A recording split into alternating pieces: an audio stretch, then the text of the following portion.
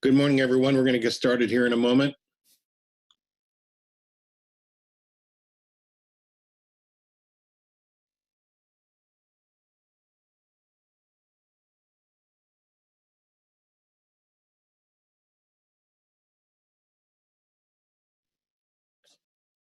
Okay, welcome to day last, and we are on time. Before we get started, I will turn to Executive Director Chuck Tracy.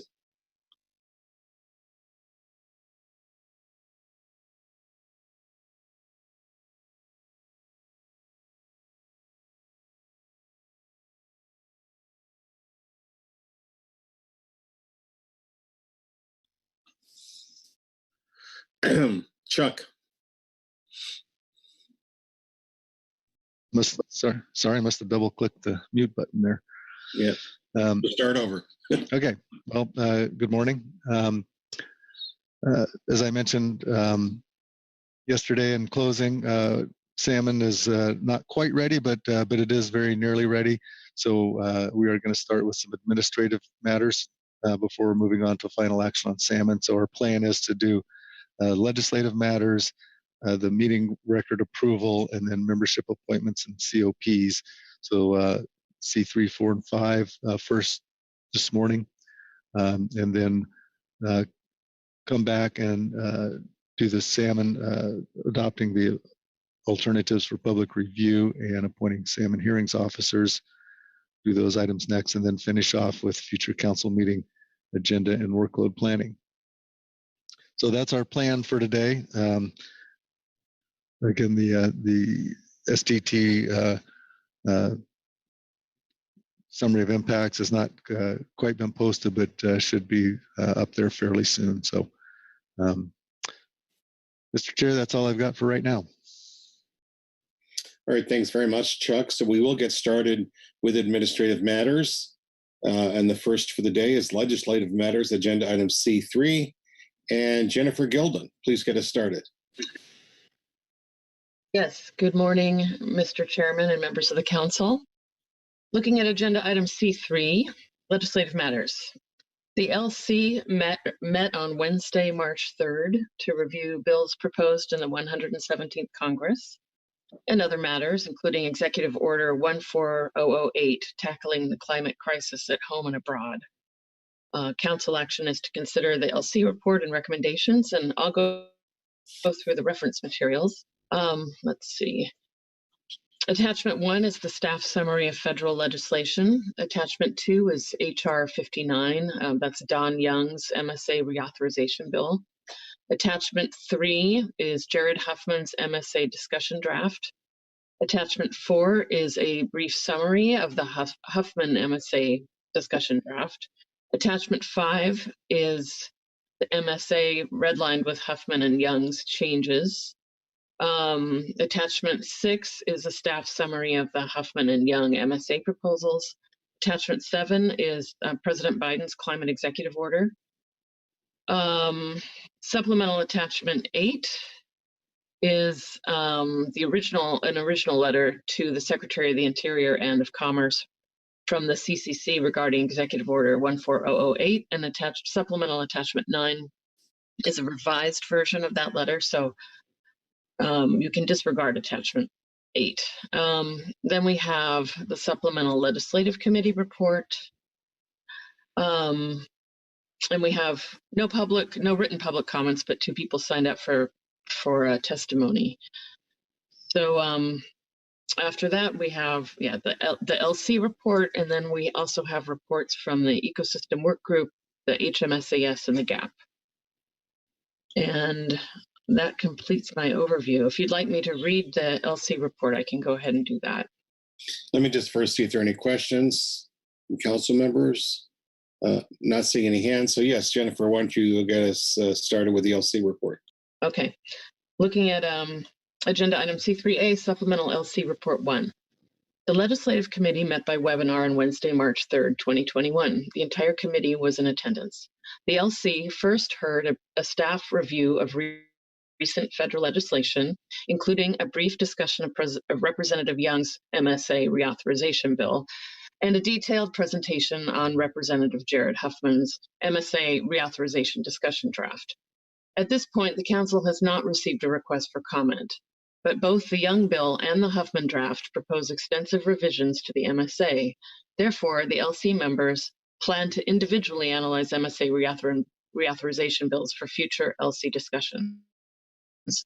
The LC also discussed President Biden's Executive Order 14008 on tackling the climate crisis at home and abroad, and the draft letter from the Council Coordinating Committee to the Secretaries of Interior and Commerce responding to Section 216 of the Executive Order, which is focused on steps the U.S. should take to conserve at least 30% of U.S. lands and waters by 2030. The LC did not have any suggested changes to the draft letter and recommends that the Council approve delivery of the letter, recognizing organizational changes and minor edits may be suggested by other councils. The LC also briefly discussed Idaho Representative Mike Simpson's proposal to breach the 4 lower Snake River dams, which would likely have major impacts on Columbia River salmon runs. The proposal includes breaching Lower Granite and Little Goose dams in 2030 and Lower Monumental and Ice Harbor dams in 2031. The physical structures of the dams would remain, but the earthen berms and sediment would be removed to allow the river to run free. Representative Simpson has not yet submitted legislation on this issue. He is expected to do so in conjunction with a future infrastructure bill. The LC will continue to track the issue. Future meetings. The LC recommends the Council put legislative matters on the April 2021 meeting agenda and that the LC meet prior to that. That completes the LC report.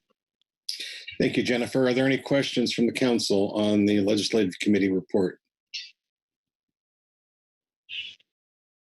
Mr. Chair. Yes, Chuck. sir.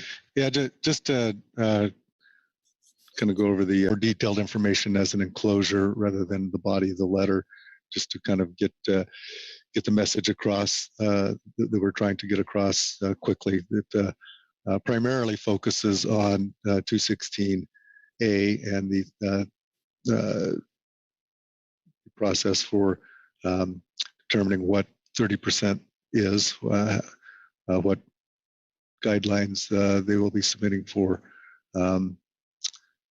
what qualifies as conserved, and then a little bit on 216C, which gets to the response to making fisheries more climate resilient. But the focus of the letter is really 216A, because there is that timeline associated with the Department of Interior-led effort to submit a report to the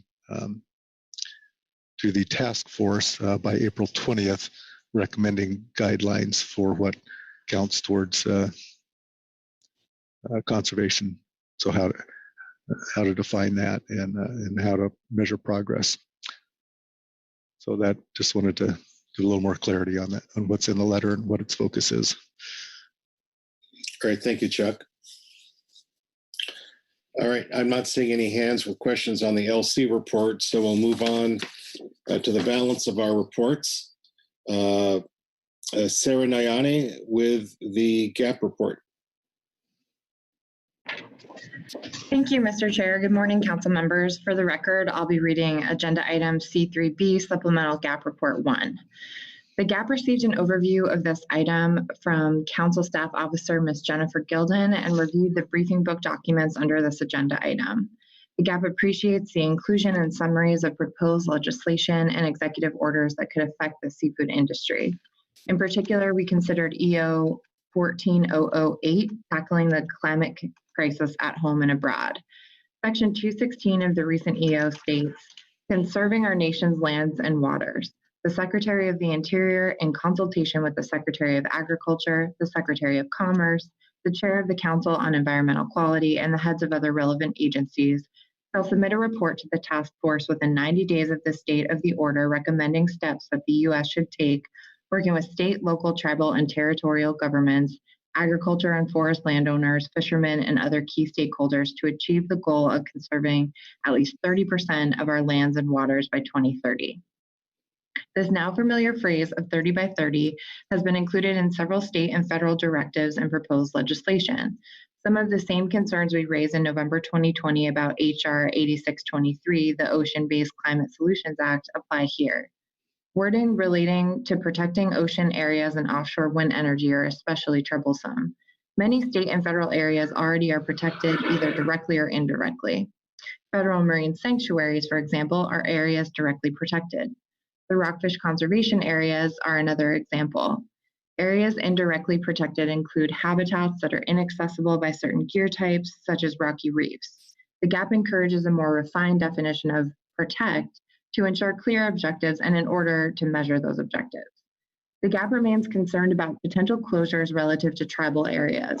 Exempting existing tribal fishing areas from any proposed action may have disproportionate effects on other non-tribal areas. Conversely, closing some section of tribal fishing areas will have dire economic effects on tribal communities.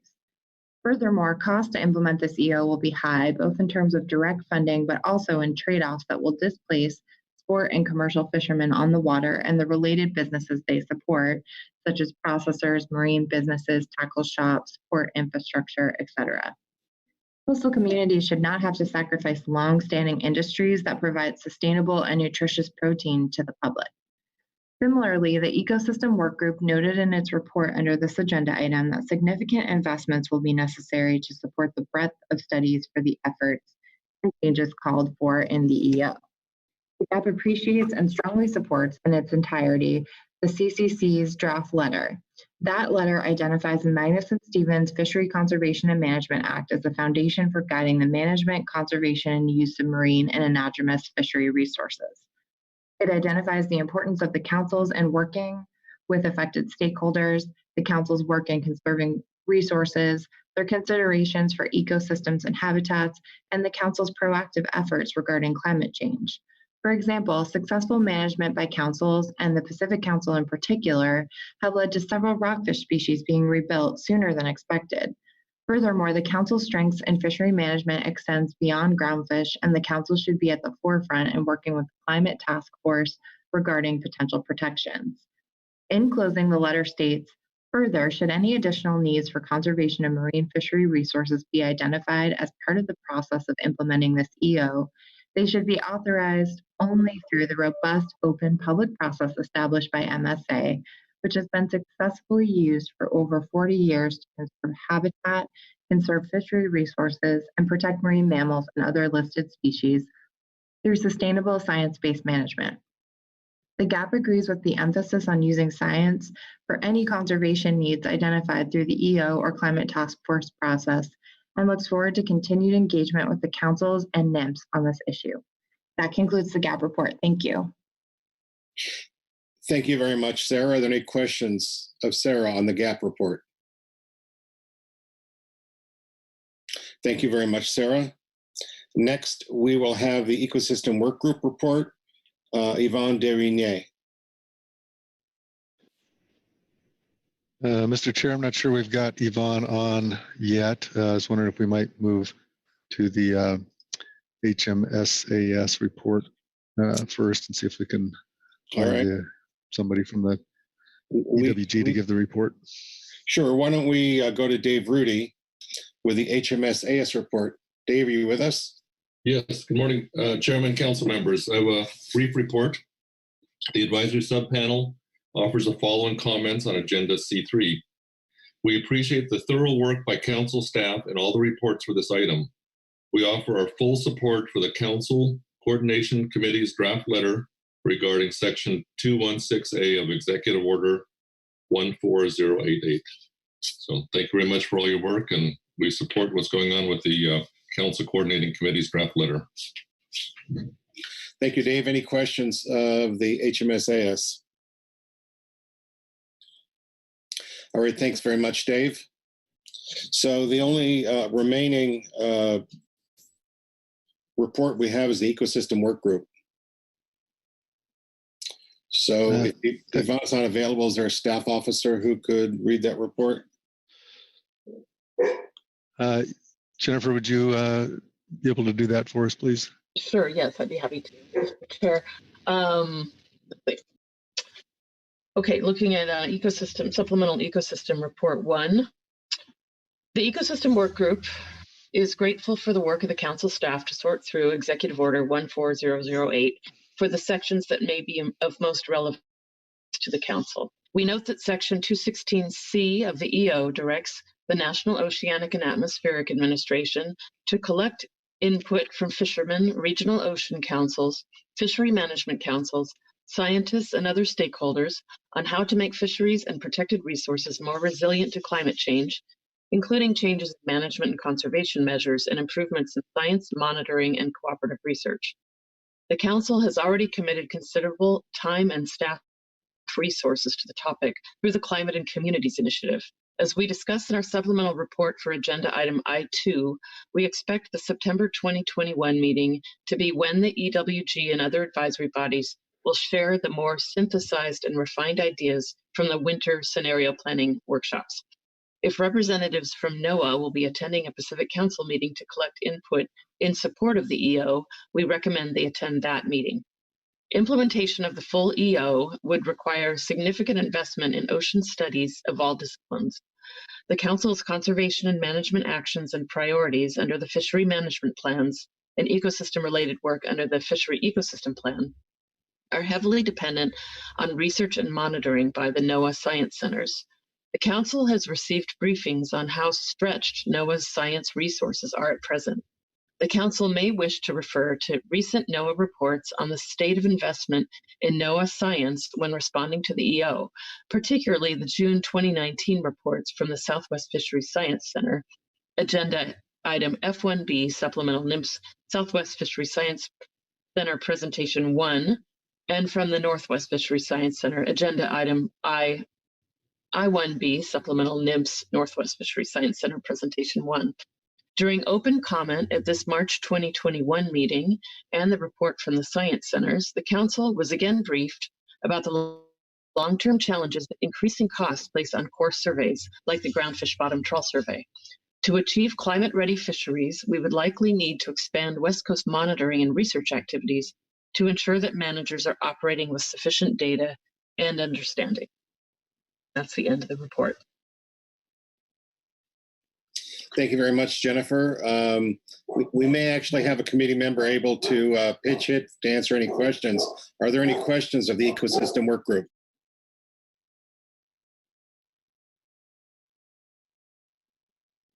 Thanks very much, Jennifer, for reading that. That completes all of our reports.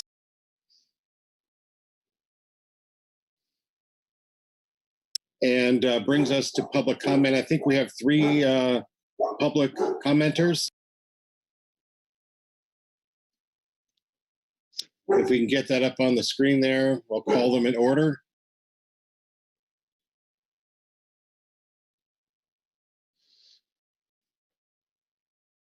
There you have it, James Wells, Heather Mann, and Joel Kawahara. So James, please go ahead.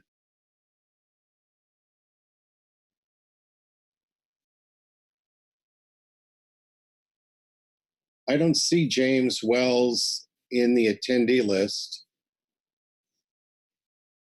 So why don't we move on to Heather Mann, who's ready to go. We'll come back to James in case he signs in. Good morning, Mr. Chairman, council members. My name's Heather Mann. I'm here on behalf of the Midwater Trawlers Cooperative.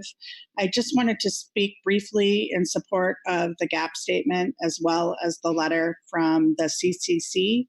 And I'd like to encourage the council to expand on the letter that you identified under agenda item I2, the Climate and Communities Initiative that would be going to National Fisheries Service in response to their call on the piece about climate resilient fisheries.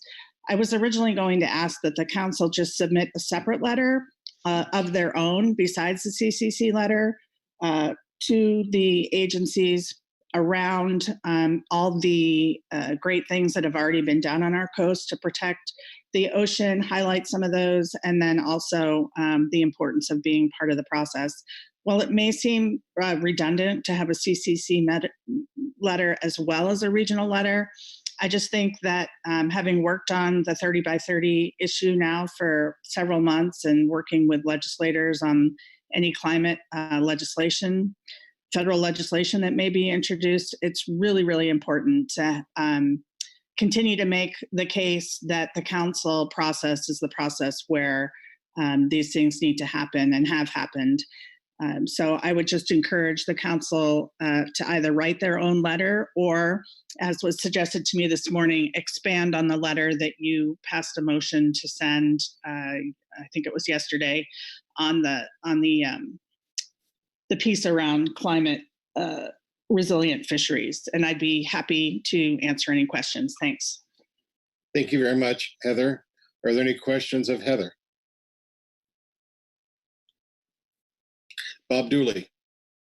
Yes, thank you, Mr. Chairman, and thank you, Heather, for bringing that forward. I just want to acknowledge the fact that how much you've been working together with not only our coastal, West Coast industry, but also nationally to get a better sense of this whole issue. And I appreciate your comments, and they're well taken. And thank you for the good work, and I appreciate it. Thank you. Thanks, Bob. Thank you, Mr. Chairman. Sure. All right. Thank you very much, Heather. I don't see any other hands. So next, we have Joel Kawahara. Please go ahead, Joel. Good morning, Mr. Chairman. Can you hear me? Yes, I can. Thanks, Joel. Thank you. For the record, my name's Joel Kawahara. I'm a salmon trawler from Quilcene, Washington. And Mr. Chairman, I have a quick comment on the executive order and the council coordinating committee letter. In response, I support that letter, and I'm very glad that you engaged with Sam Rauch on the climate issue also the other day, as Heather just mentioned, and I would support that letter too. It's going to be a long process. I think Heather just outlined how long it's going to be. I hope the council has resources to stay engaged. Given the short timeline on this, the stakeholders are going to be busy fishing. So we'll try to do as much as we can, but we're also doing what we can to stay alive. I would also like to address the proposal from Representative Simpson to restore the Snake and the Columbia Basin. The legislative report highlighted the decision in the proposal to start with Snake River Dam removal.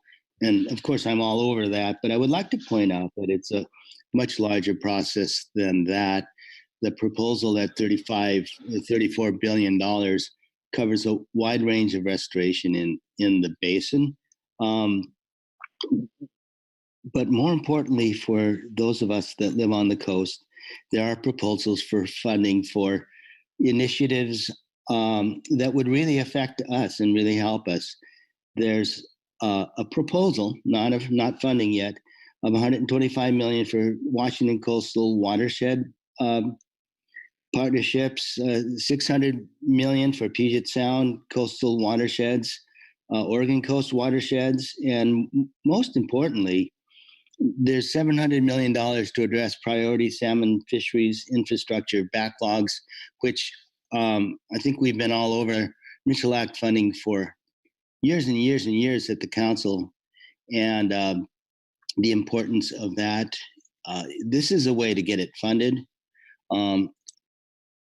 And I understand that there's also something called the Columbia Basin Collaborative that sort of has the same aims, but the difference being that the Simpson proposal has a budget and it makes decisions, whereas the Columbia Basin Collaborative, also the Four Governors Plan, is a plan to plan, and it doesn't have a budget. So honestly, we've seen so many plans to restore the Columbia Basin. I would rather see a proposal to provide funding with a couple of decisions in it. That concludes my comment, Mr. Chairman. I thank you for the time. Thanks very much, Joel. Looks like Butch Smith has a question for you.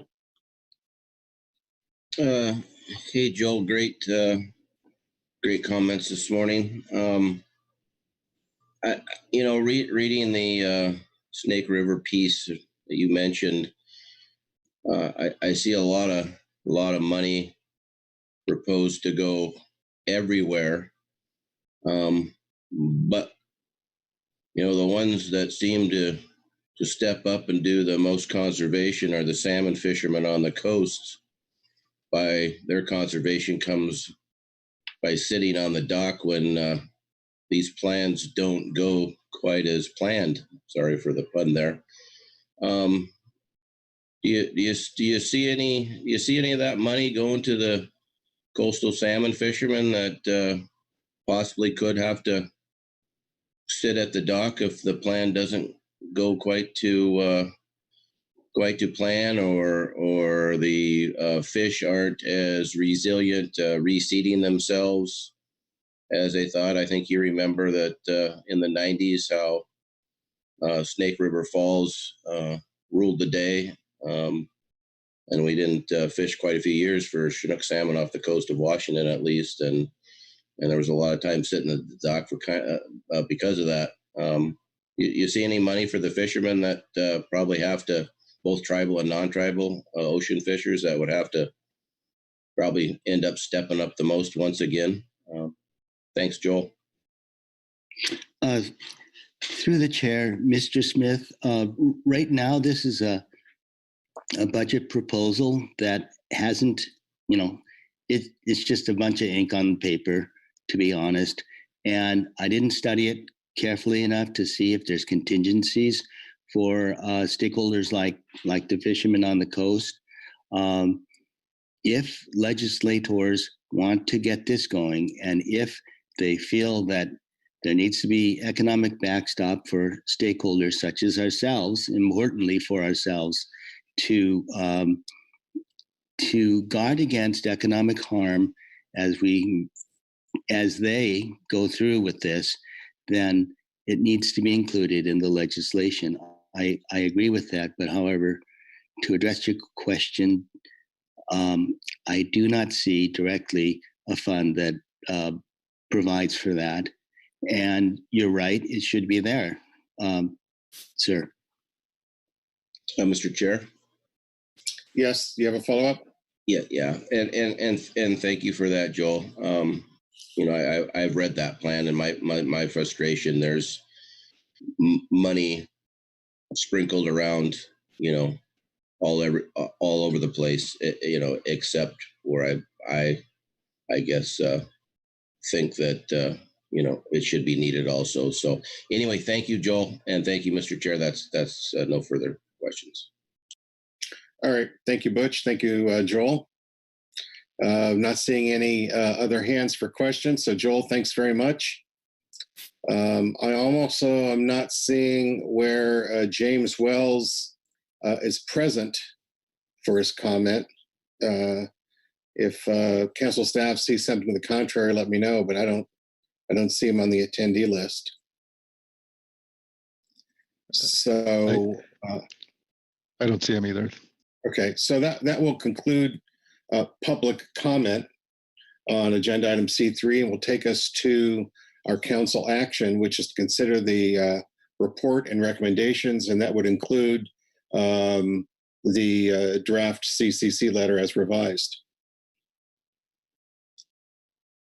So looking for a hand to get us started, Virgil Moore.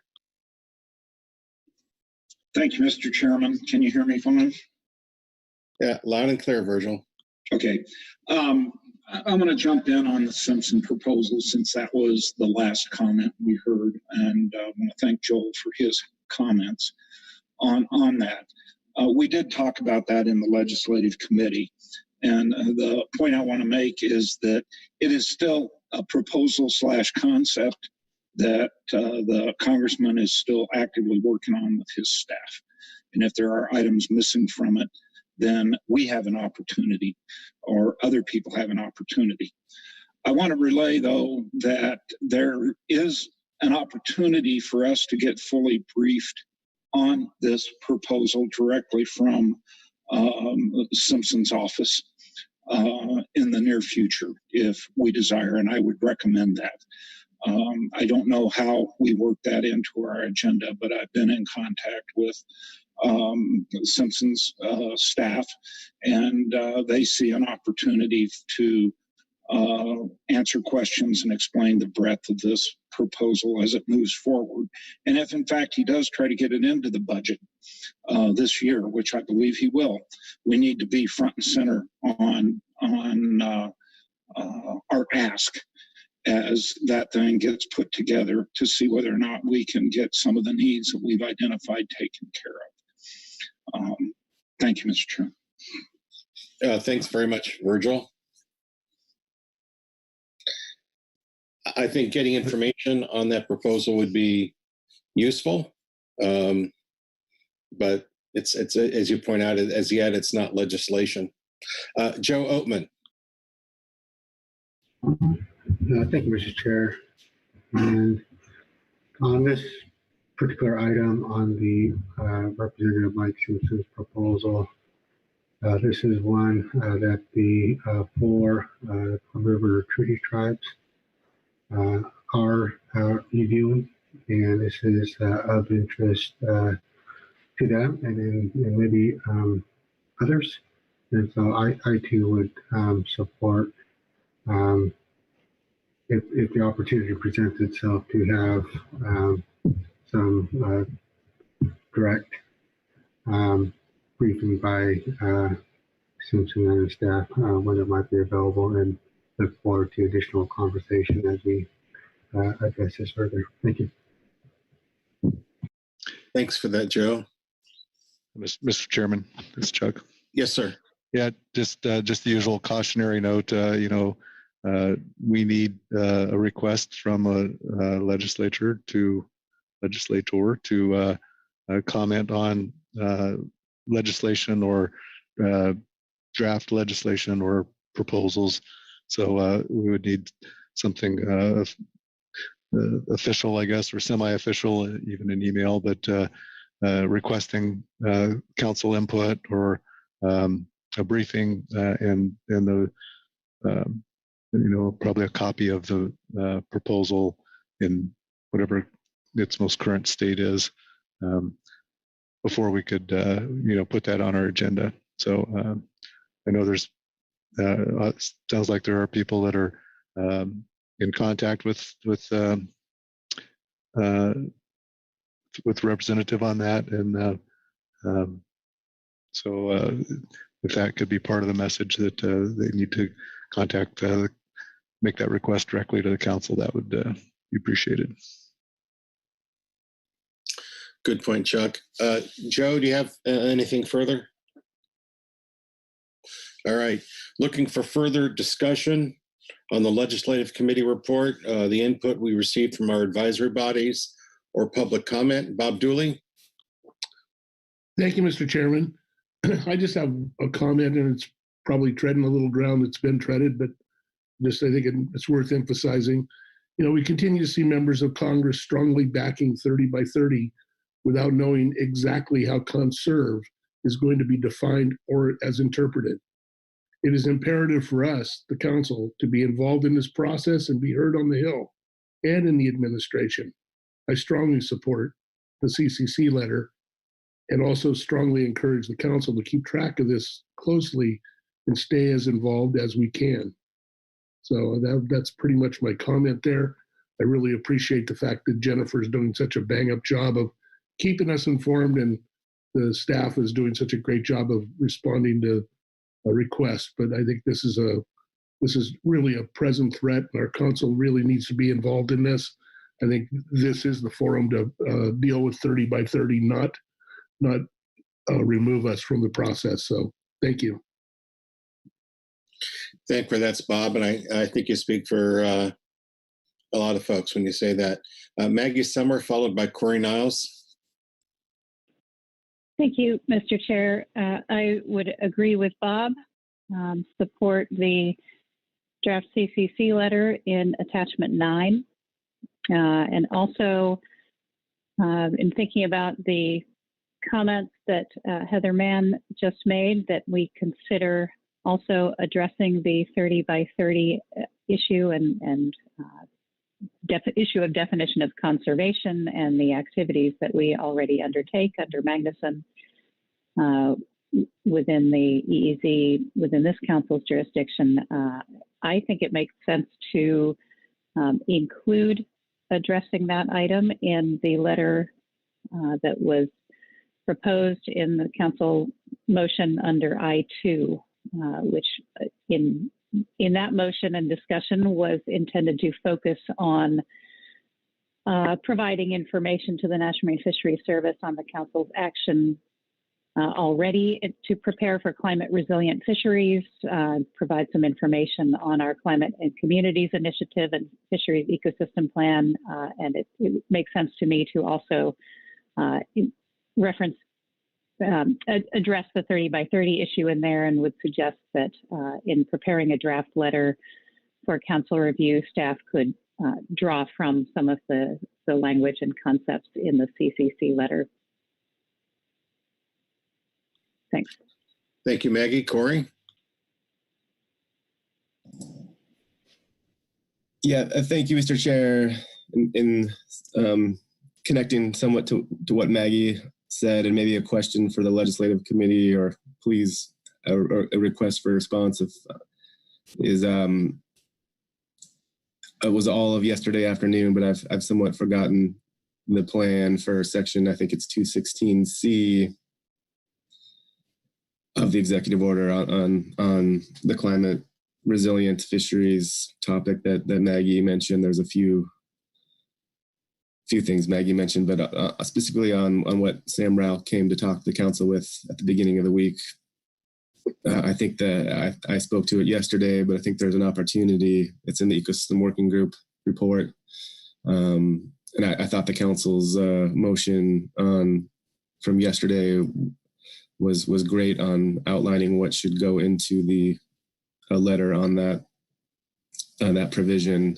Yet there's also an opportunity to even speak more strongly, as the ecosystem group points out, about the need for investment in continued investment, growing investment in science and monitoring to support our fisheries and ecosystem-based management in the future as the climate change and becomes more variable. So, long way of asking, maybe Chuck, if you could go over the plan for address. I see the CCC letter only really speaks to 216A. What is the plan for putting that letter together that speaks to 216C? And I do not mean to distract from the other points that Maggie just brought up. Well,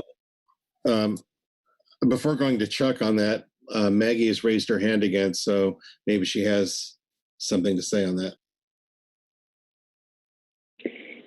Thanks, Mr. Chair. Not in response to Corey's, I was just going to add one more comment that I forgot to include, but if the council wishes to take up a suggestion to include addressing the 30 by 30 issue and conservation and what we already do that might fall under a definition of conservation in a letter from the Pacific Council to the National Marine Fisheries Service, and certainly also suggest we have the opportunity to use some examples specific to our region and what we do, and that might strengthen the letter.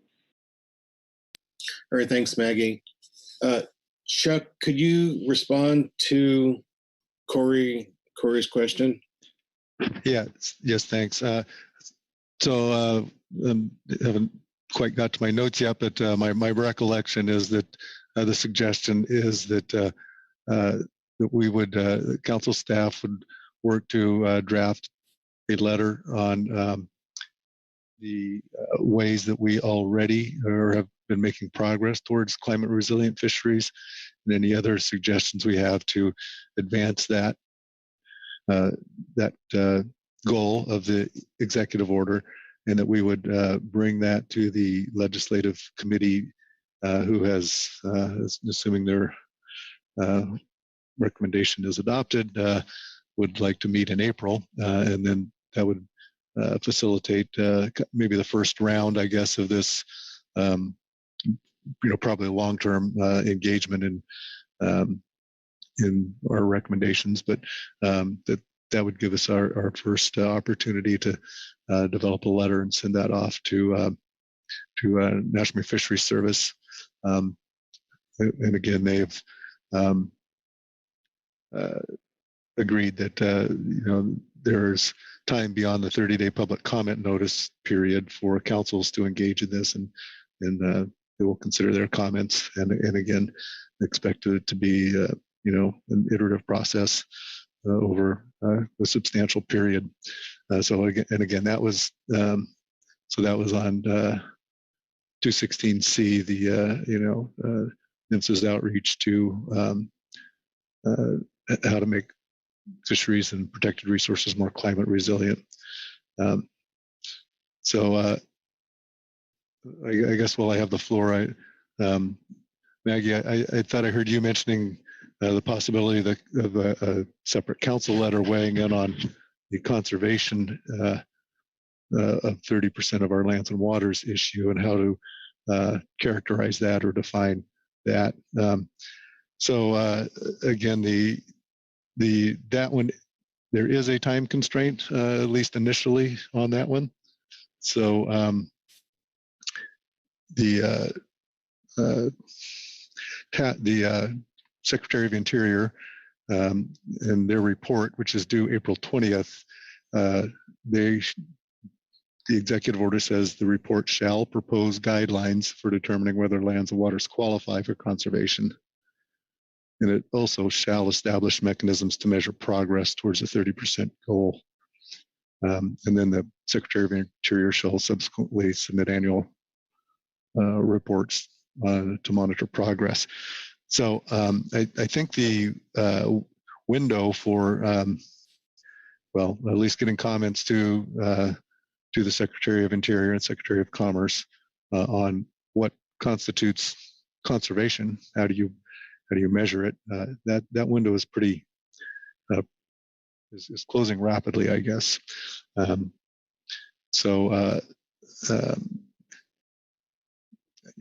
not sure what opportunities there will be after that, if there's an opportunity to interact directly with the task force who will receive that report. But I think the initial opportunity is now, and probably the most meaningful opportunity is right now in this CCC letter. Maggie? Thanks, Chair, and thank you very much, Chuck, for that reminder of the deadlines. And I very much appreciate the CCC report for exactly that purpose. However, I don't see this, the topic of conservation and a 30% target, for example.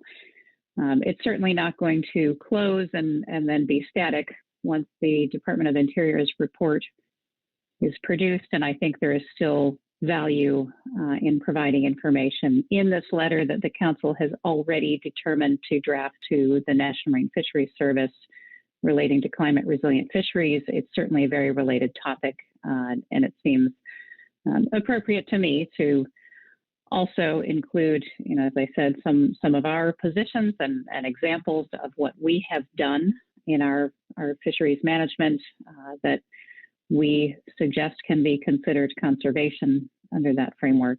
In that letter, it seems, as I said, potentially beneficial to do that. So I just offered that for Council consideration. Yeah, okay, I understand that. Thank you. Further discussion?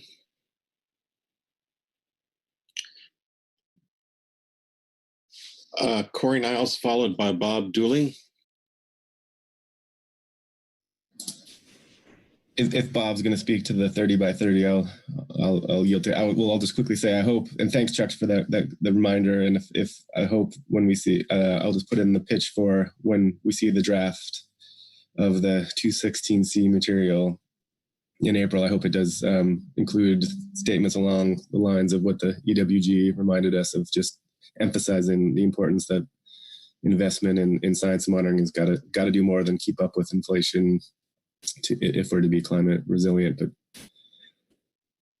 we can look at that draft in April is what I'm hearing. Thank you, Corey. Bob Dooley. Yes, thank you, Mr. Chairman. I was listening to Maggie's, concerns there, and I agree with her. And I'm wondering, are we prohibited from writing a separate letter separate from the CCC letter addressing those concerns? And should we be doing that? I think that, it's important that we emphasize what we are doing and how, that all the points that Maggie made. I won't expound on that. So I'm wondering, are we thinking about just including this in the CCC letter somehow, or actually having our own letter? Well, Chuck, could you respond to the specific question about whether we're prohibited from we are not an executive agency? Yeah, no, we are not prohibited from advocating a position or lobbying, if you will, the executive branch. So that those are cabinet level positions. So there's no prohibition like there is for the legislative branch. So we can certainly do that. We can send a letter to Secretary of Interior, Secretary of Commerce on that issue. And I think including it in the letter that we are sending to National Fisheries Service on the climate resilience, including that subject matter in that letter, I think is fine as well. Again, I'm hoping that NIMS and NOAA will be engaging, and they did say that they would be engaging with this Department of Interior-led effort to kind of define what counts towards conservation. But I guess what I'm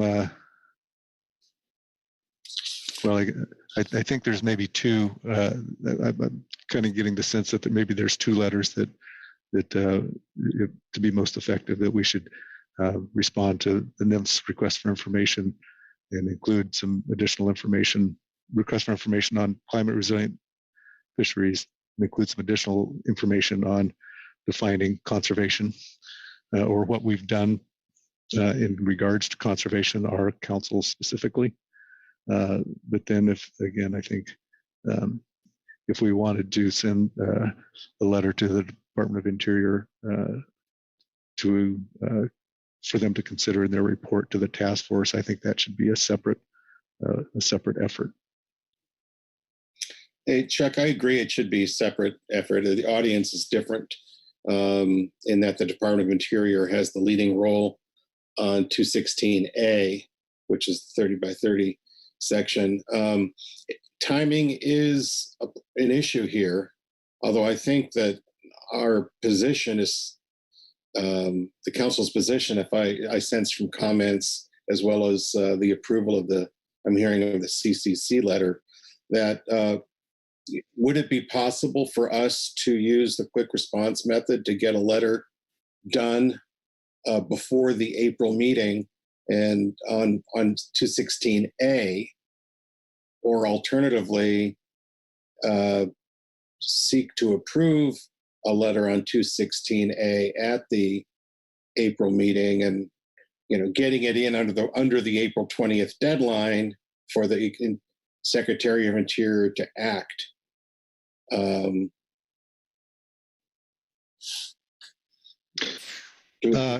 Either of those seem to work? Yeah, well, given the time between March and April, the quick response is likely to get approved about probably the day after the April council meeting adjourns. So I would think that we would, if we wanted to do something, the April council meeting would be about as soon as we could generate a letter and get it approved. I think we should just focus on going through our normal process, since we could get something to them prior to their April 20th report. Again, I mean, obviously we're not really privy to the whole timing issue here. Our hope is to we want to get the CCC letter out like tomorrow, because they need, our idea was that the Department of Interior would need time to consider it and include it in the report.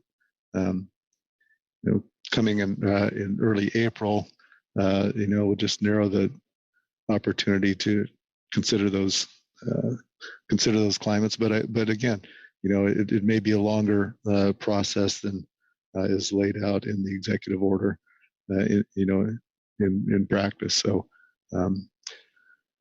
I think it's worth worth sending that letter, and if nothing else, it will just sort of reiterate and reemphasize the CCC letter with some more specific examples from our council.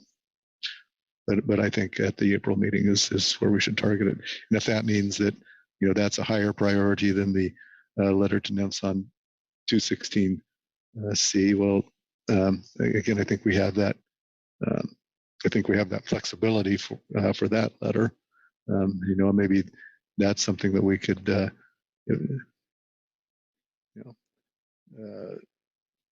send later, either in June, or if we wanted more quickly, a quick response process after the April meeting, if we weren't able to do both for the April meeting. But it's just a matter of how much staff resources we have available. Again, between March and April, it's crunch time.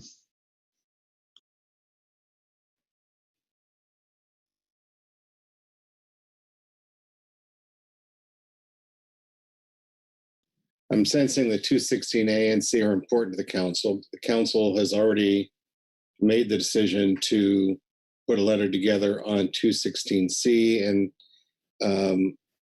I guess I'd want to get a feeling from the council if they want to prioritize one or the other. I think the 216A, there's been a fair amount written about it already, including in the CCC letter. So I'm not sure how much extra time that would take. It certainly will take some. But Chuck, if you're suggesting we may have to choose one over the other for April, I guess I want to look to council input on that so that we can provide the appropriate guidance to staff.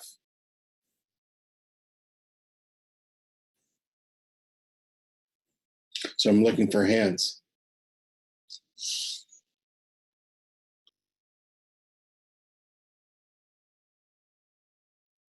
Maggie. Thanks, Chair.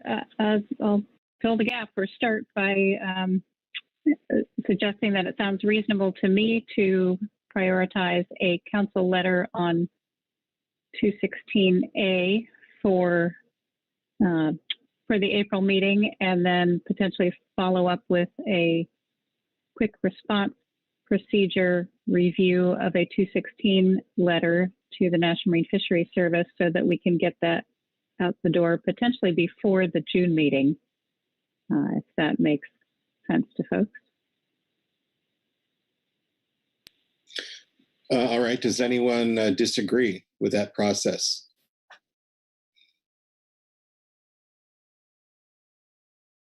I'm not seeing any disagreement.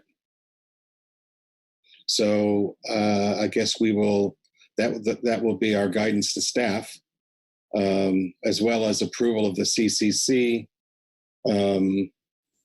letter. With regard to the various various pieces of planned legislation, such as the Simpson bill and the Huffman bill, and even the MSA reauthorization by Congressman Young, I guess we haven't received any requests for comments on that. That may come in by April, and that will be a significant task for the legislative committee. But obviously, legislation that's critical to our council. So let me see if there's any more discussion around the table on the legislative committee report. Anything I missed, which is Mr. Chairman, typically the council has a consideration of the committee report and approves it or considers the recommendations in it. Okay. So do we approve the I'm going to bring back the legislative committee report.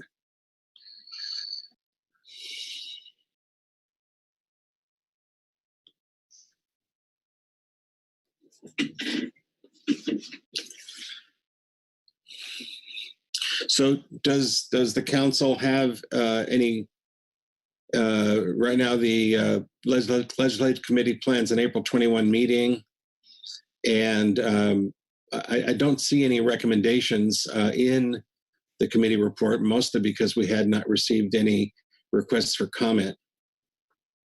So Chuck, I'm not sure what further guidance staff needs from the council. Maybe you can help me out here. Thank you, Mr. Chairman. Yeah, I guess I was just kind of going through the motions there without looking too closely. But yeah, I think if they recommend a legislative committee meeting in April, so it sounds like that is council's wishes, and that we would bring one, if not two letters forward for that, and we'll see what we get in terms of other requests for comments on legislation or anything else that may fall in the legislative committee area of responsibility. Okay, that sounds good to me. Corey Niles. Thanks, Mr. Chair. I didn't mean to, if you were trying to synthesize the input there, I didn't mean to distract you. But I did have one last comment on the 216A topic. But yeah, if you, I didn't mean to interrupt you there. If you were about to. No, go ahead, please. Okay, thanks. Yeah, just it goes without saying, I'm sure, but in discussions around the council and hearing comments, I just think on this point about what it means to conserve. I think sometimes we're so familiar with what we do, and we're proud of what we do, but to other audiences, I mean, it comes off as if we're doing everything we thought we could do. So I'm hoping the letter, it's a nuanced issue, as we talked about this meeting in the context of HMS, EFH, not to use some of the acronyms, and what it means to conserve habitat. We have a closure from deeper than our fathom closure, our deep closure. Does that count? So it's a very nuanced issue, and I just hope we don't. Sometimes we for lack of a better word, I think, come off as defensive in some of these letters.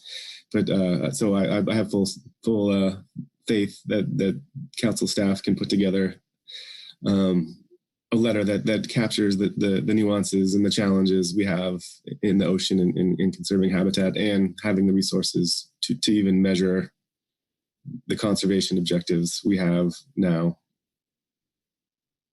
I think that's a great point, Corey. I know that from my experience in dealing with AB 3030 in California, the environmental groups that were sponsoring the legislation were utterly unfamiliar with what the council did, and were under the belief that nothing was being done. So, on the other hand, there are some ENGOs that work closely with the council that do appreciate and know what the council does. So we've got multiple audiences out there. For the letter, though, I think the audience is the Secretary of the Interior, but I do think that you raise a good point that we shouldn't assume that that the those who read the letter know what we do and the import of what we do. All right, is there any further discussion on this agenda item? Jennifer, how are we doing? Mr. Chairman, we're doing well. Let me just summarize what I heard. So we are approving the CCC letter, supplemental attachment 9 as written. We are drafting a letter to the Interior on section 216A for them to consider in their report to the task force. And that will be for the April briefing book. And it will be based on the CCC letter, but with more examples from our council. And then we're drafting a letter to NIMS on climate resilient fisheries, or section 216C, with details about what we've done, what our council has done in regard to conservation. And that will be submitted to the April briefing book with the intention of sending it for the June council meeting. And we will be holding off and waiting to hear if we receive a request on the Simpson proposal. And then the legislative committee will be meeting in April. So if that's all correct, then this agenda item is complete. Thanks very much, Jennifer. And that completes this agenda item, C3. We'll move on to agenda item C4, which is approval of the council meeting record, which is agenda item C4, attachment 1. I'll look for, do we have any public comments on this? I don't believe so. No. Okay, we don't have no public comment. We have no reports. So it's council discussion and action. Action typically is a motion to approve or offer any corrections. So I'll look for a hand from the council to get us going on this agenda item.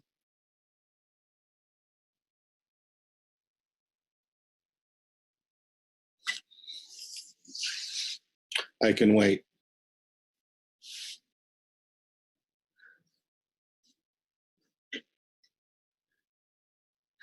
Krista Svensson, thank you very much. You're very welcome, Mr. Chairman. If nobody has any comments, we'll be happy to make a motion to approve the council meeting record. That would be in order. Thank you. And if you look on the screen, there's a motion right there. Thank you. Do you need me to read that, or? Yes, if you would be so kind, it's brief. I would be happy to. I move the council approve the November 2020 meeting record as shown in agenda item C4, attachment 1, draft council meeting record 257th session of the Pacific Fisheries Management Council, November 9 and 10, 12 and 13, and 16th through 20th, 2020. Okay, that language on the screen is correct? Yes. And it looks like Virgil Moore has seconded your motion. Let me see if there's any discussion. I'm not seeing any hands, so I'll call the question. All those in favor say aye. Aye. Aye. Aye. Opposed, no. Abstentions? The motion passes unanimously. Thanks very much. That takes care of agenda item C4 and takes us to agenda item C5, membership appointments and council operating procedures. And for that, I'll turn to Mike Berner. Good morning, Mr. Chairman, members of the council. Agenda item C5, this is our typical administrative item where we look at appointments and changes to council operating procedures. There are no changes to the COPs that have come forward for this meeting, but we do have a little bit of business on appointments. I guess I would start with council officers, members, and designees. There's been no changes there, but I would note in your briefing materials under C5A, supplemental attachment 2 is a letter from Ms. Dorothy Lohman, former council chair, a letter from her to President Biden resigning her post as the United States Commissioner to the Western and Central Pacific Fisheries Commission. Ms. Lohman's done a great job representing the council there since 2014, and we look forward to continuing to work with her in her role as co-chair of the Northern Committee Joint Working Group on Bluefin Tuna Management. Also note the council is working on the process whereby we request Ms. Svensson's alternate role, we should be appointed to this commissioner seat. So the council's working on that, and there's really no further council business on that. And just wanted to thank Ms. Lohman for her service there. Regarding advisory bodies, we got a letter, which is attachment 1 in your materials under C5 from the National Marine Fisheries Service Office of Law Enforcement. Just letting the council know that Deputy Special Agent in charge of the West Coast Division, Sean Stanley, will be replacing Michael Killery, who has retired, as Greg Bush's alternate enforcement consultant for the Office of Law Enforcement. Greg Bush will continue as OLE's primary enforcement consultant. And there's no further council business there, just an informational piece as well. And welcome, Sean. Regarding the Groundfish Endangered Species Work Group, the United States Fish and Wildlife Service has nominated Dr. Michelle Zwartes to replace Ms. Robin Bowen on the services position on this endangered species work group. The materials were in closed session and were reviewed by the SSC and reported to the council under closed session. So this appointment would require a motion by the council here under this agenda item, should that be the direction the council wants to go. And that concludes the business I think we have at hand for this agenda item. Mr. Chair, I'd be happy to take any questions. All right, thanks very much, Mike. Are there any questions of Mike on the overview? All right, I'm not seeing any. I'm also not seeing any advisory body or management entity reports. That's correct. And I'm not seeing any request for public comment. So that will take us directly to council discussion and action. And as Mike said, there's at least one motion required. Mr. Zim. Oh, thank you, Mr. Chair. I do have a motion. I'm not sure if Sandra has that to display. Oh, it looks like she does. So I would like to make the motion. I move the council appoint Dr. Michelle Zwartes to the U.S. Fish and Wildlife Service position on the Groundfish Endangered Species Work Group, formerly held by Ms. Robin Bowen. All right, is the language on the screen correct, Mr. Zim? Yes, it is, Mr. Chair. Right. Thank you. It looks like we have a second from Bob Dooley. Please speak to your motion as you feel necessary. Well, I just wanted to say that we appreciate the service of Ms. Bowen in this position, and we certainly look forward to the very qualified Dr. Michelle Zwartes to the U.S. Fish and Wildlife Service position on that said Groundfish Endangered Species Work Group. Great, thanks very much. Are there any questions for Louis or discussion on the motion? I'm not seeing any hands, so I will call the question. All those in favor say aye. Aye. Aye. Opposed, no. Abstentions? The motion passes unanimously. Thanks, everyone.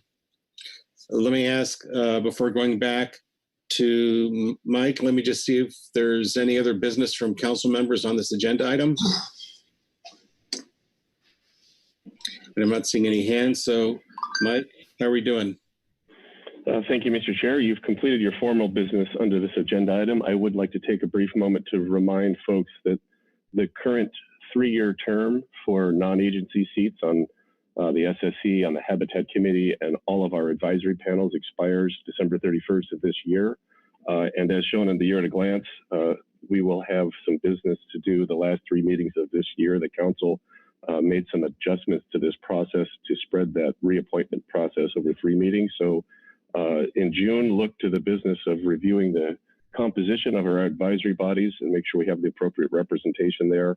The idea being to put any proposed changes out for public review between then and September, where we will finalize those compositions and request nominations with the goal of filling those seats formally at the November council meeting in time for the new term starting January 1, 2022. So thanks for that.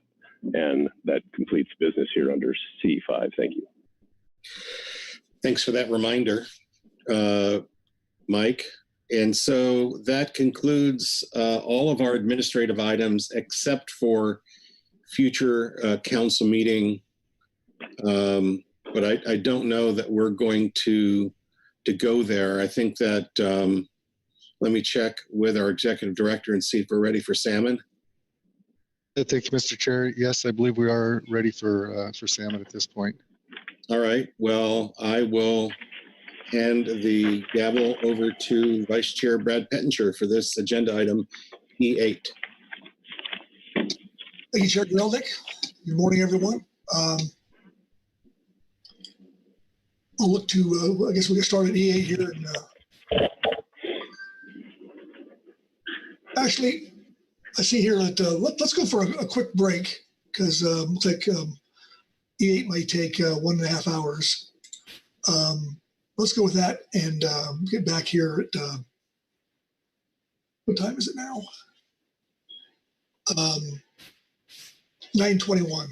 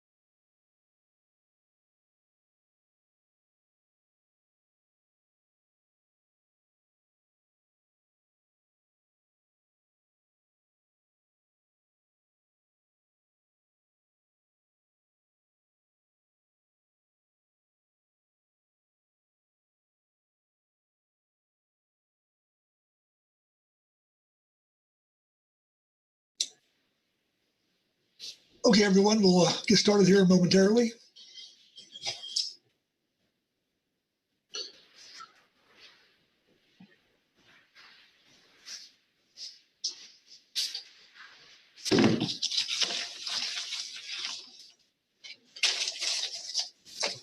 Okay, welcome back.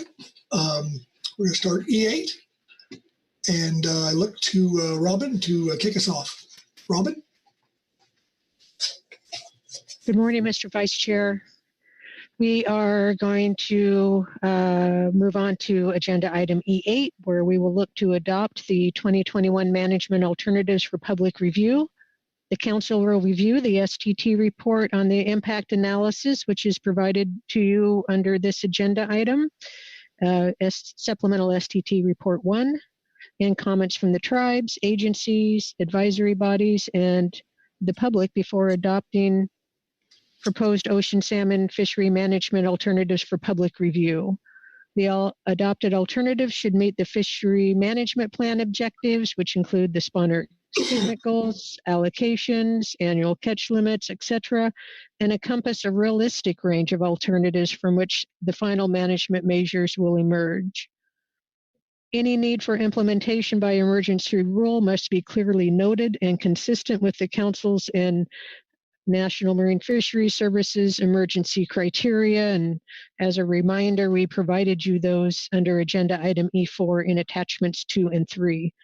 So your council action under this agenda item is to adopt the proposed 2021 ocean salmon fishery management alternatives for public review, and if necessary, identify and adjust any alternatives that would require implementation by emergency rule.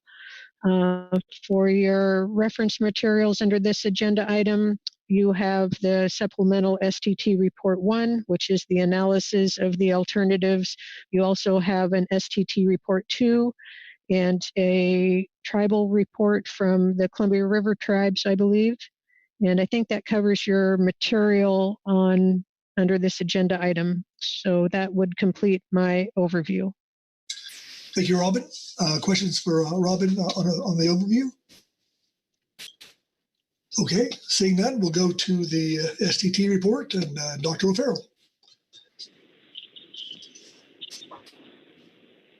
Thank you, Mr. Vice Chair. I will be referring to agenda item E8A, supplemental STT report 1. Before I get into the results of the STT analysis of the alternatives, Just wanted to point out that the STT has underlined or used strikeout to identify housekeeping topics or language that may need to be updated here. And I could point to where those instances occur. The first one is on Table 1, footnote C8G on page 15 of this packet. Scrolling down to it myself right now. Yes, footnote C8G. The next instance of this is in Table 2, the recreational alternatives on page 21.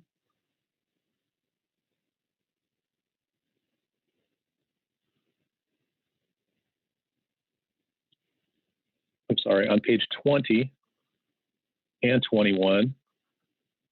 The region between Cape Falcon and the Oregon-California border, all salmon mark selective coho fishery. We have underlined the date of August 15th, both on page 20 and 21.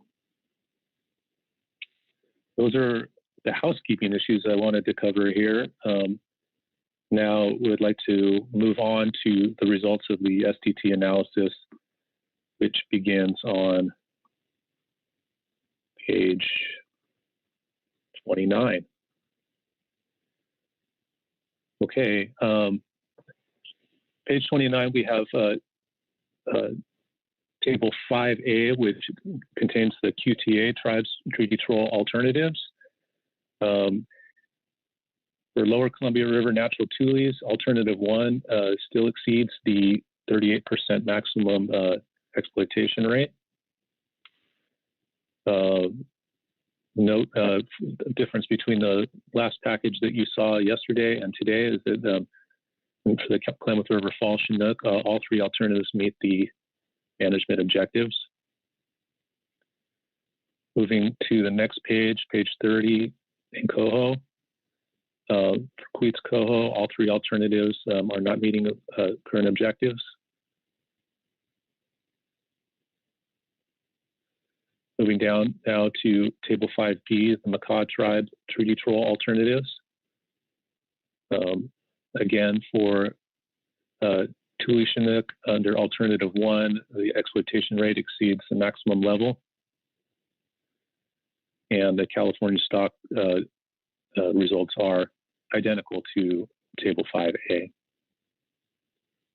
Moving to coho, coho in Table 5B. Again, with Queets coho, all 3 alternatives have bolded values, indicating that the objectives are currently not being met. As before, we have a couple other tables and appendices after this that are helpful for season shaping, and I don't have anything to highlight in particular there.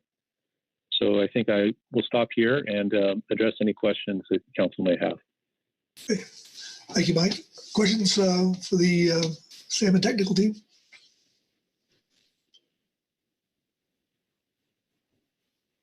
Okay, seeing none.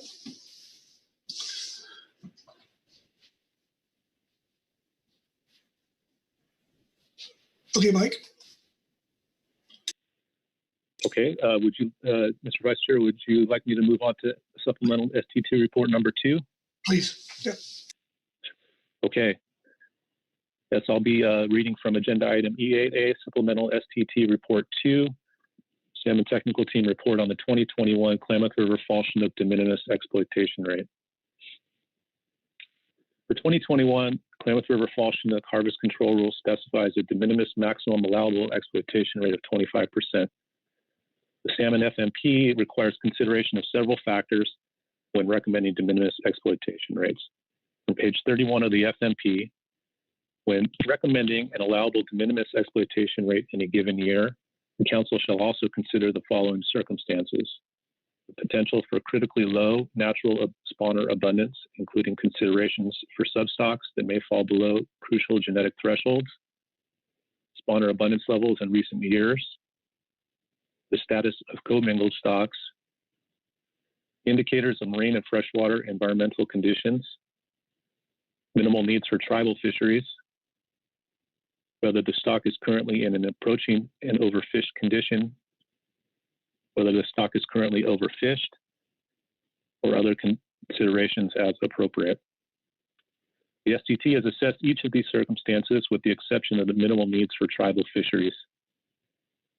I'll address them now. The potential for critically low natural spawner abundance could be considered moderate. 2021 minimum natural area spawner escapement of 31,574 adults is slightly larger than the minimum stock size threshold of 30,525. A natural area escapement of 31,574 adults would represent the 20th lowest value over the past 43 years of data. To assess the potential for critically low abundance of stocks, a statistical model described in PFMC 2007 Appendix D was applied to historical run size data to assess the probability that escapement to either the Salmon, Scott, or Shasta rivers would fall below 720 adults, given a total basin-wide natural area escapement of 31,574 adults in 2021. The 720 escapement threshold for these substocks was based on effective population size considerations.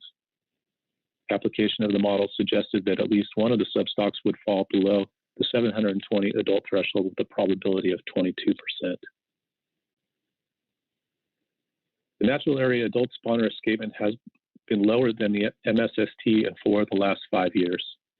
The 2021 forecast of natural area spawners in the absence of fishing is 42,098 adults, which is above the maximum sustainable yield spawner escapement of 40,700. If fishing seasons are structured such that the maximum allowable exploitation rate of 25% is met, the natural area adult spawner escapement is 31,574, which is slightly larger than the MSST, but below MSY.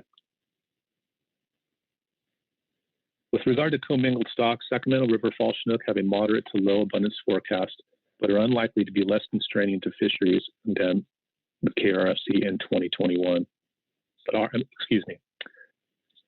They are likely to be less constraining to fisheries than KRFC in 2021. Indicators of marine and freshwater conditions provided in the California Current Integrated Ecosystem Assessment California Current Ecosystem Status Report for 2021 suggest a mixed assessment of marine and freshwater conditions that could affect Klamath River Fall Chinook. Table H53 and the CCIEA report displays stoplight indicators including adult abundance, freshwater indicators, and marine indicators affecting Klamath River Fall Chinook. Adult spawners in brood years 2017 and 2018, which would be age 4 and age 3 in 2021, respectively, appear to have experienced low flows in warm water, while juveniles from these broods encountered more mixed conditions. Ocean indicators were generally poor for these broods. Overall, stoplight indicators suggest that Klamath River Fall Chinook experienced mixed freshwater and marine conditions for 2 of the 3 broods that were highlighted in the CCIEA report that were also considered in the rebuilding plan. Since then, both freshwater and marine conditions have generally declined. The Klamath River Fall Chinook stock currently meets the criteria for being at risk of approaching an overfished condition. However, Klamath River Fall Chinook was declared overfished following the 2017 escapement and continues to meet the criteria for overfished status in 2021. That concludes my statement. Thank you, Mike. Questions for Mike on the report too? Brett Cormos. Brett? Thank you, Mr. Vice Chair, and thank you, Mike. I just have one quick question for at least my edification, and that is regarding the population viability criteria and the categorization of risk as moderate. In the same report we received last year from the STT, the likelihood of at least one population falling below those that minimum threshold was 18% and categorized as low. And if I read the report correctly this time, it's 22%, but qualified as moderate. So I'm just wondering if there are criteria around the risk, the probability, and the sort of qualification, or the way we categorize them as low, moderate, or high.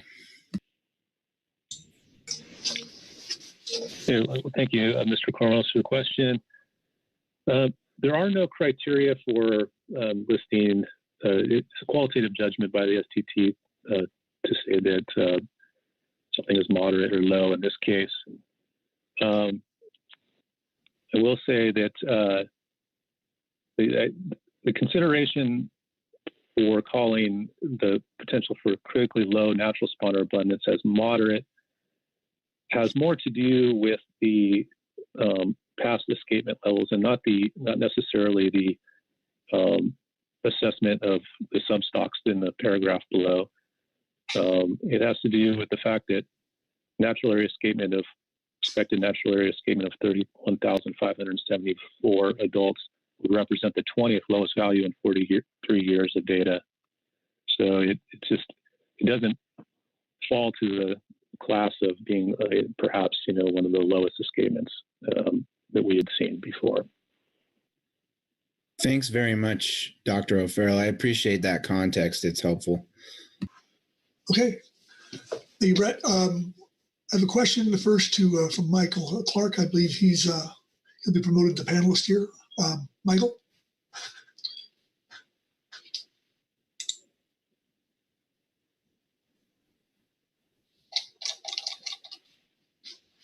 I believe you're muted, Mike.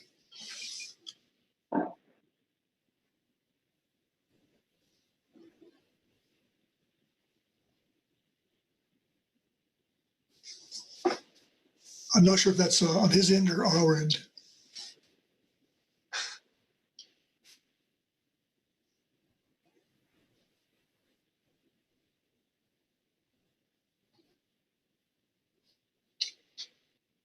Still muted.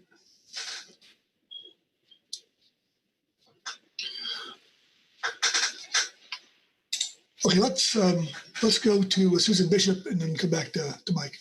Susan? Thank you, Mr. Vice Chair. I just had a question from Michael on the same kind of subject that Mr. Cornwell's following up on his question, just so that I understand, Dr. O'Farrell, the paragraph that refers to the criteria with regard to likelihood of falling below the genetic threshold considerations, I should read that as the probability that would occur is 22% for any one of the populations. Is that correct? Yes, Ms. Bishop, that is correct. The probability 22% would be that any one of those three substocks would fall below that 720 adult threshold. Thank you, Dr. O'Farrell. That's helpful. Thank you, Susan. Michael, are you available now?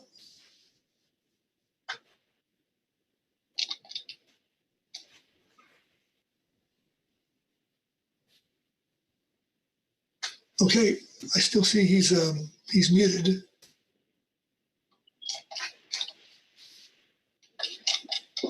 Okay, further questions for Mike? Yes? I heard somebody. That was me. This is Chuck. I was just. Okay. Okay, Susan, your hand's still up? Okay. Well, thank you, Mike. I think we're good to go here, unless you have anything else to add.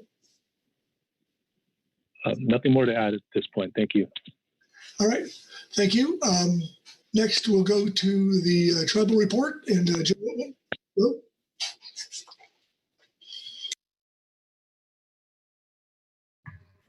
Thank you, Mr. Vice Chair. So we do have one tribal report to take up at this time.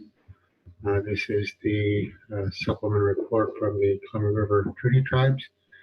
And I understand that Bruce Jim Sr. from the Warm Springs Tribe is available to provide this report to the council. Bruce, if you can, I would like to invite you to provide that report. Okay. Can you hear me all right? I can, Bruce. Welcome. Good morning, commissioners.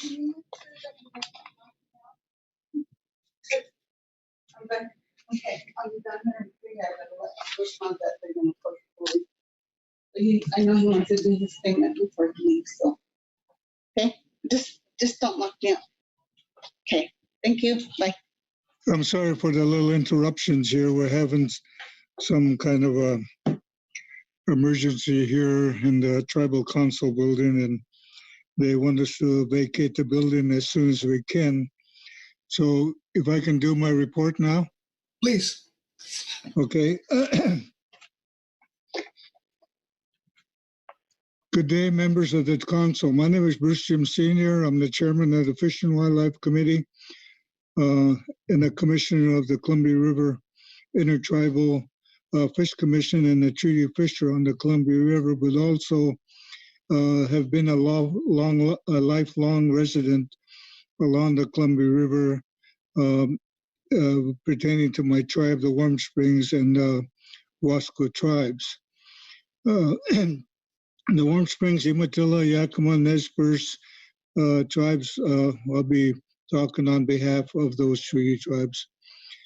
Our 4 tribes specifically reserved rights to hunt and fish and gather foods in all and our usual and the custom places in the treaties our tribes signed with the United States in the 1850s. Yesterday, March 10th, was the 64th anniversary of the flooding of Salado Falls. This event marks an enormous loss for our tribes. The full mitigation for this and other losses our tribes have faced has still not occurred. While Salado Falls is a fishing site most well known by non-Indians, there are a host of other fishing sites and villages sites in both main stem and tributaries that have been lost under the reservoirs or destroyed through other developments. We were promised that even with the development of the hydro system, that we would always have fish to catch.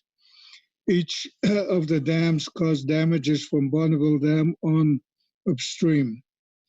Dams have covered spawning grounds, changed flows, and runoff timings, and increased river temperatures, as well as created fish passage problems. The government promised that the hatcheries would make up for all the lost fish, and the government promised that they would rebuild these runs. With challenges regarding the hatchery funding, along with the maintenance and water supply issues, we're concerned about moving the wrong direction and fulfilling the promises made to our tribes. The 4 tribes have had to reduce our fisheries as runs have declined, and we have been displaced from many fishing areas. Our tribes bear an unfair portion of the conservation burden associated with managing weak fish runs. In addition to these issues, we remain very concerned about the predation problems in the Columbia Basin. We have made some progress in our ability to address pinniped predation because of new federal legislation that is giving the states and tribes more latitude in addressing problems animals. Seal and sea lion predation remain a problem, and we will need to continue to work together to address it. We also have a very huge problem of predation by birds and introduced fish species in the Columbia River Basin. Birds and introduced fish continue to eat millions of smolt per year throughout the basin.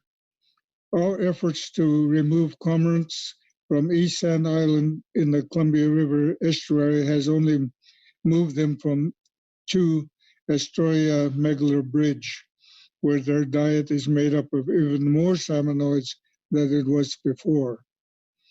These birds are also damaging the bridge. Solving the problem of excessive bird predation will require that we will continue to work together to find solutions. We have had problems with predation by introduced fish species for decades, but this new potential risk has developed with northern pike becoming established upstream of Grand Coulee Dam. Northern pike are ferocious predators, and that if they make it downstream of Grand Coulee, they will likely devastate the salmonoids in the main stem. Finding better ways to control these fish is an urgent concern. The development of the hydro system has changed the Columbia River in ways that adversely impact salmon and traditional lifestyles, but have helped these predators. Even when the ecosystem is far out of balance, we must step in to manage these predators. Thank you, Council. This concludes my tribal statement. If there's any questions or anything. Thank you, Bruce. Questions for Bruce Jim on the tribal report? Okay, seeing none. Vice Chair, I just want to thank Bruce for coming and talking to us. We've missed you over the course of the year. Appreciate you being willing to get online with the rest of us and let us know your thoughts and your concerns. Very much appreciated. And please, Bruce, please get out of the building if there's an emergency. But that just speaks to your dedication to the issues we're dealing with. Thank you very much. Yeah, I had the whole crew in here because, like I told them before, I'm from the Stone Age, and I literally mean that because when I grew up in the John Day Basin in Celilo, my grandmothers and grandfathers were still making tools for food preservation and hide preparations and stuff on there, and we had to gather stone tools and everything that they had to make these things off. And it's pretty interesting that, when I mentioned that I'm from the Stone Age, I didn't realize I was really talking about, I was just at the end of that era from our horseback people, and where our people literally used stone tools in order to preserve food and dig for food and catch fish. And in these areas in the John Day Basin and the Snake River Basin and the Columbia River system and then the Willamette Valley system, where our people went, at that time, we had there was most of the families went by clans into these different areas and to gather food. So, I'm really glad that I can make statements, pertaining to this, because I think that at one of the last remaining members on the council, on the reservation, that has this history. The others have either passed on from COVID or too infirm to do anything, and I'm lucky to, still be here to give these testimonies to the commission. Thank you. Yeah, thank you, Bruce. It's always great to have you. Okay. Next up will be let's see, the states, I guess. I'll start at the top and work our way down and look at Washington and Kyle Annex. Thank you, Mr. Chair. I don't think I have anything right this minute. When we get the council discussion, I want to talk a little bit about the alternatives in front of us and the potential need for at least one of those considering emergency action were it to be adopted. Very good. Thank you, Kyle. Next to Washington and Chris Kern. Chris? Thank you. Similarly, I don't have anything of much content at the moment. In the interest of potentially some efficiency savings down the road, I'll just note that for the Oregon areas that Dr. O'Farrell highlighted some housekeeping measures. I am prepared to address those when we get to council action. So that's all I have at the moment. Thank you. Very good. And now to California and Brett Gormos. Brett? Thank you. I have nothing further until council action as well. Okay, wonderful. We'll go to public comment, and I believe we have two cards in. I see Dave Johnson, followed by Ryan Johnson. Dave, are you there?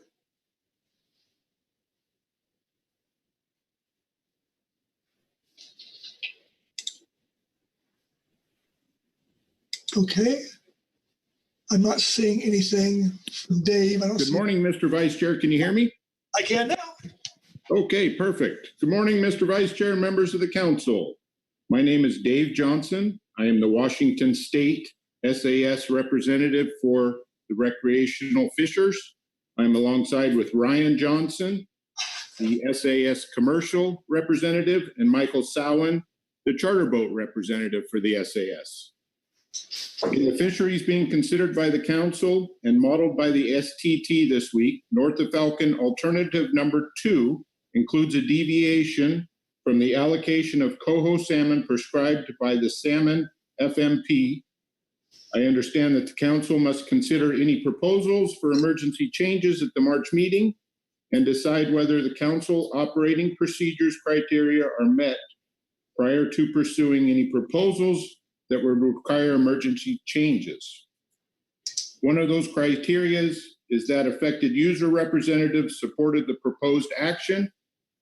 The alternatives under consideration by the council were developed and supported by the North of Falcon commercial, recreational, and charter boat fishing representatives of the SAS, and I support the proposed deviation from the FMP in the alternatives developed this week. And that concludes my statement. Okay. Thank you, Dave. Questions for Dave on his testimony? Okay, seeing none. Thank you, Dave. Next up is Ryan Johnson. Ryan? Thank you, Mr. Vice Chair. I would just wanted to echo and what Dave said, and the commercial rep would support the deviation as well. Thank you. Very good. Thank you. Questions for Ryan? Okay. Thank you, Ryan. Okay, with that, I believe that takes us to council action.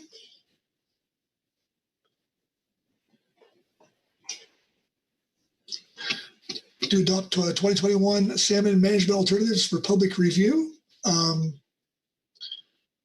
I guess I will first go to Joe. Jobin, the tribes. Oh, I'm sorry. I see Kyle's hand up. Kyle? Thank you, Mr. Vice Chair. I just wanted to take a minute and address one of the issues for council action today was to, if necessary, identify and justify any alternatives that would require implementation by emergency rule. The council may recall last Friday when the SAS brought the initial set of alternatives forward.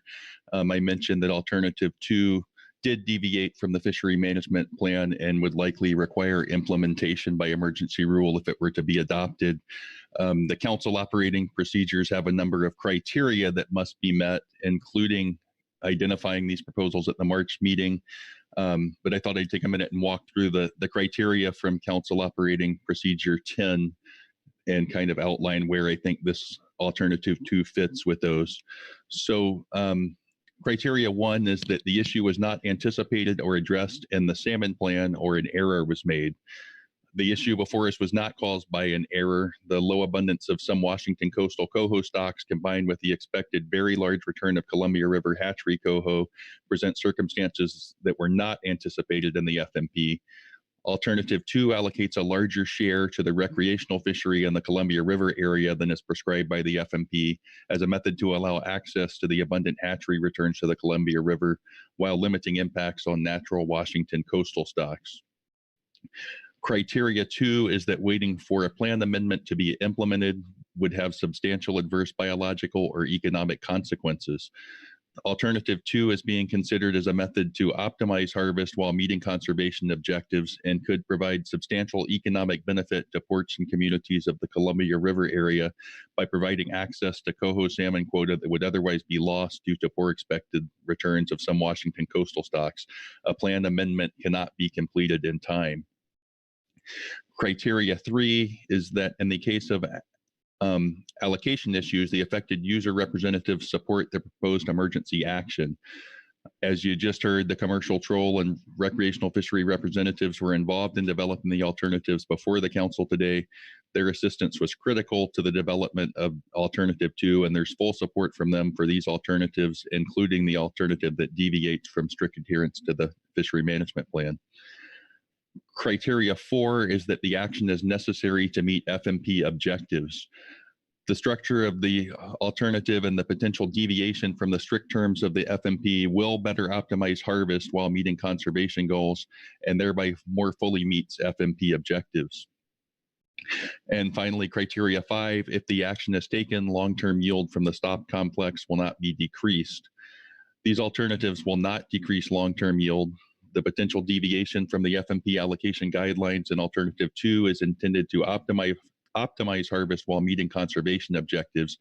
It would reallocate quota relative to the FMP prescribed allocations to increase allowable harvest while decreasing the relative impact on constraining stocks. It does not increase allowable impacts on those constraining stocks.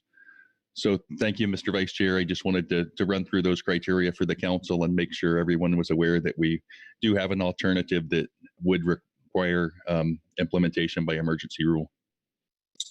Okay, thank you, Kyle. Very good.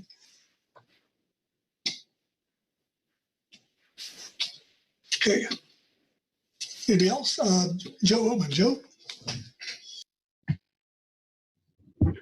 Thank you, Mr. Vice Chair. And if I may, I have a question for Kyle. Please. But I understand what he just laid out here for the council. So can this FMEP deviation L2 be further refined in April? We should understand how this proceeds forward. Thank you. Kyle? Thank you, Mr. Vice Chair. Mr. Oatman. To some degree, it can be further refined in April. I'd probably need some help from NIMPS with exactly what the flexibility is to refine it further. The idea it's capturing is that a portion of the TAC would be put directly into the Columbia River recreational fishery instead of being allocated up and down the coast between the troll and recreational fisheries. So the intent is really just to move fish away from some of the areas where the coastal stocks that need protection this year are more likely to be. I don't know if that helps. I don't think that where we land in April will likely be exactly on any of the alternatives, but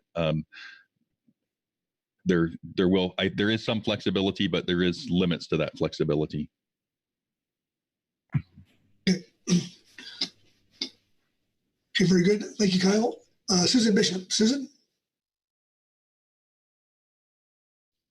Thank you, Mr. Vice Chair. Through the Vice Chair to answer, I believe, Joe's, Mr. Oatman, and I believe Mr. Addick's question regarding the flexibility there.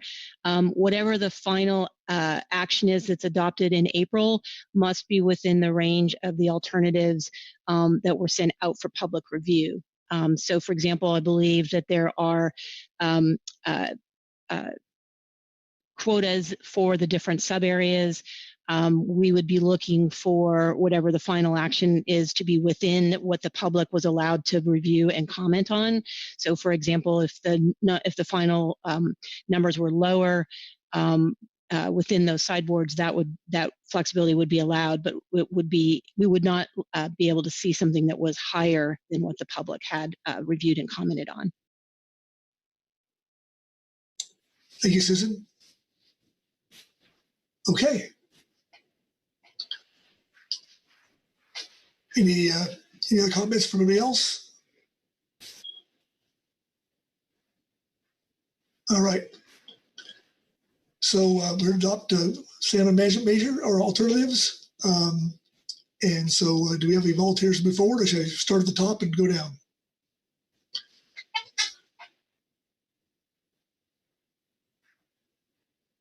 Oh, or from the bottom, Brett?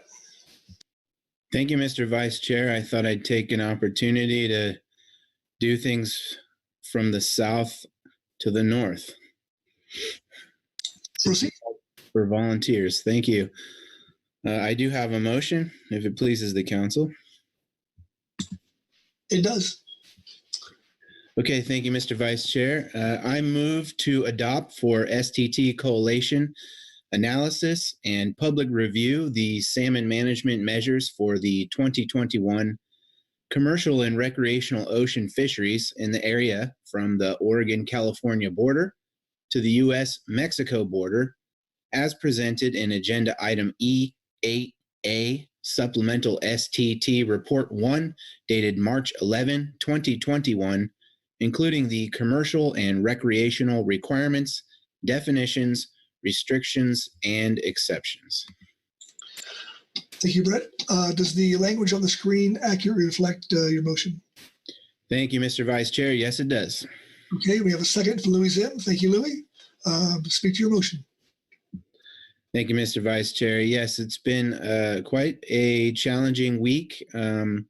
We had some relatively low forecasts for both of our target stocks in California and perhaps even south of Falcon in the Klamath River and Sacramento River Fall Chinook stocks, coupled with an update to our ocean harvest models. We found ourselves with some fairly restricted seasons this year.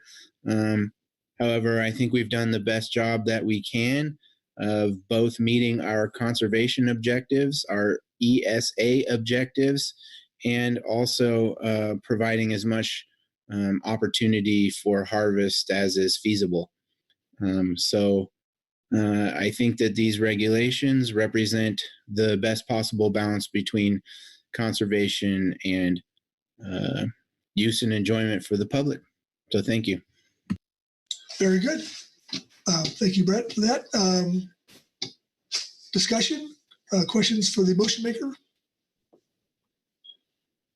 Okay. Oh, Susan Bishop. Susan? Thank you, Mr. Vice Chair. I'm not sure if this is the right place to mention it or not, but I just wanted to speak to the housekeeping item with regard to the footnote in C8G that's relative to the motion regarding the definitions, restrictions, and exceptions. This has been a question from the public in the past, so I thought maybe it required a little bit more explanation. NMFS would be supportive of removal of that footnote for the discussion that occurred among the states and NMFS last Friday. The footnote was in there last year when the pandemic came upon us. We weren't sure what that would mean for sampling. This was contingency planning. In the intervening year, the sampling went better than we thought, and there are further measures that have been put in place in anticipation of 2021. We don't anticipate the same issues to arise this year. So I just wanted to clarify that aspect of at least NMFS's perspective on that piece of the motion. Okay.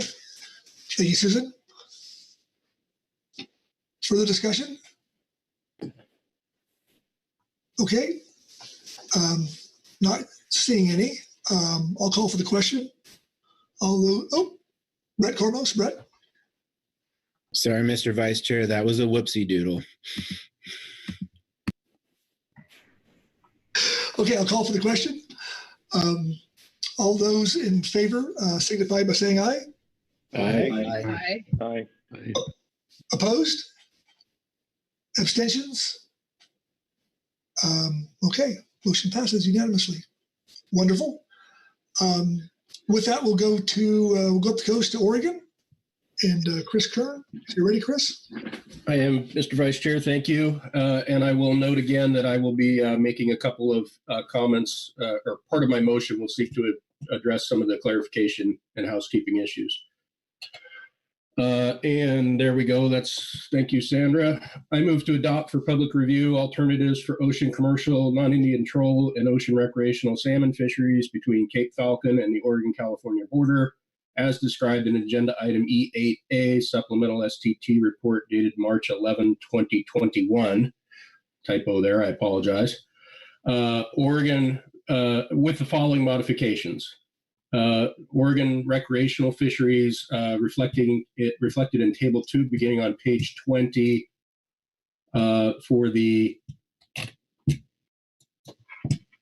Cape Falcon to Oregon-California border in alternative 2, the section referring to the all salmon mark selective coho fishery. Strike the bullets that are currently in the report and replace those with the following. Bullet 1, June 19 to the earlier of August 28, where the Cape Falcon to Oregon-California border quota of 115,000 marked coho. Bullet 2, closed to Chinook retention from Cape Falcon to Humbug Mountain from August 16th through August 31. Bullet 3, closed to Chinook retention from Humbug Mountain to Oregon-California border beginning July 14. And in the season specifications paragraph in that same section, strike the language that's currently in there that says closed to Chinook retention from Cape Falcon to Humbug Mountain beginning August 16th.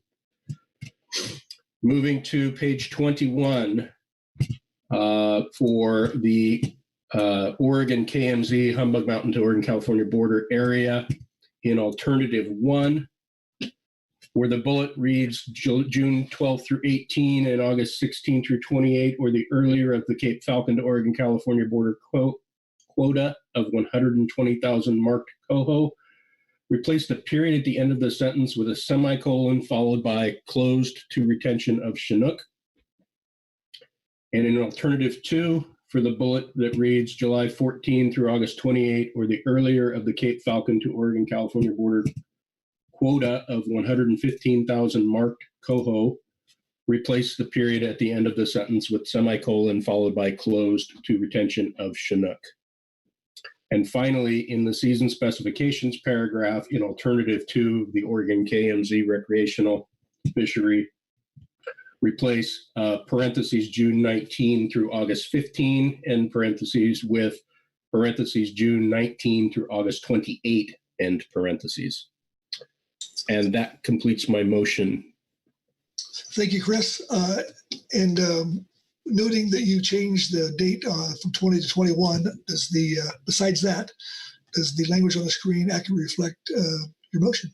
It does. Thank you, Mr. Vice Chair. Okay. Thank you. Looking for a second. Second by Krista Swinson. Thank you, Krista. Speak to your motion, please. Thanks, Mr. Vice Chair. First, I'll speak to the edits I made. We just ran into some confusion, as Dr. O'Farrell pointed out in last night's, yesterday afternoon scramble to get this done. And these measures are correcting those housekeeping related measures. Wanted to make sure we got that done in an appropriate way. All the modeling and analysis that has been done for these fisheries already reflects these conditions. So it's really a clarification and making sure it reads more clearly for the public as well as for the team. Going to the bigger issues, certainly agree with Mr. Kormos. This has been a rough week. I expected it would be, but I've been frankly a little surprised at how rough. Just I think a lot to do with trying to figure out how to do our normal processes in March virtually, which thankfully we didn't have to do last year. So there's been some rough patches, and I've certainly Oregon's aspects have caused a little additional council time. So I again apologize for that. And certainly thank everyone this week for the hard work. I won't go too far into the same details that Mr. Kormos did, but we definitely had some things that were difficult to work through this week, and everybody did work real hard to pull together and get that done. So I want to thank them for that. And that concludes my comments. Thanks. Thank you, Chris. Questions for Chris on his motion?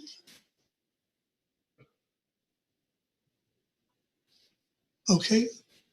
And thank you for changing that date, Sandra.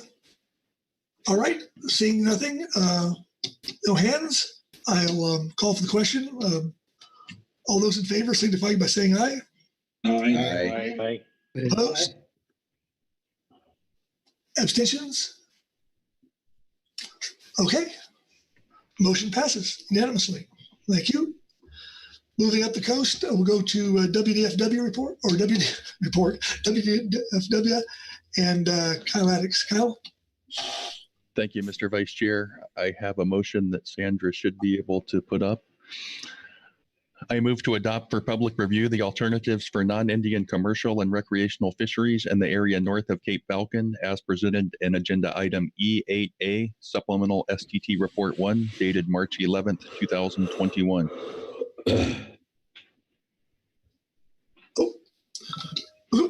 Seconded by Phil Anderson. Thank you, Phil. Okay, does the language on the screen accurately reflect your motion? It does. Very good. Speak to your motion, please. Thank you, Mr. Vice Chair. We faced a different set of challenges north of Falcon, getting to a set of alternatives this week. I think the fact that we've got an alternative that would require emergency action and a set of alternatives for treaty troll and non-Indian fishing north of Falcon that include zero fishing for salmon kind of highlights how serious the situation is. So I appreciate everyone's help this week, the SAS, the STT, all of the state, tribal, and federal staff that got us through the preseason forecast, through developing some initial fishery options, and look forward to working through these in the next month to get to our final fisheries package. Okay, thank you. Questions for Kyle? Okay. Seeing none, I'll call for the question. All those in favor signify by saying. With some really big numbers. Hold on a second. I don't think gonna. What happened there? Okay. No further discussion. I will call for the question. All those in favor signify by saying aye. Aye. Opposed? Abstentions? Okay. Looks good. Motion passed unanimously. And next I'll go to the tribes. Joe Oatman. Thank you, Mr. Vice Chair. And I believe Sandra, we have the motion. Thank you. So I move the council adopt for public review both the Quinault Treaty Area, or QTA, tribes and the Makah tribes proposed salmon management alternatives for the 2021 tribal ocean fisheries as described in agenda item E8A, supplemental STT report 1, table 3A and 3B dated March 11th, 2021. Thank you, Joe. Does the language on the screen accurately reflect your motion? It does, Mr. Vice Chair. Very good. Looking for a second. Seconded by Kyle Addix. Thank you, Kyle. Joe, speak to your motion, please. Thank you, Mr. Vice Chair. So there is one addition that has been added to the tribal tables 3A and 3B for alternatives 1 and 2. So pages 26 and 27 respectively. So it is aligned with Amendment 20. Language has been added regarding the May 1 opening date for May 2022 fisheries. This addresses the fisheries under preseason regulations. As you may notice, the language reads as follows. So it's a number 3. In 2022, the season will open May 1, consistent with all preseason regulations in place for treaty Indian troll fisheries during May 16 to June 30, 2021. All catch in May 2022 applies against the 2022 treaty Indian troll fisheries quota. This opening could be modified following council review at its March and or April 2022 meetings. So I wanted to highlight that since it is a change and it is reflected in Table 3A, 3B, and SDT Report 1. As shown in the motion, the tribes would like to move forward with the alternatives proposed by the QTA tribes and the Makah tribe. The tribes are committed to having treaty reserve fisheries while protecting stocks of concern, which include 3 Washington coho stocks that remain under rebuilding plans, those being the Queet, Strait of Juan de Fuca, and Snohomish. Additional discussions to craft fisheries and address conservation concerns will continue during the North of Falcon co-manager meeting this month. Thank you, Mr. Vice Chair. Thank you, Joe. Questions for Joe on this motion? Okay. Seeing that, I'll call for the question. All those in favor signify by saying aye. Aye. Aye. Aye. Opposed? Abstentions? Motion passes unanimously. All right, thank you very much. Thanks for everybody's hard work. It's been a tough week, and I will turn to Robin to close this agenda item out. Robin? Thank you, Mr. Vice Chair. After a long, hard week, we moved to this agenda item rather quickly, and I'm happy to say that you fulfilled your action under this agenda item by adopting the alternatives for the 2021 Ocean Salmon Fishery Management Alternatives for public review. We've also recognized that those alternatives do include the emergencies rule, which was described by WDFW, and I think that we are complete here. We will take the alternatives and scrub them for clarity and make sure it's all formatted correctly, but we'll get these posted and online now that the council has adopted these alternatives for public review. Wonderful. Thank you, Robin. Okay, with that, that does take us to E9. And Robin, back to you. Thank you again, Mr. Vice Chair. Under this agenda item, we'll be appointing the salmon hearing officers. In 2021, the council has scheduled 1 public hearing for each coastal state. All that information is provided in attachment 1 for you. We'll conduct those hearings online this year. On Tuesday, March 23rd, Washington and California focused hearings will take place, and on Wednesday, March 24, the Oregon focused public hearing will take place. The public can also provide comments and recommendations on the alternatives during the April Council meeting, which will also be held online. Materials and instructions for joining the online council meetings and hearings will be posted on the council website. The California, Oregon, and Washington Departments of Fish and Wildlife may also announce additional state-sponsored hearings. So your council action under here is just to confirm the hearing officers and other official hearing attendees that are listed in attachment 1 under agenda item E9. And I'll just note that I misspelled under the Oregon for the U.S. Coast Guard. I misspelled Chris German's first name, so apologize from that. But other than that, I think that covers my overview. Thank you, Mr. Vice Chair. Very good. Thank you, Robin. Okay, our action, I guess, is on the screen yet, but leave us to confirm hearing officers and other official hearing attendees. So maybe I'll start at the north and go south. Kyle? Thank you, Mr. Vice Chair. I will be happy to serve as the hearing officer for the Washington hearing, which I hope next year might actually be in Westport, Washington. Very good. Thank you, Kyle. And down to Oregon. Yeah, thank you, Mr. Vice Chair. Yep, I'll also confirm that I will be the hearing officer and accompanied by the remainder of the listed folks. Okay. Meeting. Very good. To California. Thank you, Mr. Vice Chair. I too can confirm that I will be the hearing officer for that public hearing, and also expect to be accompanied by the others listed there in the briefing book materials. Okay, very good. I guess as far as appointing, I guess I go back to Robin. Robin, are we good here?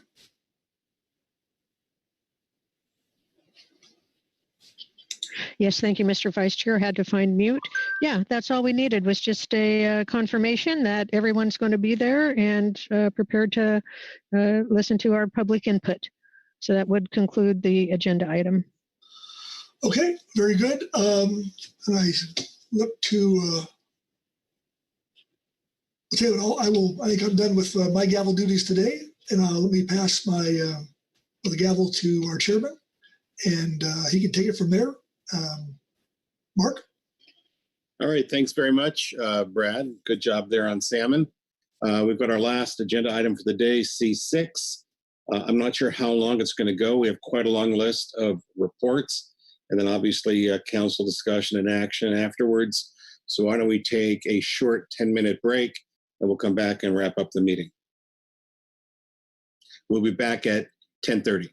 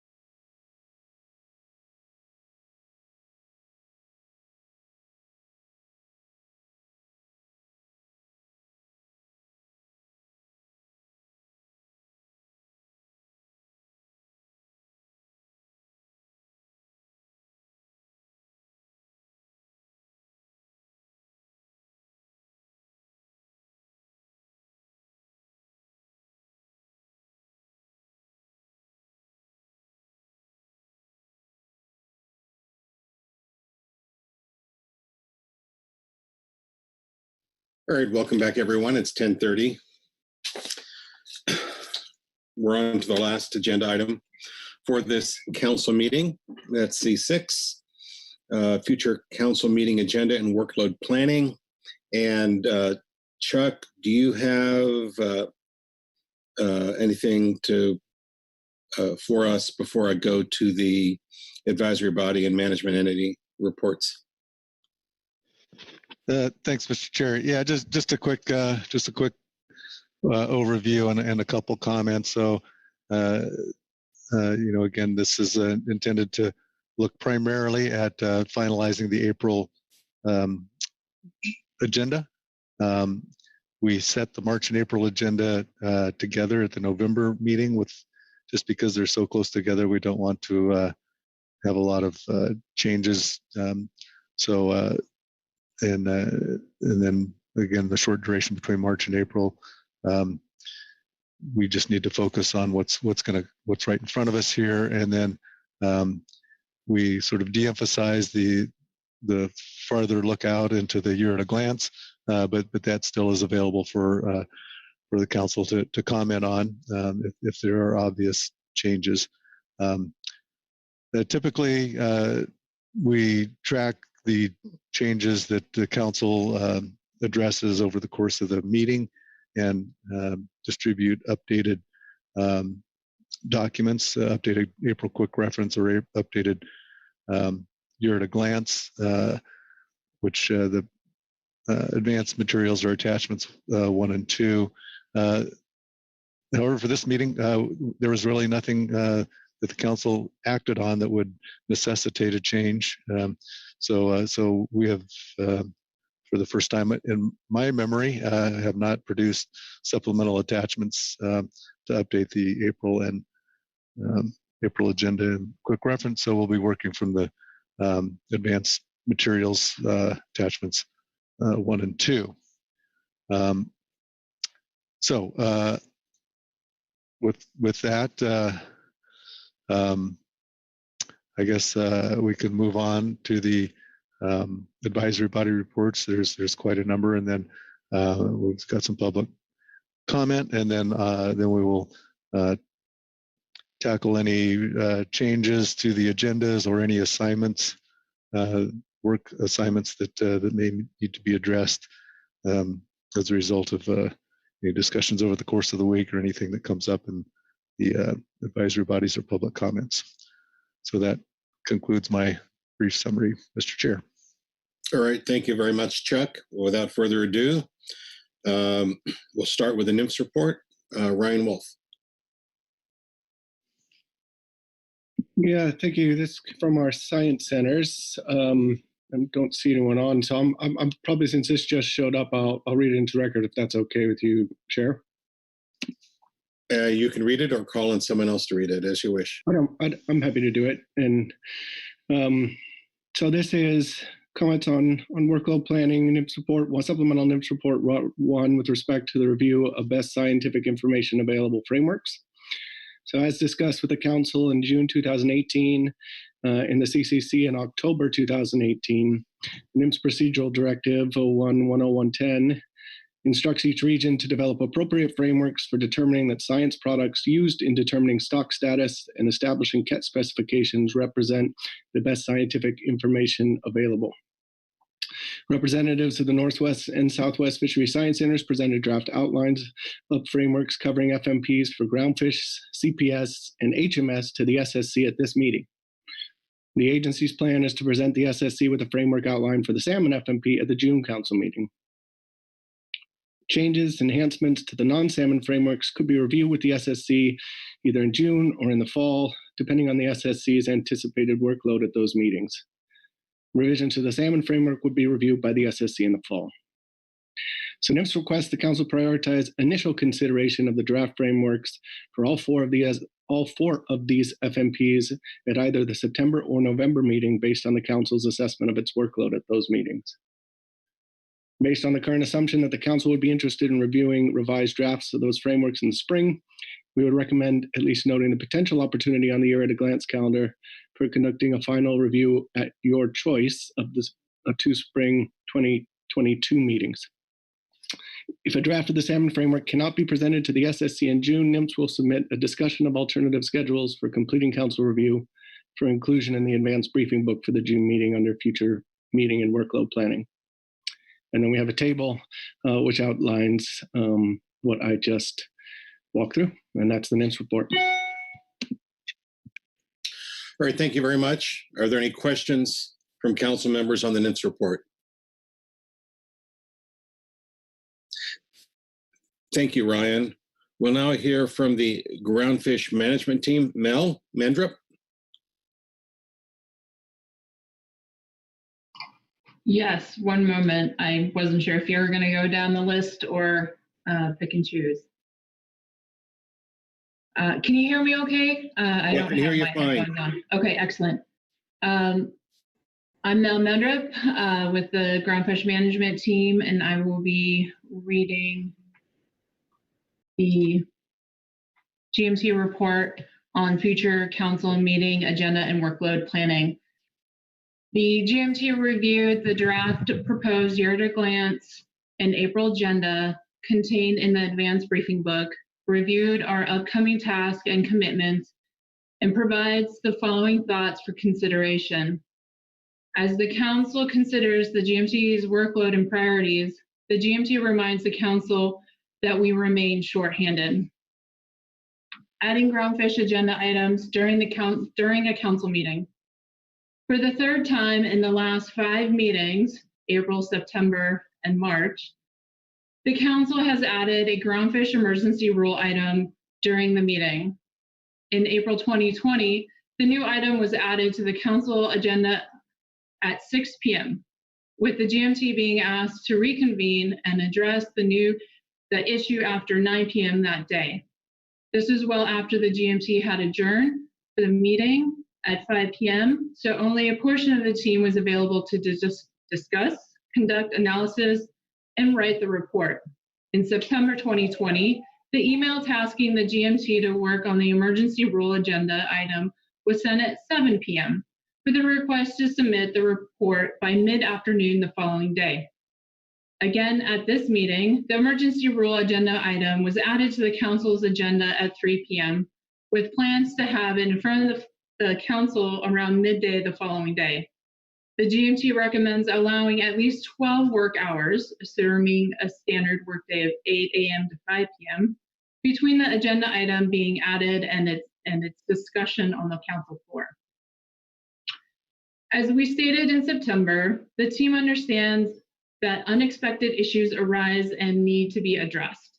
The team also recognizes that emergency rules might happen more frequently given the uncertainty with the global climate and the current COVID-19 pandemic.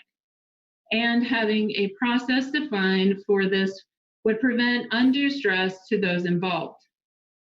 That being said, adding groundfish agenda items partway through a council meeting and then giving the GMT very little time, less than 24 hours, to have discussion, do analysis, and write reports requires late nights and or early morning for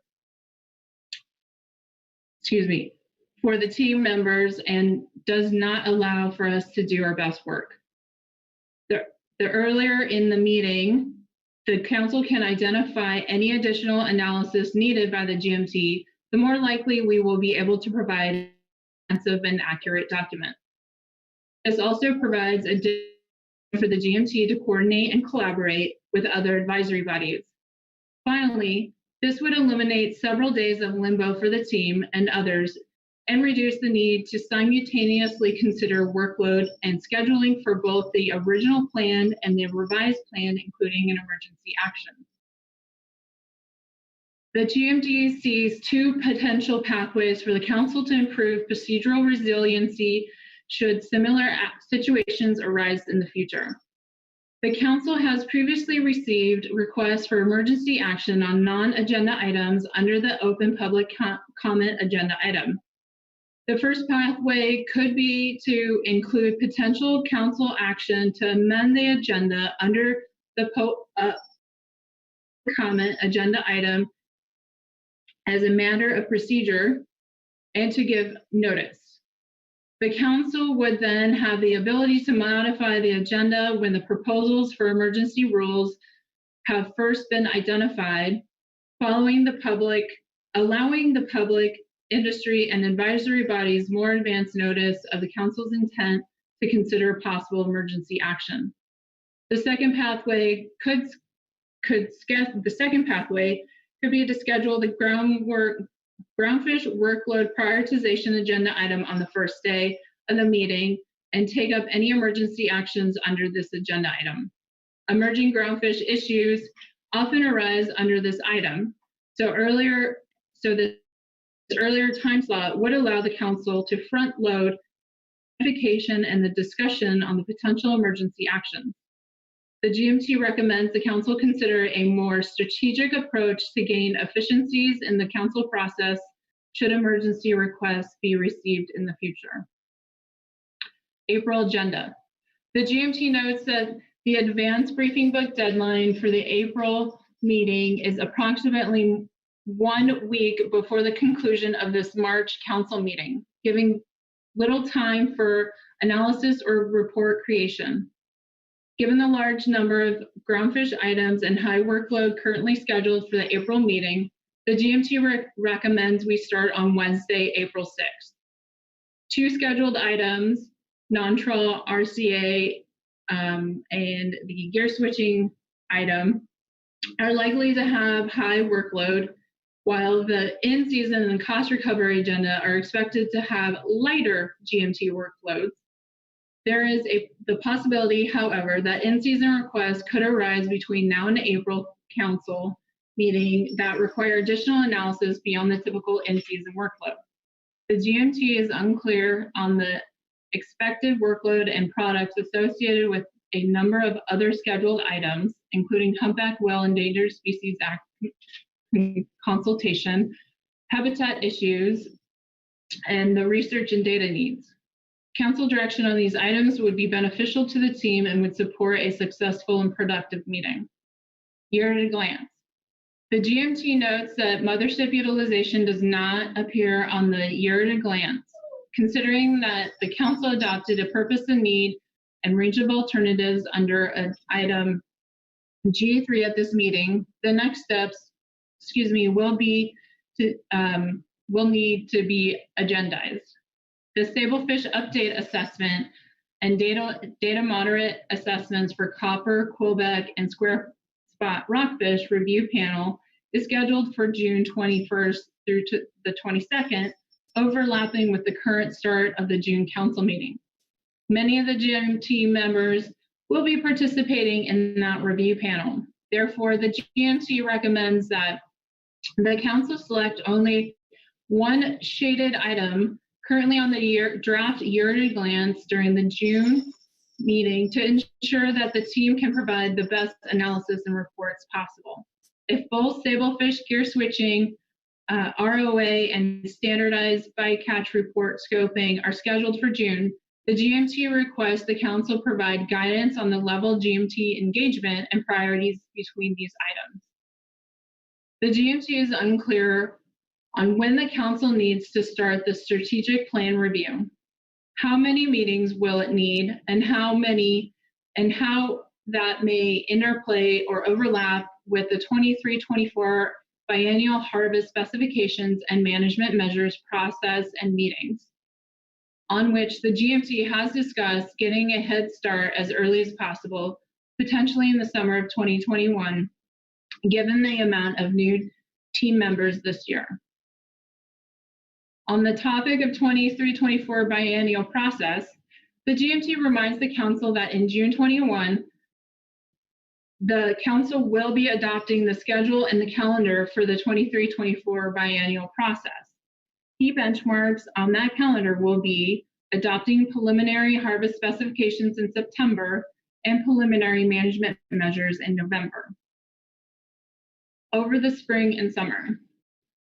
Over the should be spring and summer months, members of the GMT will be involved with the RECFIN Technical Committee meeting, the Stablefish Management Strategy Evaluation Workshop, Groundfish Endangered Species Workshop, work group meetings, pre-assessment workshops, and stock assessment and review panels, and the ongoing PFMC working group projects, including improvements to the in-season groundfish scorecard, salmon bycatch report, and harvest specifications database.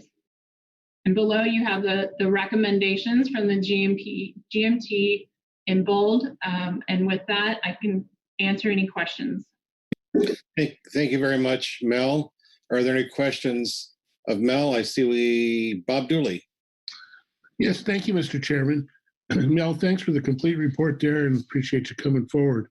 I have a question. You say Wednesday, April 6th. I noticed that Wednesday is April 7th, and we actually in the agenda before us, it shows that some panels are starting on Tuesday, April 6th. And I just wanted a clarification of which one it is that you're asking for. The 6th. Yes. So I see that now. It's Tuesday the 6th. If we can start on the 6th as well, that would give us a good extra 8 or so hours to get a head start on things. Thank you, Mel. Appreciate it. All right. Thanks. Brad Pettinger, followed by Marcy Yaremko. Yeah, thank you, Chair Grolnick. I just, not a question, just a kind of shout out to Mel, to the GMT. I know you've had a lot of turnover, both state and the NIPS members on the GMT, and I'd just like to say you've done a great job. I'm really impressed by what you guys have put out, and just fantastic work on you guys as far to have so many new people and pull together and keeping it going. So it's just thank you. Marcy Yaremko. Thank you, Mr. Chair. Thank you, Mel. Just wondering if the GMT had any discussion about needs for early briefings on the SAMTAC analysis that will be approaching us soon. I know oftentimes the GMT likes to have an early session to digest the materials and kind of get their thoughts together. So did you have any discussions about the need for scheduling some sort of pre-briefing? Thank you for the question. Actually, so yesterday, myself, the Vice Chair Joe, and Todd, we did have a discussion as the leadership team to potentially have a work session. We have not told the rest of the team yet, but now they know. In the event that we do not get scheduled for April 6th, we thought it might be beneficial to have a work session where Jesse and Jim were to come and give us a presentation and some Q&A time on the Sablefish gear switching item. But other than that, the team itself, we have not really talked more in depth about having more time. Mr. Chair, if I may? Of course. Thank you. So is it your suggestion that a pre-meeting webinar then be conducted before the 6th or on the 6th? Sorry. Potentially in conjunction with the gap, or is that unsettled as of yet? It is unsettled. We are still drafting our agendas for both the GMT pre-meeting webinar and during the council meeting agenda. The pseudo plan right now is to kind of wait to see if we are scheduled for the 6th. If we are scheduled for the 6th, then we may have a joint session with the GAP to review the Sablefish gear switching item, and then have a separate Q&A session with Jim and Jesse later, perhaps like the following day on the 7th. But if we do not get scheduled for the 6th, Joe, Todd, and myself had talked about potentially scheduling a work session earlier that week, probably on Monday, to review that item. So it really depends on if the council schedules the GMT to start on the 6th or not. Okay, thank you. Brad, your hand is up. You have another question?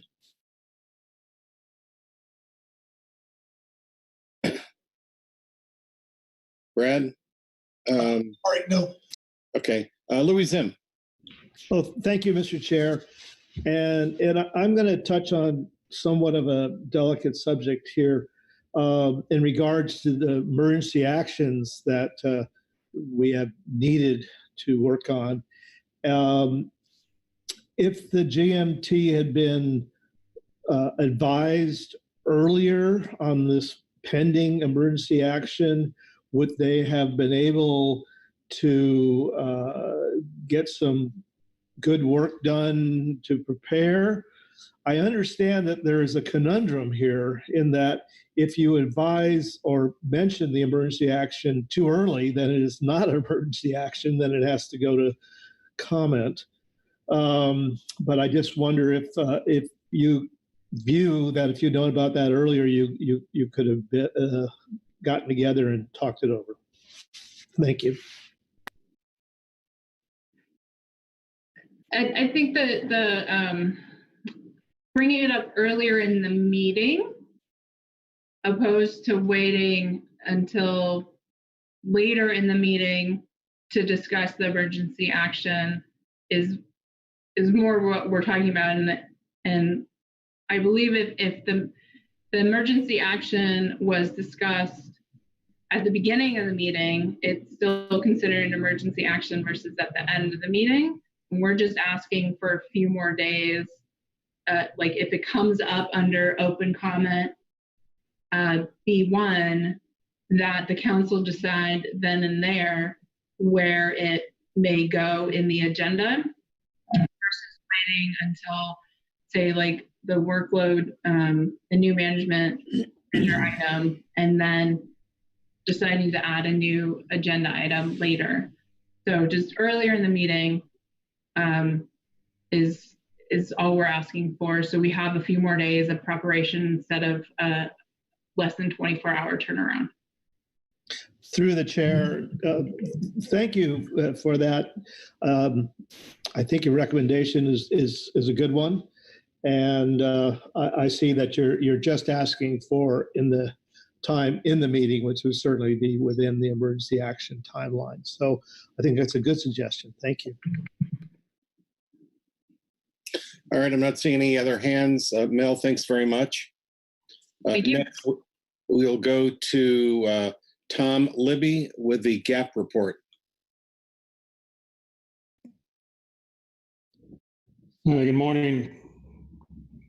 Reading from agenda item C6A, supplemental GAP report 1, March 2021. Groundfish Advisory Subpanel report on future workload planning.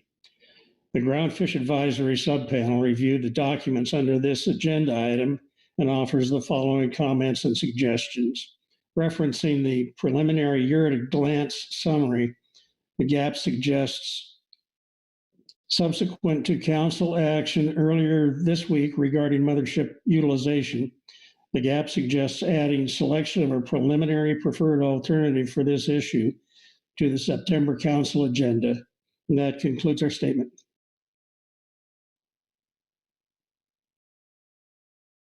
All right. Louis Zim.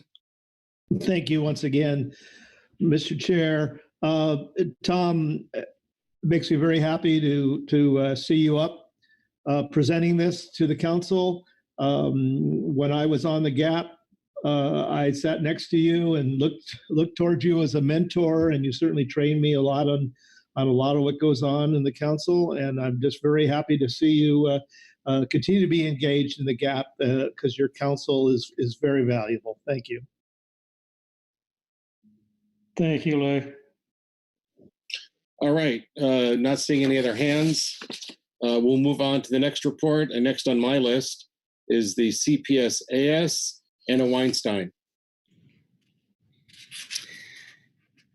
Thank you, Mr. Chair and council members. I'm Anna Weinstein with the Coastal Pelagic Species Advisory Subpanel, and I will be reading the subpanel's report on future council meeting agenda and workload planning.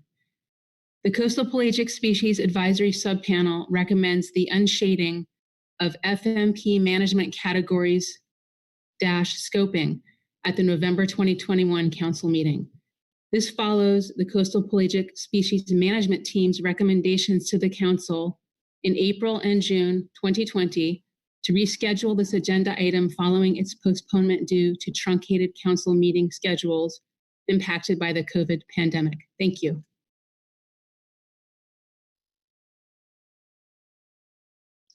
All right. Thank you, Anna. Are there any questions for Anna? I'm not seeing any. Thank you very much for that report. Next, we'll hear from the Science and Statistical Committee, Dr. Galen Johnson. Good morning. Thank you, Mr. Chair, and good morning to all the council members.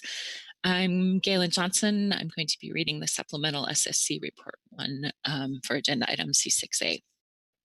The Scientific and Statistical Committee met March 2nd and 3rd, 2021, and discussed future council meeting agenda items and workload planning. As mentioned in the SSC statement under the California Current Integrated Ecosystem Assessment topic, the SSC proposes a meeting of the CCIEA team and the SSC Ecosystem Subcommittee in September 2021 to review work related to the annual report to the council. It may be beneficial for additional SSC subcommittees to attend if there are topics related to their focus. For groundfish and coastal pelagic species, we've attached a table that shows the proposed schedule for the 2021 STAR panels, as well as SSC groundfish subcommittee reviews of update and data limited assessments, and of the overall assessment process. In response to a question from National Marine Fisheries Service Northwest Fisheries Science Center members to the SSC related to the upcoming lingcod stock assessment, the SSC addressed the question of what is expected for stock assessment bridging analyses when the spatial structure of an assessment is changed from that of the previous assessment. The current stock assessment terms of reference requirement is conditioned on new benchmark assessments using the same spatial structure as the previous assessment. The SSC suggests building a model with the new spatial structure, then truncating the time series of data to those years used in the previous assessment, making as few changes to the model structure, for example, selectivity and growth, as possible. If there are large changes from the previous assessment, stock assessment teams should provide model runs that focus on the most influential data set or sets, driving changes in model estimates of the spawning biomass and stock status. Age and length composition data can be prepared using the current year's data and methods. The SSC supports the sablefish management strategy evaluation team's plan to engage with council stakeholders in a workshop on April 27th to 29th, 2021, at which the team will facilitate discussions with stakeholders to identify objectives and performance metrics. Broad stakeholder participation early in an MSC process is helpful to ensure its success.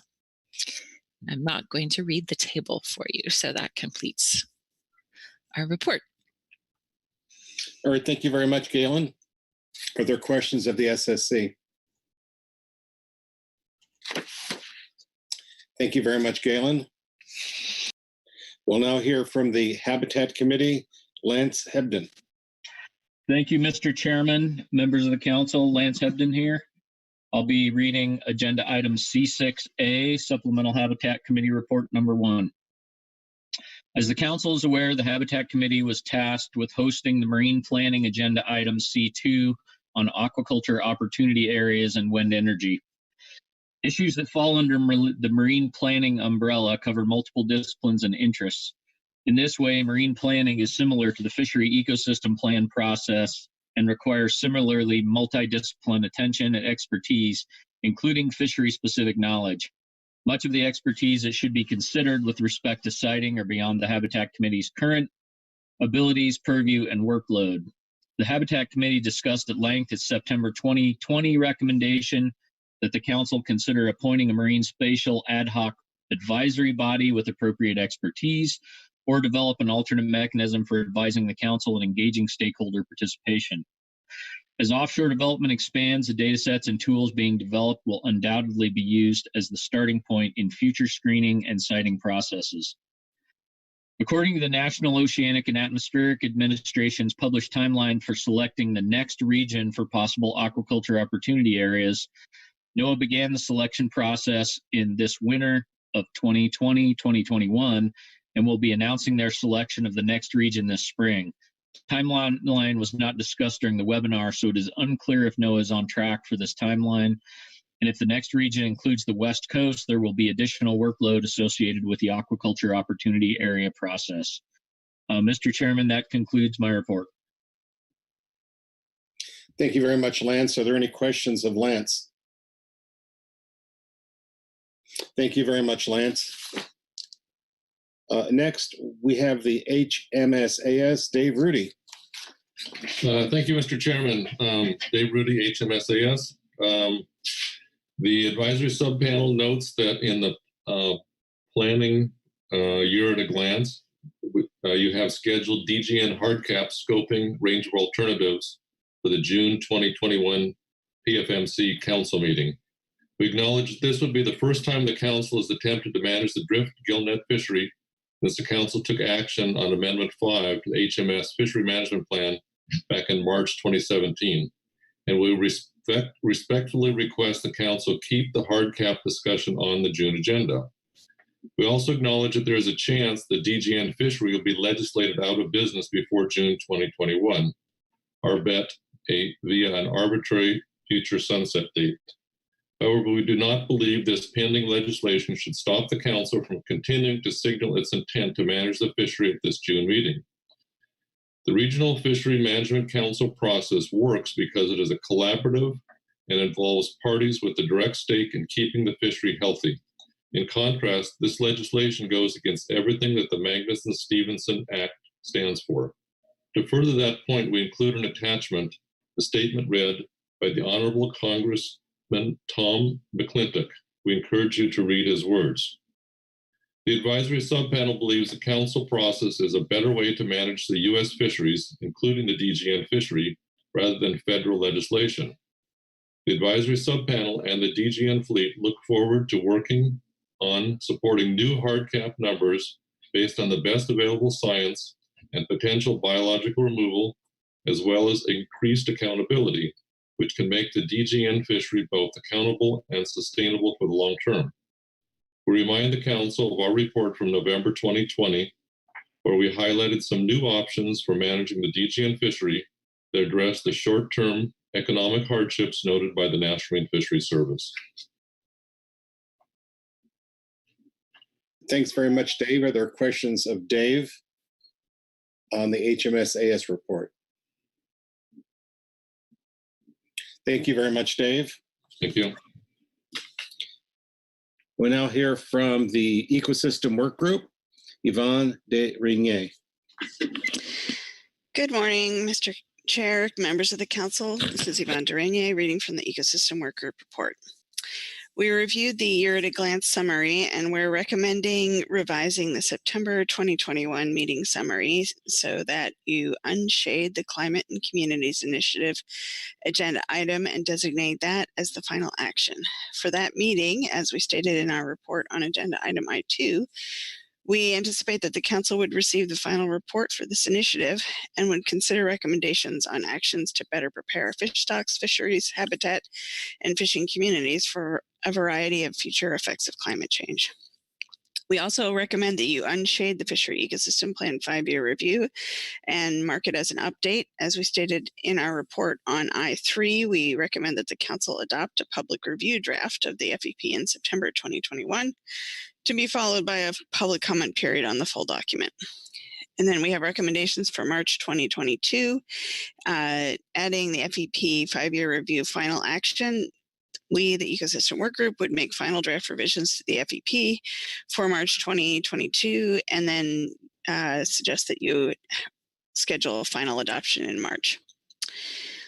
With regard to the supporting meetings that occur between council meetings, we recommend a climate and communities workshop, and to discuss the results of the climate and communities initiative scenario planning workshops, as well as a review of the workshop results and potential actions identified by the climate and communities core team with council advisory bodies and the public. There was discussion under that agenda item as to when it should be held. We had written this report prior to then, and we're still looking for something to occur before July. The council schedules, and we also recommend that the council schedule advanced briefing webinars before each of its 5 major meetings with the intent of briefing advisory bodies and the public on issues across multiple advisory bodies, such as marine planning and ecosystem agenda items. We recommend this change in approach for future council meetings, regardless of whether those council meetings are held in person or remotely. And then we didn't have any specific webinar meetings that we were thinking of for ourselves between March and September. We're sure that we'll have one or more, but we'll just work with Kit Dahl on scheduling those, if that's all right with you. Thank you, Yvonne. Are there questions of Yvonne? Thank you very much, Yvonne. Now we have the Ecosystem Advisory Subpanel, Corey Ridings. Good morning, Mr. Chair and council members. This is Corey Ridings. I'll be reading the Ecosystem Advisory Subpanel report. The EAS appreciates the opportunity to provide feedback on future council meeting agenda. We have 3 requests. We ask that the EAS not meet on September 7th and 8th, 2021, so that members may observe Rosh Hashanah. The EAS would like to discuss the research and data needs update, currently agendized for April 2021. And the EAS would like to discuss the 3-year term appointments advisory body composition, currently agendized for June 2021. The EAS typically meets twice a year, in March and in September. Thus, we do not anticipate an opportunity to meet on the above agenda items unless specifically planned. We note that a single half-day webinar ahead of the April council meeting would likely be sufficient to address both agenda items. Thank you. Thank you, Corey. Any questions of Corey? Thank you, Corey. That completes all of the advisory body and management entity reports. There are a number of public commenters. We'll get that list up and we'll call them in the order. So Jeff Shester, followed by Heather Mann.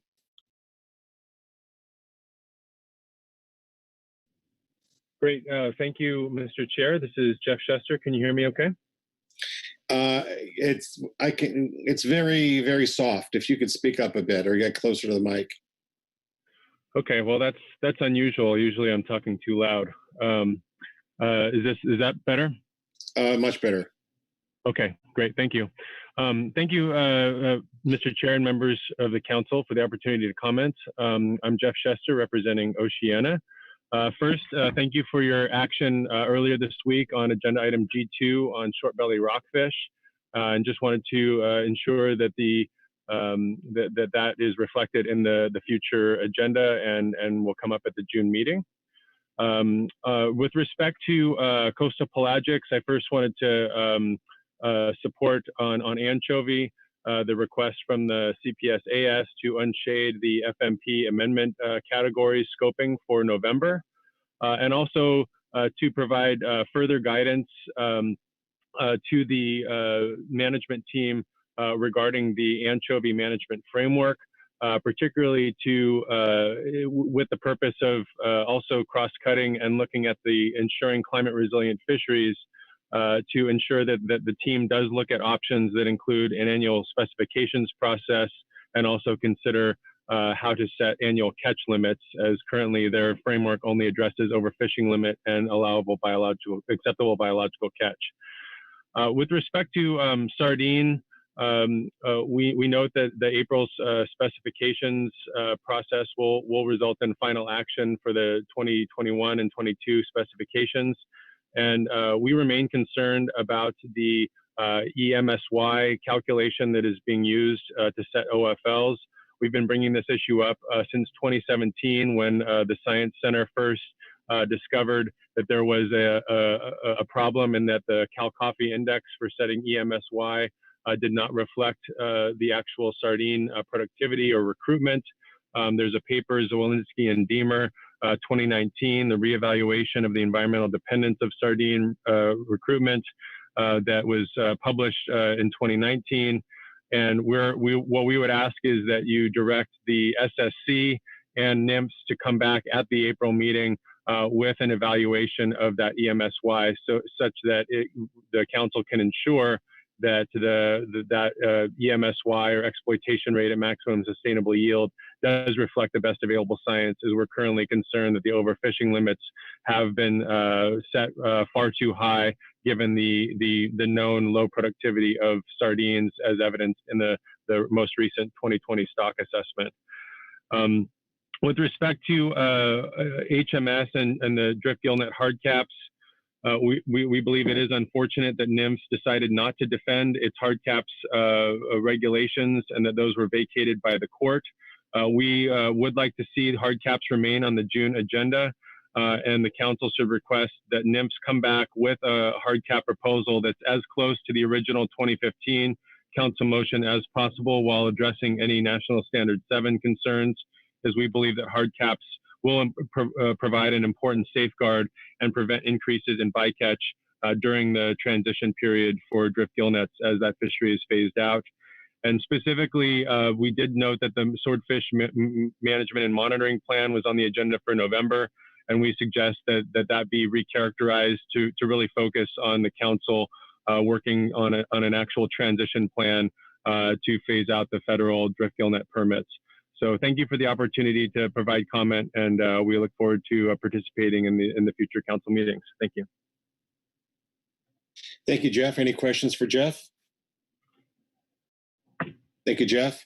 The next is Heather Mann, followed by Sarah Nayani. I think Heather has a presentation. Is that right? Mr. Chairman, it's just one slide. Okay. Well, it's a short presentation. Thank you, Mr. Chairman, council members. Again, for the record, my name is Heather Mann. I represent the Midwater Trawlers Cooperative. Together with Brent Payne and United Catcher Boats, I'm the co-sponsor of the Whiting EM EFP, and I'm also a GEMPAC member. And there were 30 whiting boats in the Whiting EM EFP in 2020. I believe it was pretty evident during the agenda item G5 on Tuesday that there are still a lot of uncertainties around the regulatory EM program, which is supposed to go into effect on January 1st of 2022.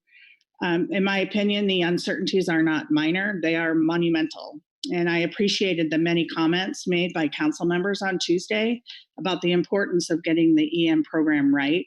And I was disappointed to see the conversation halted.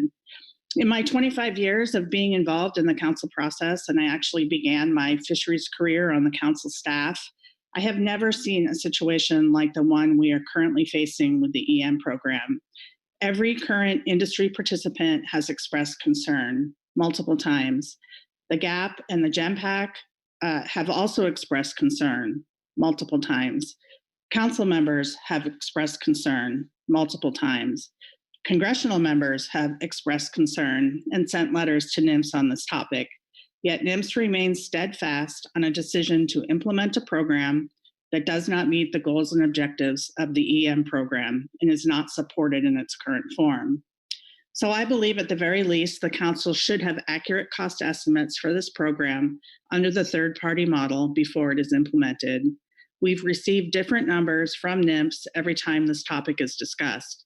I hope I'm not the only one who sees that this is a problem.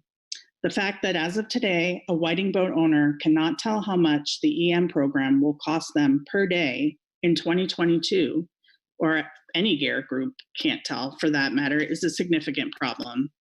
I would respectfully ask the councilor to consider scheduling a time on the 2021 agenda to include additional EM discussion.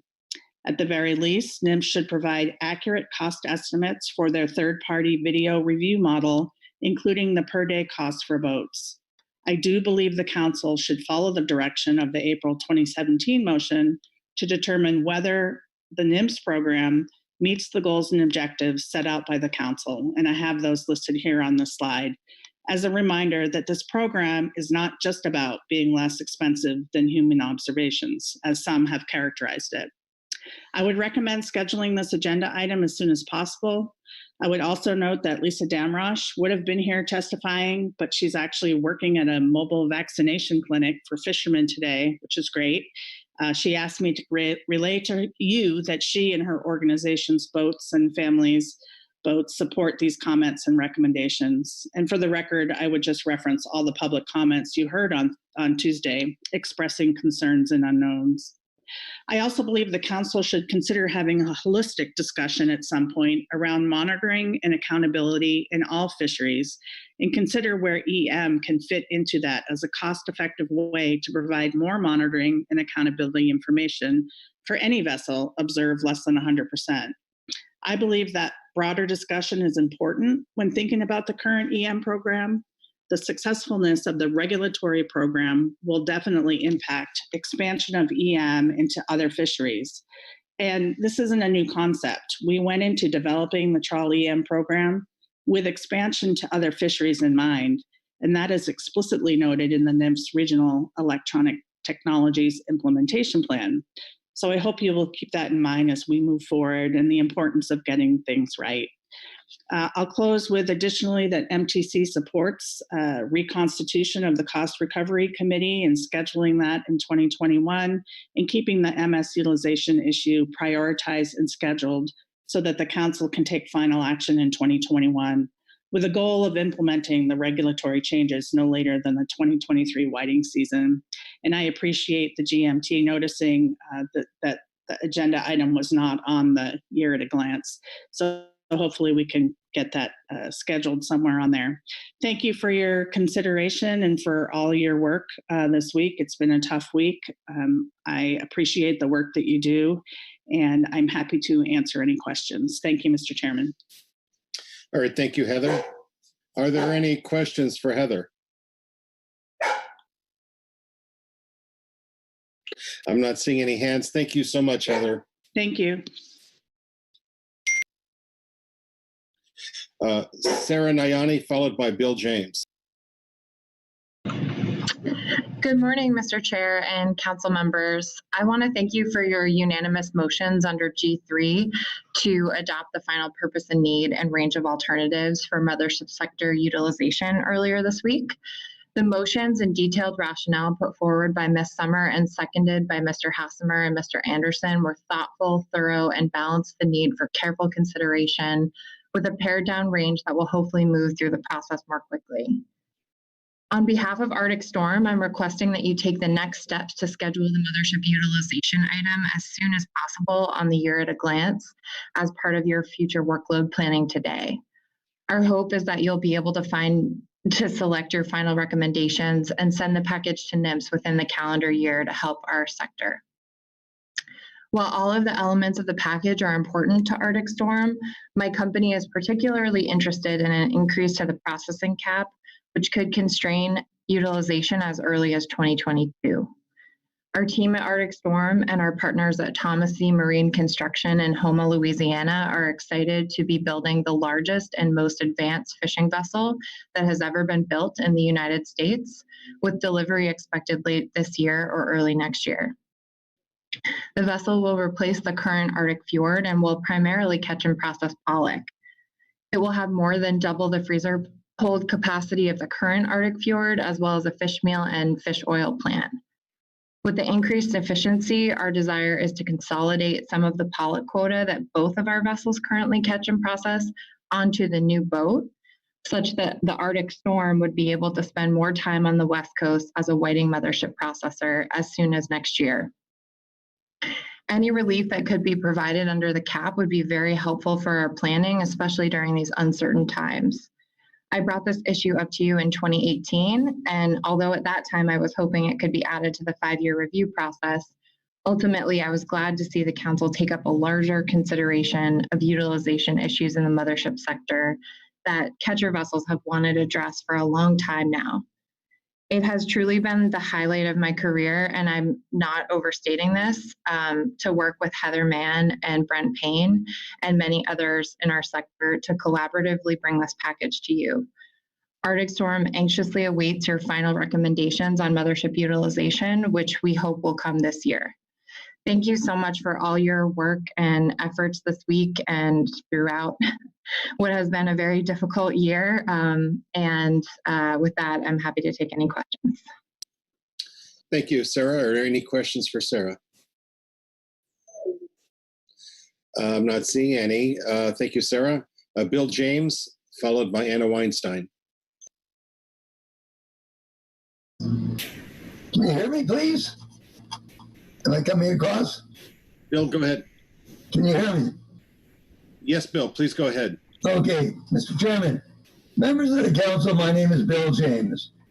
I'm a fishery consultant for Port St. Louis Commercial Fishermen's Association.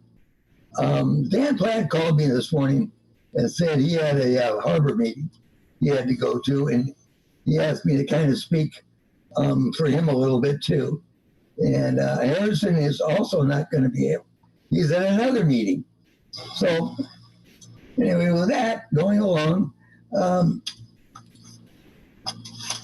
speaking today basically to get on the agenda for however many meetings we need to in order to get the RCA, the non-trawl RCA, and the Emily Platt or whatever conjoined to get into regulation by next year.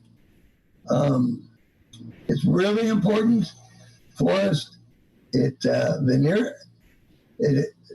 affects so many people with a bad salmon season coming up, and the crab season was very bad. I see 4 or 5 different groups of folks entering into the open access fishing for somewhat of the shelf rockfish and lingcod species.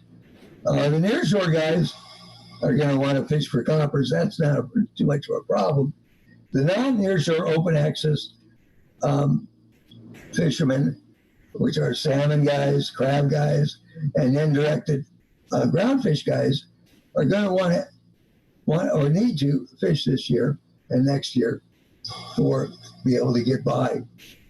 Well, the way it looks, we have very generous shelf rockfish midwater species, but we don't have access for them. So fishermen fish for dollars. We don't fish for fish. We fish to make a profitable living. And therefore, with that, basically, with not getting us access into the RCA, what's going to happen is everybody's going to go to the next most profitable idea. It's fishing probably on the inside of the RCA, probably using, to a great extent, long lines. Well, if you're fishing in the RCA using non-bottom contact gear, you have very little impact on yellow eye. If you're fishing inside the RCA, but deep enough, and there's quite a bit of yellow eye there, with 500 or 1,000 baited hooks, our yellow eye impact is going to be really, really, really increased. I'm thinking that probably we're going to have, I would think, probably 500 excess fishermen fishing in this area. And the sport guys are going to want to catch the lingcod. You know, the trip limits from 40-10 north are really big for lingcod. So we're going to have a lot of that. And as you both know, everybody knows, lingcod are somewhat associated with yellow eye. So I see this as a real problem if we don't do anything and get it implemented, being able to fish in the RCA. So a request is to put on the agenda for whatever meetings necessary beyond April. I know we got the scoping there, but you really don't want to get an excess of yellow eye where we have to close fisheries because of that. And luckily this year, our markets aren't there quite, but by the next year, 2022, the market should be all back and ready to receive fish. And you don't want us fishing for lingcod. You want us fishing for the midwater species that are really abundant in the RCA. So I don't know how to say this. It almost seems like it's an emergency action. Not that I'm asking for it, but because of what I can see possibly happening. I really, really suggest and ask for Dan Platt and Harrison and myself to really make sure that the entering into the RCA is worked out so we can implement it by the next year. That completes my testimony, and I ask for any questions. Thank you very much, Bill. Thanks for that. Any questions for Bill? Thank you, Bill. Now, Anna Weinstein, followed by Melissa Mahoney. Thanks, Mr. Chair and council members. And I just want to thank the council for its unanimous motion adding an item titled Prohibition on Directed Fishing for Short Belly Rockfish to the list of potential groundfish management measures and considering in June 21 whether to include it in 2023 to 2024 harvest specifications and management measures. And I also want to thank the U.S. Fish and Wildlife Service for its support of the motion. So in the coming months, I'll be in communication with GMT and GAP members to ensure that I can be an informed advocate on this critical issue and really appreciate the willingness of individual GAP members to have a discussion with me going forward, and looking forward to participating in June. Thank you so much. Thank you very much, Anna. Questions for Anna? All right, thanks, Anna. And now Melissa Mahoney, welcome.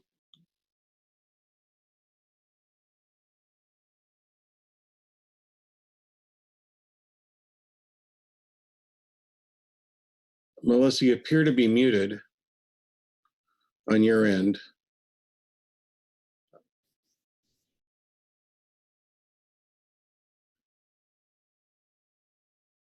We're not hearing you, Melissa.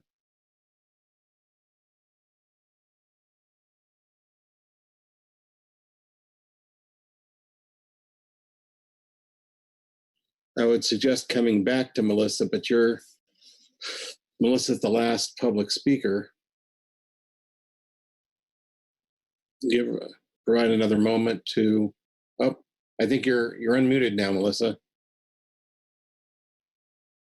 Oh. You seem to be unmuted, at least from what I can see, although I haven't heard you Hi. yet. There you go. Oh, sorry. I accidentally had it turned down. Okay. Thank you, Chair Gorelnik, and good morning, members of the council. My name is Melissa Mahoney, and I'm with the Environmental Defense Fund. I wanted to just quickly comment on agenda item G5, the EM update that we had on Tuesday afternoon. And my colleague, Heather Mann, who just testified a few moments ago, summed up a lot of what I was planning to say, summed up really well, and I concur with that. And so I'm not going to reiterate that. I did wanted to add a couple other items, though. Regarding the need for cost information and to have that vetted and verified, the cost information is, I understand it's a very complicated task because I've been neck deep in it, trying to understand the various costs and the units and how we can break it down and how we can make sure we're comparing apples to apples. And I just wanted to say that I, for one, am willing to participate in any kind of an informal, working group in the meantime to support getting this work done. I noticed that when we were all contributing numbers and ideas and the EM providers were involved and the EFP participants were involved, it helped to flesh out those numbers more quickly. And so I just wanted to express my willingness as a current GEMPAC member to continue supporting this effort along with the agency for what that's worth. I also really appreciated Ms. Summers' insight on the EM discussion on Tuesday, finding the nexus between the executive order on tackling the climate crisis and the adoption of EM. There's no doubt that digital technologies are going to become increasingly valuable way for us to understand climate change and to be able to address it in more real time and to have more nimble management.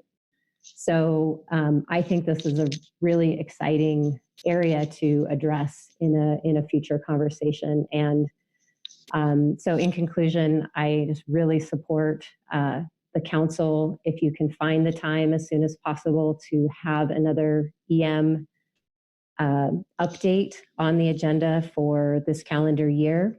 And that would allow us to really make sure we have the right, the most accurate cost information, and we have the ability to really determine whether the program is intended will meet the objectives that we've set out to accomplish. So I'll leave it there and just thank you all very much for your hard work this week. And I know there's a lot on everybody's plates.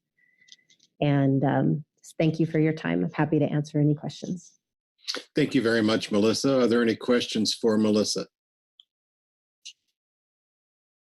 Thank you, Melissa. And that concludes public comment on this agenda item, and therefore for the March meeting. Brings us to council action, council discussion, and guidance.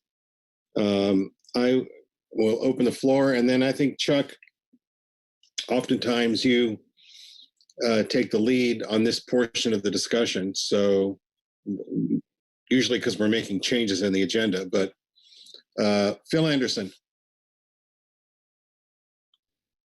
Thanks, Mr. Chair. I just wanted to ask, I know this is primarily focused on the April agenda. However, there's also the future meeting agendas, and I just want to make, I have a suggestion that I want to make relative to the June agenda, but I want to make it at the appropriate time. So perhaps Chuck has a strategy laid out to walk through those two items, the April agenda and then some of the forward agenda item. All right, Phil, I think that you and I are both hoping that Chuck has a plan there. So Chuck. Thanks, Mr. Chair. Thanks, Phil, for the question. Yeah, I think I'm hoping that the April agenda, the discussion will be fairly brief. And then we can move on to the year at a glance. I think has been a number of issues identified. Again, I think we should have the time, and if these are pretty straightforward, or maybe even if they're not, if the council members want to get into that, I'm fine with that. I'm always anxious to look ahead if we can. But maybe I'll just maybe if we could just start with the April agenda here quickly, and then maybe a couple of observations from this meeting. So again, nothing occurred really over the course of the council meeting that would require us to update the April agenda. I know there's been some ideas, but nothing official, I guess I would say. So I guess just maybe some observations for this meeting. The GMT pointed out the issue with emergency rules and short turnaround time on that, and so I think that's it's certainly a valid point. And again, I'm not sure the best way to address it. They had a couple of ideas. I do think that when you get groundfish issues, I do think it's important to put them in the context of everything else that's going on in the groundfish world, since that definitely seems to, be the dominant FMP in the council's agendas. So we do have a prioritization process. At most meetings, we don't have typically have one in April, but on the other hand, moving that up to the day one, that presents its own challenges too, I would guess.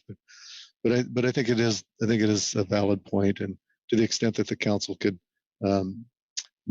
make a determination on whether they want to consider that, or even if they are going to consider it. I think doing that early would be good. Typically, these proposals come up during open comment, which occurs right after we've adopted the agenda. But I think it would be probably easier to reconsider the agenda immediately thereafter, and put something, for example, at this meeting, we could have changed the agenda, put something on for later in the week, sometime after workload planning, and then if we got to workload planning and groundfish workload planning and decided the emergency rule didn't fit, then we could cancel it. Of course, that wouldn't save the GMT from having done work that wouldn't have gone to, if the agenda item's canceled, but at least would, considering these emergency rules so far have all been prioritized by the council, I think it would probably be a safer bet. That would give them some time to do that. So I might think a little bit about that. The other thing I wanted to bring up was just kind of staying on topic within what's identified in the council action, and just really want to encourage the council members to take that into consideration. I know issues come up, and but when we develop the agendas and we develop both the titles and the actions for the agenda that are noticed, that we really do need to stick to that, so that people are aware of what decisions the council is going to be making and have an opportunity to comment appropriately, and that we don't stray off of that. So I just want to keep that in mind as we look ahead and how we conduct our business. So those are my main comments for April. The GMT did request to meet on Tuesday the 6th. I think that would probably we could accommodate that easily enough. So maybe I'll just stop there. See if there's any other thoughts about the April agenda in the context of what's been done over the course of the week, or what other ideas people might have. And looks like there's a few hands up. So we'll start with Maggie Sommer. Thanks very much, Chuck, for your remarks. Appreciate them. On this question of how to adjust our process to better accommodate potential emergency rules, I certainly see the pros and cons of moving a groundfish workload prioritization item up to day one. I think we have some time to think about that. I would not suggest we add a groundfish workload item, prioritization item to our April agenda, just given how full it is already. So I don't see that as an imminent decision. One other idea that came to mind when I heard the GMT report this morning was I wonder if it is possible for the council to hear open public comment before approving the meeting agenda. And it may not be, but that just their suggestion of including the potential for an action item to make changes to the agenda under the open comment item made me think maybe there's just an order switch that could occur to accommodate that. Thanks. That's all for now on April. Okay, thanks. Yeah,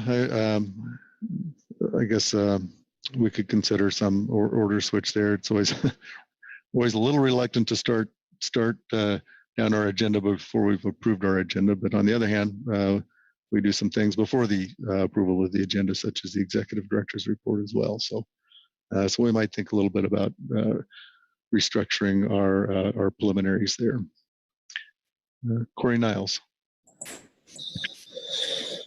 Thanks, Chuck, and thanks for those comments and for Maggie's ideas. I don't want to take a bunch of floor time here. And yeah, communication could be better among all of us. But I would just note that we were aware of the situation we were putting the GMT in, and then Heather, Ms. Hall, spoke to that specifically, that we weren't expecting the GMT to be producing too much information for us. So yeah, in the future, hopefully we don't need to do too much more of this, but of course that's probably going to happen. But we could all communicate better. Appreciate the GMT's hard work. We did anticipate that, and the likelihood of it coming. We could all think harder about it, but I'll just stop there. Thanks, Ryan. Thanks, Chuck. As this is workload planning, and a good deal of implementing council actions falls on them staffs, as you well know, as you all well know. Before I comment on April, I did want to take a moment to thank all of my staff for their impressive work since this council has last met, especially under the challenging conditions that we have all been in. By my rough count this morning, since we last met, that includes completion and publication of 15 Federal Register notices, 11 rulemakings, 6 rebuilding plans, 2 ESA consultations, 2 FMP amendments, an emergency rule, and over 20 letters of authorization, scientific research permits, and exempted fishing permits. And that's not even counting the multiple associated NEPA, PRA, RIR, and all the other applicable law documentation for those. So I wanted to take a moment to give a huge thank you to all of my staff, especially those who did so in large part over the holidays and New Year, to ensure that fishing could continue, management measures were in place or not overly delayed by the anticipated regulatory freeze that typically comes with a change in administration. And again, note, as we said at the November meeting, this is all part of our prioritization of existing regulatory and legally required actions as our priority. So turning to the April agenda, I actually don't have many suggested changes. Again, along lines that I just mentioned, the non-trawl RCM plat, EFP into regulation, that scoping is a new action, and of course, just to manage expectations consistent with my earlier remarks. So we don't have staff available for that at this point, so we may have a little bit more limited engagement on the action in April, but we do hope to have the capacity to engage more later on, and definitely in the summer and by early fall. My one request actually is not related to the council agenda, it's related to the SSC. I was hoping that prior to the April meeting, the SSC could review our first annual quota share owner survey. This was a data collection specifically requested by the council as a result of the last 5-year review to be used in the next 5-year review. However, we think that if we could have the SSC review this prior to April, that it might be helpful and allow for some of this information to be used in the gear switching SAMTAC agenda item that is currently scheduled. So that is my one request for April, and I will stop there.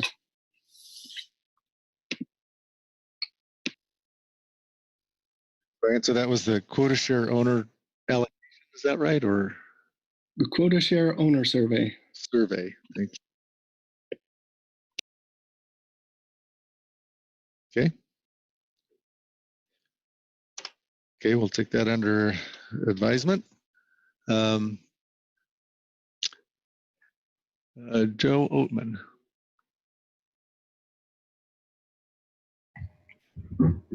Thank you, Chuck.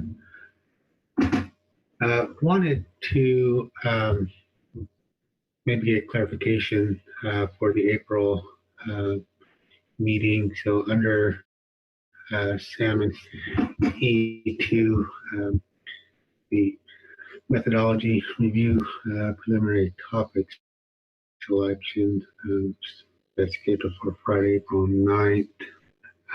Under E3A of this meeting, in the tribal supplemental report 1, the tribes indicated that they support council discussion on the potential for an organ production index area hatchery forecast review for April, and wanted just to verify if that can occur under E2 for April.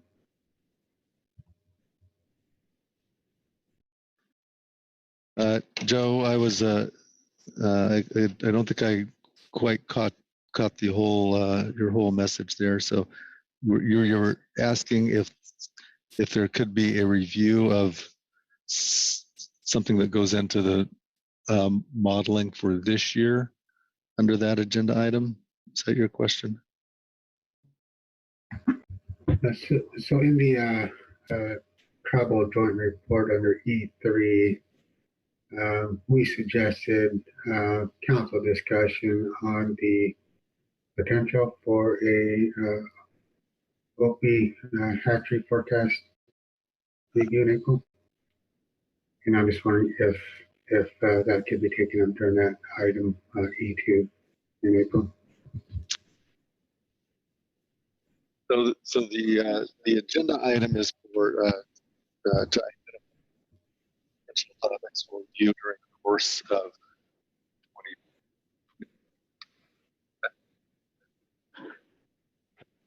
I'm gonna have to switch out my audio here again. It looks like I'm having problems.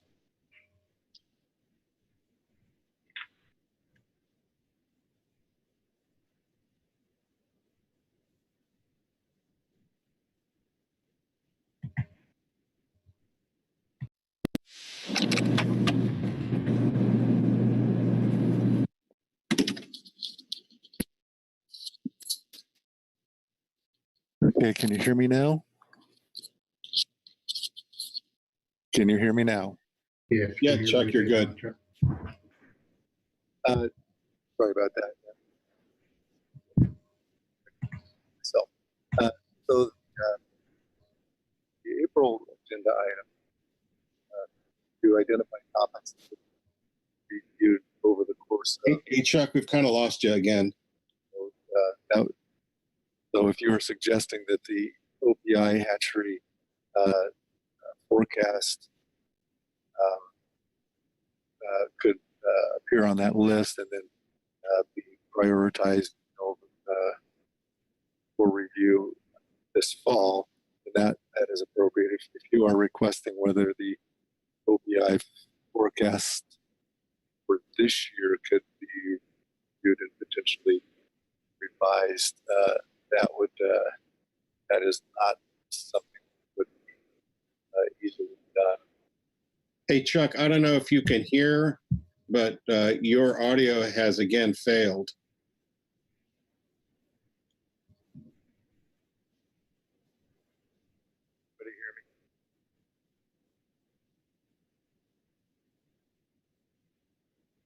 So where I think Chuck was going here, I think he was seeking some clarification from Joe Oatman on his request, if I remember correctly. So maybe Joe, you could repeat your guidance, and while Chuck tries to get his audio straightened away.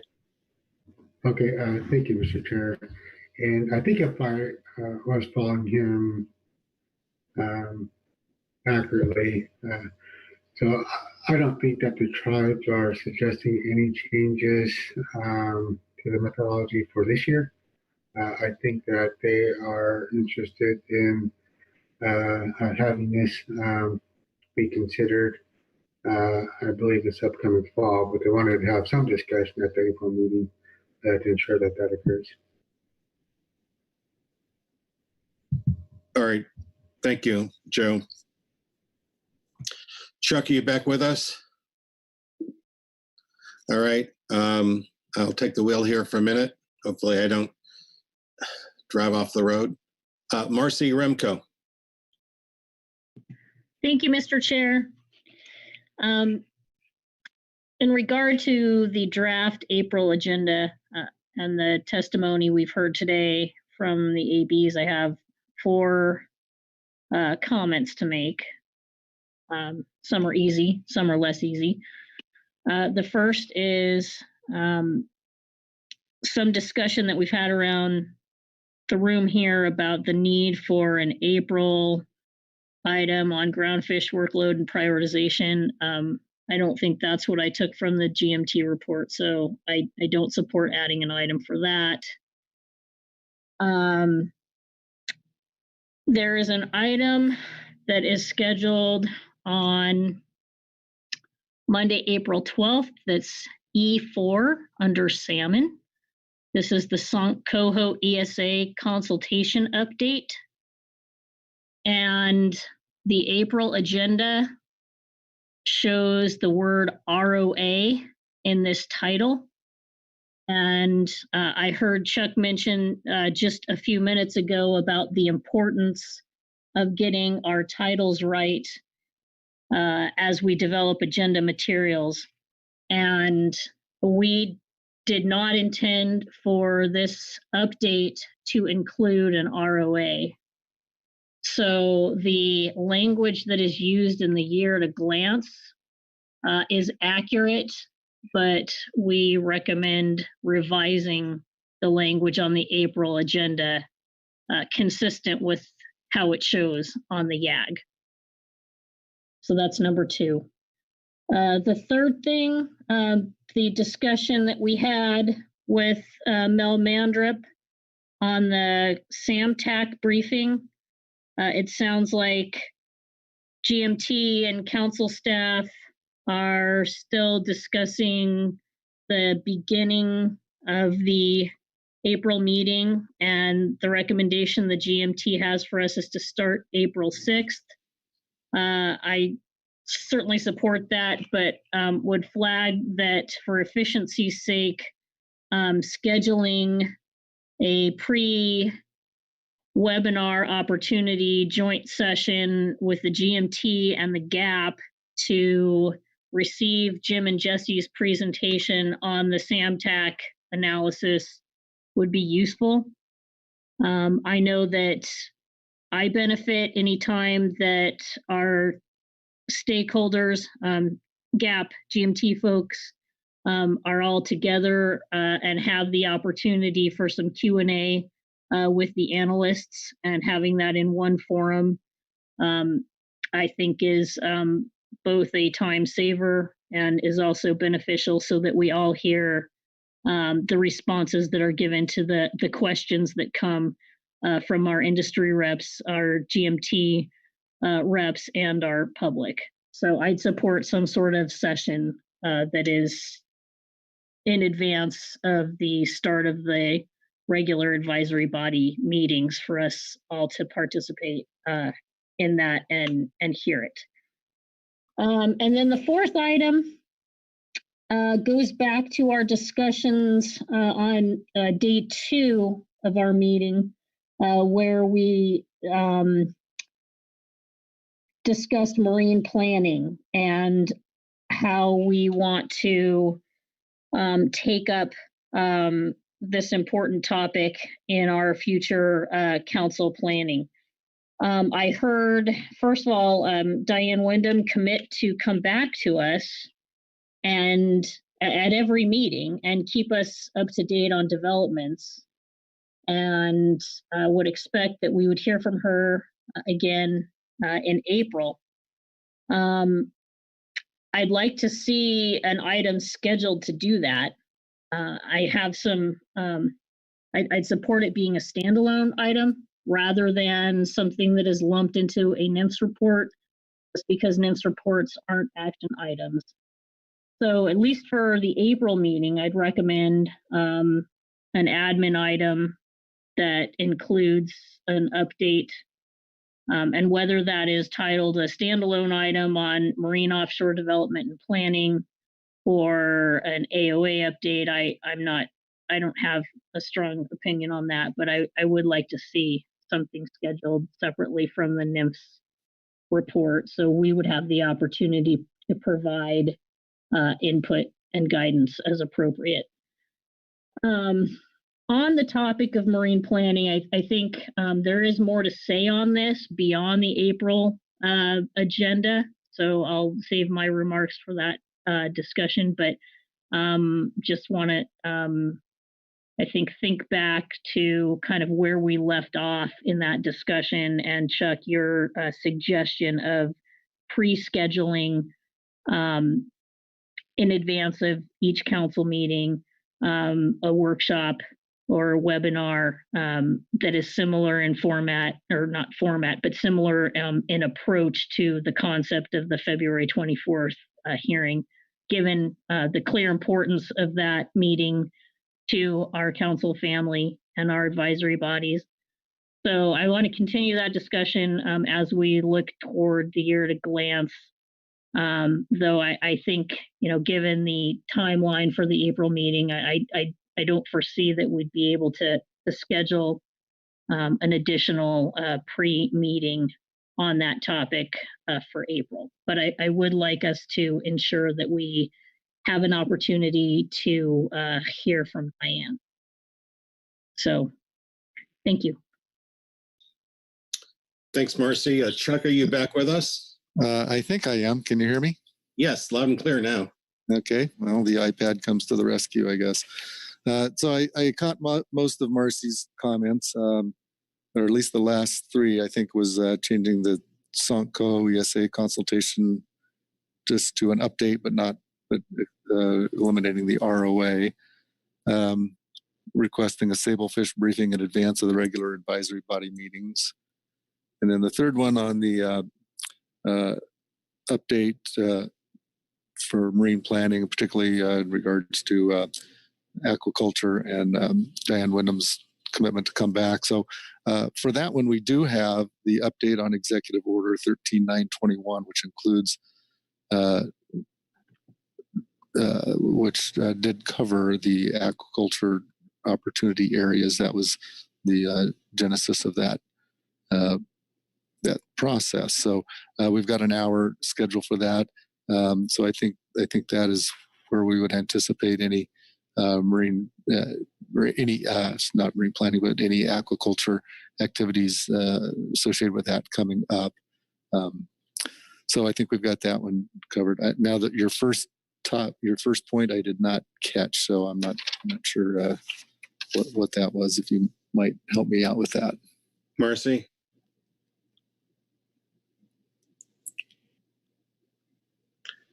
Oh, I'm not hearing Marcy. I think the first point was that you did not support an agenda for groundfish workload planning. Go ahead, Marcy. No, that's it. Thank you.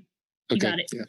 I didn't see it on the agenda, but there was some discussion, so I just wanted to weigh in on that. Thank you.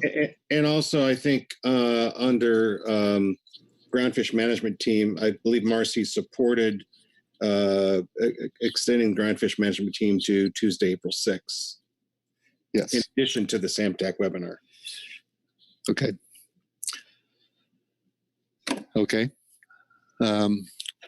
Well, I think we might have some more discussion about SAMTAC briefings. Why don't we get to some of these other questions, though? Ryan, you still have your hand up, or?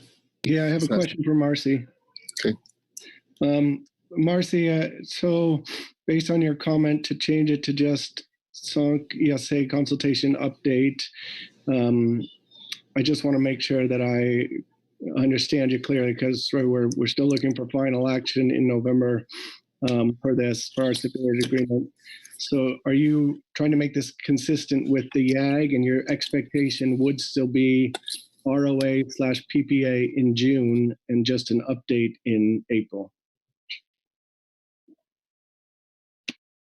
Through the chair, yes, that sounds just fine. We're just concerned about the giving any notice that we would be contemplating an ROA in April. That's not what we understood the update item to include. Okay, thank you.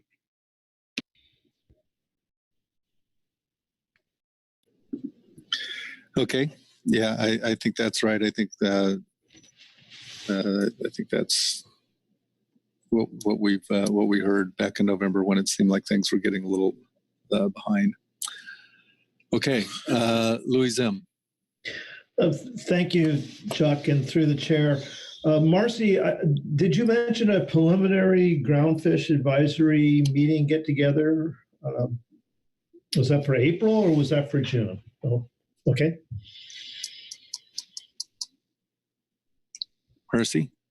Thank you, Mr. Chair. I wasn't speaking to anything other than the prospect of a briefing on the SAMTAC materials that we're expecting to receive from Jim and Jesse. And my support is behind the idea of a joint session that can be widely attended instead of having Jim and Jesse pop in and out of various state meetings and meeting individually with the GAP and then again with the GMT. I support a more inclusive scheduling of the briefing.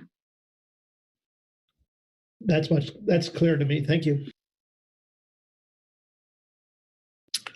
Okay, thanks. Maggie. Thank you. A different topic for April. Just wanted to pick up the Ecosystem Advisory Subpanel's request for a single half-day webinar ahead of the April Council meeting to give them an opportunity to discuss the research and data needs update and the 3-year term appointments, which they otherwise would not have an opportunity to do until September. And I have a related question for you. Actually, if you wouldn't mind giving us a quick reminder of what we are expecting under the research and data needs update, I'd find that helpful. Thanks. Yeah, so the research and data needs is been a process we've established to change our format from the written report that we produce every 5 years to a database approach, which has been used by the North Pacific. And so we're doing something similar there, contracted with Pacific States. They've set up the database. We've also contracted with Misha Key to help us populate the database with the existing information. So this was to be our first sort of rollout of this to get the council and advisory bodies familiar with the new database, what it looks like, how you use it, and to seek any feedback on those things. In particular, the prioritization process, or how, because I think that's probably one of the areas that's going to probably change the most, or need some more refinement as to how the council wants to classify things and prioritize them. And also, I think there's other issues associated with how much information do we want in there, and the existing document is quite extensive, and so I think there's some questions about how much information goes in there, or again, if it is in there, how do we kind of get to the top prioritized issues? So that's what this is about, just to get initial feedback, and then we're planning on coming back in the fall to kind of wrap that process up. At least that's our current plans. So so there is I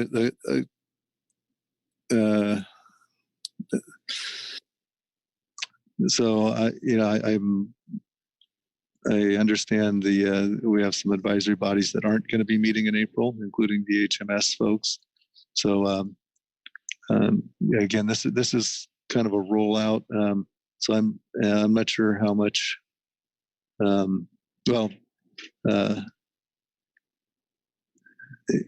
Yeah, I'm not sure how much feedback we'd be able to get, but I think there might be a couple.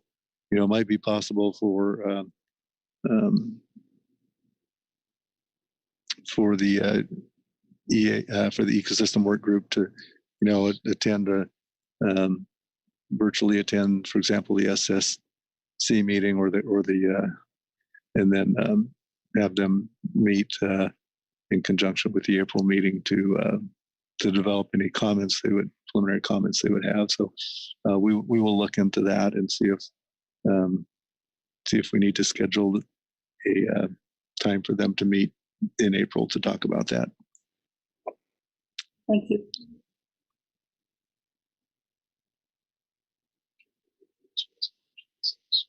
Yeah, and we will work with the HMS on the similar process for them. Okay, Ryan. Yeah, thanks, Chuck. Sorry to take the floor again. I forgot one thing. Our science centers will want to do a joint update on anything related to the surveys again, just like this one, and we can do that under open comment again, like this meeting. Mm-hmm. Okay.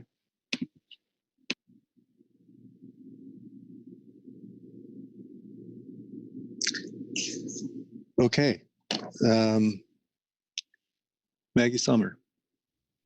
Thanks, Chuck. I'm sorry, I have two more things related to April. I don't think they'll be long. One, I did want to respond as possible to the GMT's note that some council guidance on prioritizing their involvement in several items would be beneficial to them for April. One of those is the humpback whale ESA consultation. One is spatial planning, and one was the research and data needs. And I guess here, I appreciate the information you just gave us. I certainly think we would like to hear from the GMT some initial feedback on the research and data needs. I do think it's important for them to be involved in the humpback whale ESA consultation. And I guess at this time, not really knowing what we might be hearing about spatial planning issues for April, I am not seeing that as high a priority for GMT engagement in that one. The other items I wanted to just mention for April were to acknowledge the public comments we heard from Jeff Chester regarding some of our CPS items, asking for a reevaluation of the EMSY for Pacific sardine specs, and providing the team with some direction on bringing us an anchovy management framework in June, and finalizing FMP amendment in November. And I just wanted to offer my thoughts that since we don't have any CPS actions at this meeting, and therefore we don't have many of our CPS focused council members and agency staff and stakeholders, I am somewhat reluctant to take those actions. Certainly I support the concept of taking a look at EMSY. I do understand that the last time it was reviewed, it was a pretty involved effort and workload, and so I'm not sure it sounds realistic to think that could be done before the April meeting in any regard. And then on the anchovy management framework and FMP amendment, I understand that the team is on that timeline anyway, so I don't think it's urgent for us to say anything at this meeting, and we can address that in April. I just wanted to acknowledge those and share my thoughts. Thanks.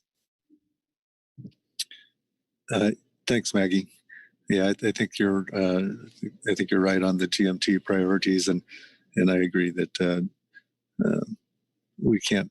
I don't think we could get anything into April for CPS at this stage, but it looks like there's some opportunity further on in the year. And when John's hand is down now. Bob Dooley. Thank you. You covered me. Thanks. Okay. Bob Dooley. Thank you, Chuck. I just wanted to talk a little bit about your agenda item on a day last there. Looks like in the executive order update, 13/9/21, and you spoke about having Diane Wyndham maybe give a report there, which covers the AOA issues. We heard a lot of comments about the wind issues as well, and how, you know, that seems to be ramping up faster than we anticipated on the West Coast, and just heard some, you know, some real jump the queue type stuff going on the East Coast with the vineyard wind. And so there was concern there about that. And I'm wondering if there's some way we get a report. And I'm reflecting on the Habitat Committee saying they don't have capacity to do what they've done in the past. We heard some comments by other advisory groups of maybe having some type of ad hoc committee that's or ad hoc work group to maybe, you know, to keep on top of current events and what's happening and how to react to that. So I'm just curious of your thoughts of how we looks like we're going to address aquaculture, but I didn't hear any comments on wind. Thanks, Bob. Well, I think I mentioned this under the marine planning agenda item. I know I mentioned it a couple times, but so we have council staff has set up a coordination process with BOEM where we touch bases prior to each council meeting, and then find out sort of what are the current issues that are in front of BOEM, and we include Karin Braby and Eric Wilkins in these in the discussions as well, since they're on they have seats on the task forces, and then so if there's any announcements or anything, we put them in informational reports. I cover anything relevant in my executive director's report. If it's a bigger issue, then we look to schedule something more extensive, like we ended up doing for this meeting, where we had the February 24th meeting with the Habitat Committee to look at the mapping issues for both wind and aquaculture, and put something on that. We had something on the council agenda, so we didn't have to add something. But if if something comes up, then we will bring that to the council's attention, propose something for the council's agenda that they can take that up specifically. So that's kind of that's the plan. That's what we've been doing for the last about year. And again, I think so far it seems to work. The meetings are productive, I think, between BOEM and the council staff and council representatives on the task forces. So that's our plan at this point. Thanks, Chuck. I will follow up if I could. Is that it seems to me, from hearing this last week, there's a lot of industry folks, a lot of members of our advisory groups as well, that are well versed in this and are on top of it in a national perspective as well as regional, and how it might affect us here. Is that the process, the vehicle that they would use to maybe help inform you of things that you might not be aware of? Yes, we're certainly, we are all ears, but I would also point out that the Habitat Committee that is their job as well, is to, keep the council informed of developments. So, we expect some of that information to come through the Habitat Committee. We also talked about this week. We talked about the possibility of taking a look at the Habitat Committee's composition and function in June, when we've got that agenda item scheduled to look at all the advisory bodies' composition and functions, and see if we need any changes there. So that's also on the radar screen, I guess. Thanks, Chuck. That helps a lot. Thank you. Okay. Okay. Well, I don't see any more hands up, so I'm hoping that we have concluded our discussion regarding the April agenda. We've touched a little bit on some year-at-a-glance issues, but I think there's probably some more interest in looking at a few of those things. So I guess I will. Let me see if there's anything in here that I need to bring up in particular. The SSC wants to meet with the IEA team in September. They do that every year, so that's. I don't think we need to discuss that. We had some requests from other advisory bodies. The HMSAS advocated for keeping the drift gillnet hard caps agenda item in June. Ecosystem Work Group requested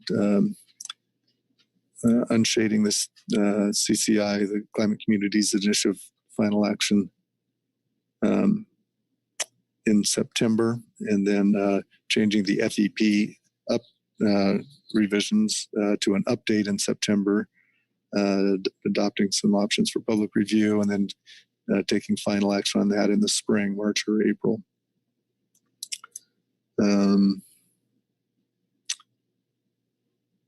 And then, the CPSAS requested unshading the November management categories. So some of that stuff's not too many changes, mostly just changing the requesting a change in the certainty of whether those things are scheduled. So I will see if there's any thoughts about that. Oh, I guess I would also point out the interest from the National Marine Fisheries Service to have the BSIA framework preliminary review by the council, so preliminary action in September with final action in the spring on the BSIA framework, and then making sure that the SSC has that on their agenda in I think April and June. So I guess that's what's on my list. So let's see what other people have to say, starting with Maggie. Thanks again, Chuck. Just a discrete one here, recommendation to put preliminary preferred alternative for the mothership utilization item in September. Yes.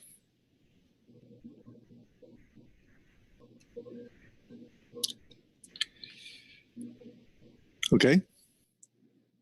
Can we do that? Phil Anderson. Yeah, thanks, Chuck. I wanted to speak to the electronic monitoring issue for a moment. If you'll indulge me a few minutes. As we discussed under G5, EM is on the last stretch, moving to regulations using our third-party model as required by NIMS. And despite the best efforts made by National Marine Fisheries Service to estimate costs, there remain a number of uncertainties that the industry has highlighted. Among those is the cost of the industry. I think it is beginning to come into focus, although there remain a number of questions, particularly with respect to what the cost will be on an individual vessel basis and in the different sectors. Another issue that's been highlighted is the potential of losing PFMC's expertise and affordable video review services. I know I share that concern. Industry has expressed their opposition to the regulation absent the ability to ascertain the costs pertaining to the participating vessels and to an acceptable treatment of the logbook and video records. With everything we know at this point, including the new information we received at this meeting, it isn't possible for potential EM participants to determine the at-sea day costs with a whiting boat or a fixed gear boat or bottom trawl. And that will be obviously very important information for them to have to understand whether or not this proves out to be a successful program. And we've also learned that the providers are having a difficult time projecting what costs might be because of the review protocols are not fully fleshed out. They're making progress, but we're not there yet. So we have a short period of time here to get this figured out, because everybody's aware. I know everybody's working hard to do it, but we want to make sure that at the end we have a program that meets the goals and objectives of the program when we set out to develop it. And all that said, I remain confident that we can find success if we have a unified commitment to problem solve and a commitment to regular and timely communications between National Marine Fisheries Service, the Council, potential third-party providers, and maybe most important, the electronic monitoring industry representatives. So it was highlighted during our discussion on G5 that we don't have any additional meetings planned or agenda items dealing with EM coming up. Yet we have a number of outstanding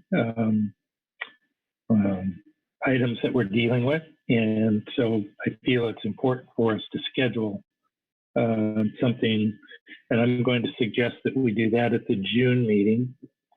I'm also going to suggest that I have a list, certainly could be added to relative to the kinds of information that I would hope National Marine Fisheries Service would be at a point to bring to us at that point. I think Sandra has that list, and hopefully she could put that up on her screen here. So there's really 5 different categories here, but the first is directed at refining and vetting the cost information table that will allow us to compare the observer costs, the EFP costs, the third-party review costs, potentially with a range of third-party providers at that time. With NIMS costs for the 2022 and projected annual costs, and to the best of their ability, looking beyond so that we have some sense of the decrease in costs that they have indicated are likely. So I think those are important cost information components that we could get some additional information on. Secondly, as I mentioned, the cost per sea day for each gear type, copy of the completed video protocols that are used by the EM providers to make their cost estimates, an overview of any actions or changes made to the preliminary analysis to reduce expense of the audit shop. I know we've talked a little bit about that, and I know National Marine Fisheries Service is working hard to look at ways to reduce the expense, and there may be some other sources of revenue to help with that. An update on the service provider application process, so, kind of do they have everything they need? And then any other information or issues that NIMS feels would be beneficial for the council to know, council and industry, and all of us that are following this. Again, these are suggestions of things that would be beneficial and informative. And I also, been thinking about the so what question is, okay, we get all this information, and if there are things in it that we still find problematic, then what? I don't have an answer to that, not being able to project what types of concerns that may remain at that point in time. But this is really an effort to try to keep us together.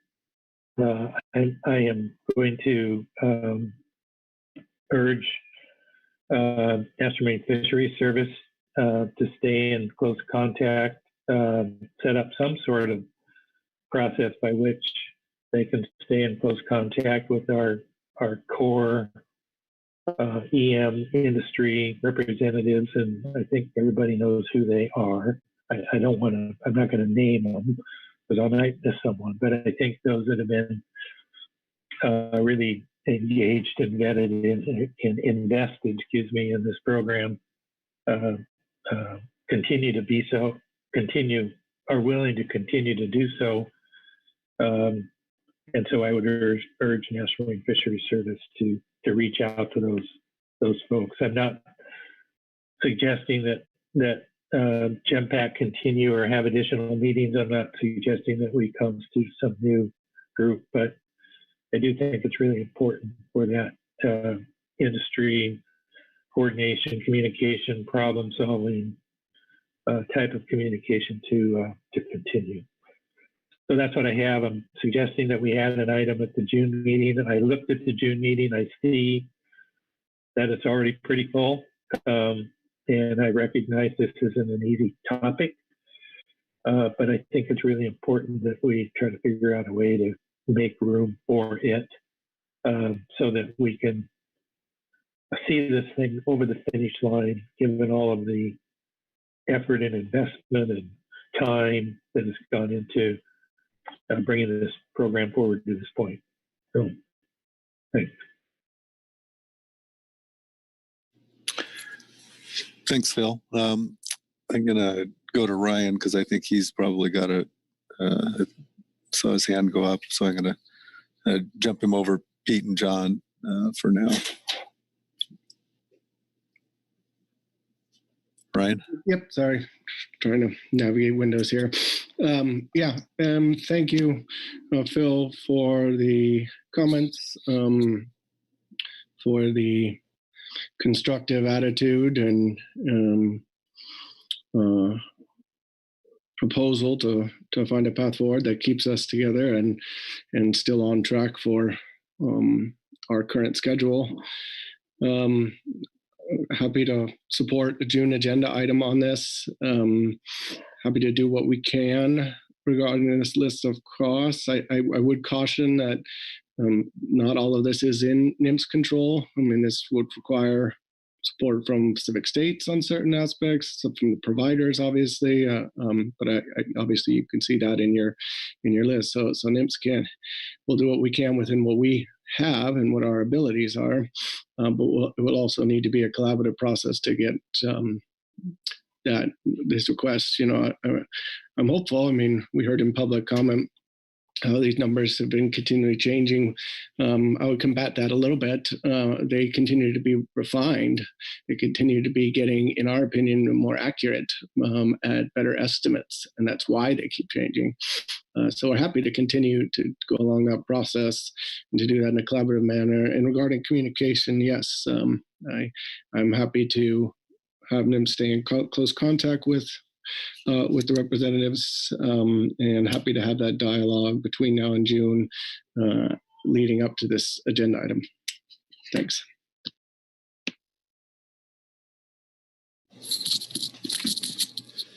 Okay.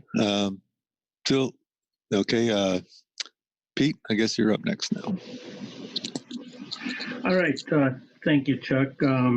I want to, I believe I have something I want to add here to the year at a glance and possibly June, but I don't know if a lighter shade of shading de-emphasizes or not. We can decide that later, but let me give you a little background. It's on the ecosystem, and it's looking forward to what some of the next work we do is under the ecosystem plan and its initiatives.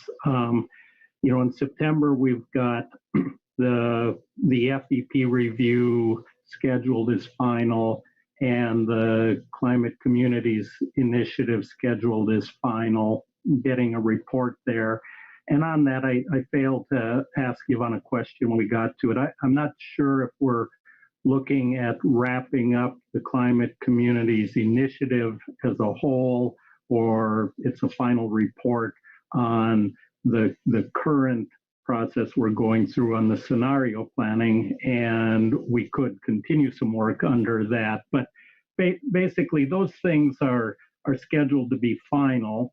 And so it begs the question, what's the next work? As you said in the executive director's report, we just this year received $250,000 from NIMS for work under the FEP, and some of this work is, I believe, being done under the extension to the no-cost extension and our regular budget. So there's a pot of money there. Work is being completed, and how do we move forward? So I guess my ask at this time is on the year at a glance for June, that we would add a topic that is review of FEP initiatives.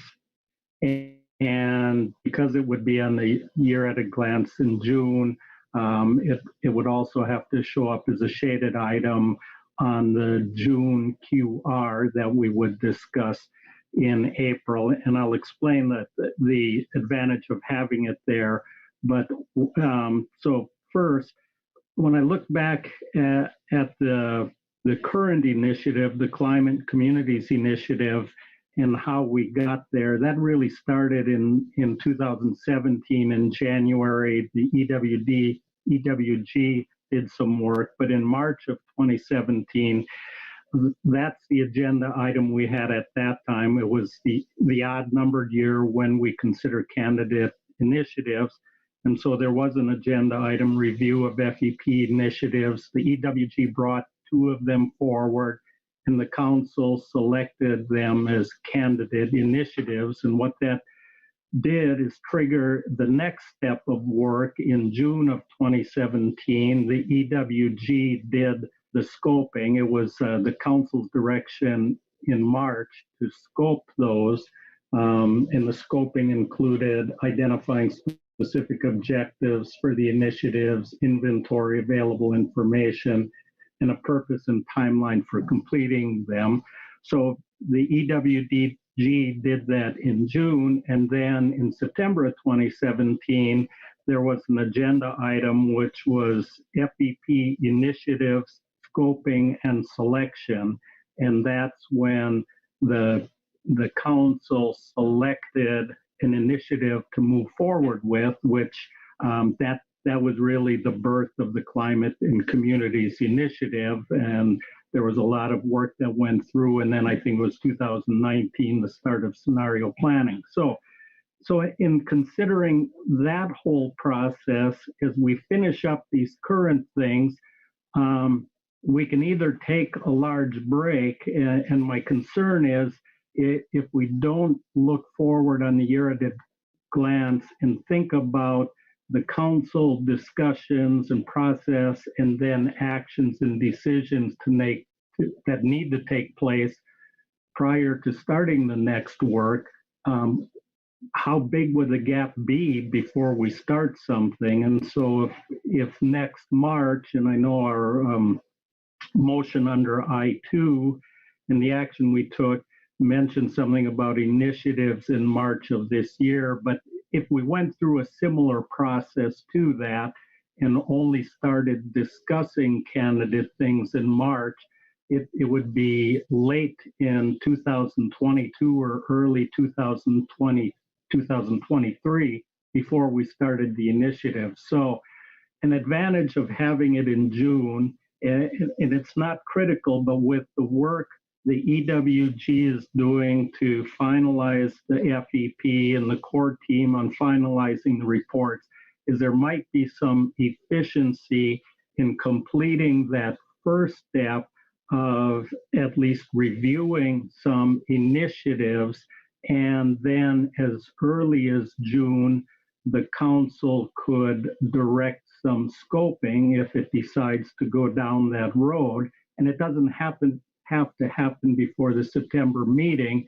but if there were an advantage again to have that aligned with the current work being done on finalizing the FEP and the CCI initiative, we could take advantage of that and be fully prepared at a later date to select and initiate the work on the next initiative. So I guess my ask really is that you and the staff kind of look at those decisions that need to be made, how we want to do that. And again, if we want to take a big break in the work after having completed these initiatives we're on right now, that's okay. It's not necessarily my desire to have a large gap in there because we have the money in there now, but you just look at the possibility of some efficiencies that could be gained by scheduling that first step, the review of initiatives in June, and then we can come back at later dates and look at a progression of the other things. So that's it. Thanks. Thanks, Pete. Yeah, I recognize the potential of having a large gap between completing our current initiative and the odd numbered March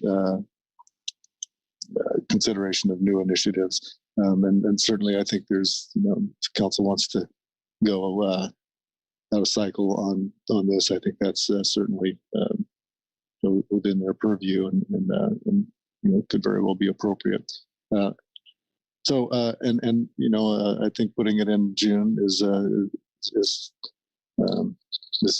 fine in terms of getting it on the radar screen. I guess I would just to kind of toss out some other ideas. As Phil mentioned, we're starting at 5.5 days in June. We've already, he's suggesting adding EM. So it's getting a little bigger. So September might be another possibility. It's only at 4.3 days now, although we've added a couple things there too. But September is a regular ecosystem meeting. And I would also want to talk to the ecosystem work group and advisory subpanel about, if we had something in June, if that would, what effect would that have on their workload towards the FEP 5-year review and the Climate Communities Initiative items that are scheduled for September. But I think getting it on the radar screen in June and getting some comment when we set the June agenda in April would be, I wouldn't have a problem with that. All right, excellent. I think you captured my desire exactly, and that's why I referenced different shades of shading, that it gives you the opportunity to discuss with staff and the ecosystem work group chair and others to figure out how best to work that in there. So I like that. Thanks. Okay. John Ugeritz. Yeah, thanks, Chuck. And so I was on a similar thought path, though was not considering June when I raised my hand. We did discuss just yesterday the sort of what the next steps are for finishing the FEP and what kinds of things the EWG would be considering. And I recall some discussion of having them provide some input on potential next initiatives in September. I think that's appropriate in September. I think they will be better informed by the wrap up of the Climate and Communities Initiative, and I think could definitely provide the council with some input and advice on potential initiatives that would then inform a decision in March. And I'm certain we talked about going off the odd year schedule, and that was in part because the Climate and Communities Initiative was still ongoing last year, or in 2019. So I would support a discussion of potential next initiatives in September. I don't think it's necessarily a good idea, for the reasons Chuck mentioned, to add additional work in June, especially adding work to a team that doesn't normally show up in June and has other things going on, importantly finishing that FEP. So I guess my input would be stick with September. They'll have the opportunity to hear today's comments about it. They'll have the opportunity to hear any additional discussion in April when we discuss agendas. And I think that's a reasonable path forward.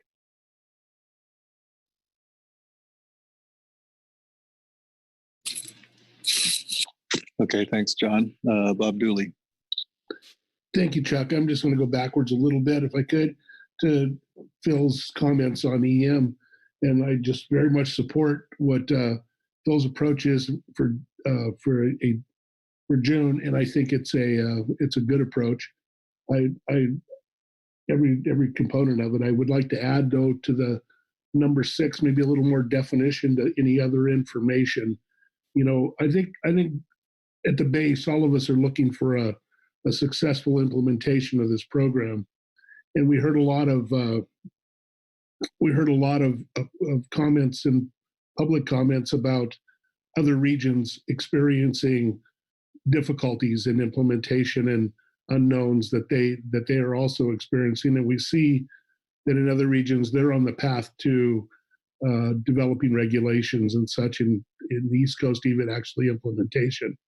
And so I would ask, to include in the other information that as NIMS works together with other regions, and I know that they communicate regularly, to understand if there's any problems and fixes that are, solutions to those problems that other regions are coming up with, and ideas that they are dealing with, as well as the problems, to help us inform our way to a better, a successful implementation. So I would ask that when we ask for other information, that it actually expands a little bit to other regions, since they're much on the same path. And I think it would be very beneficial to the council to understand that perspective as well. So, and once again, I'd like to thank Phil for his request, and I wholly support it. Thank you.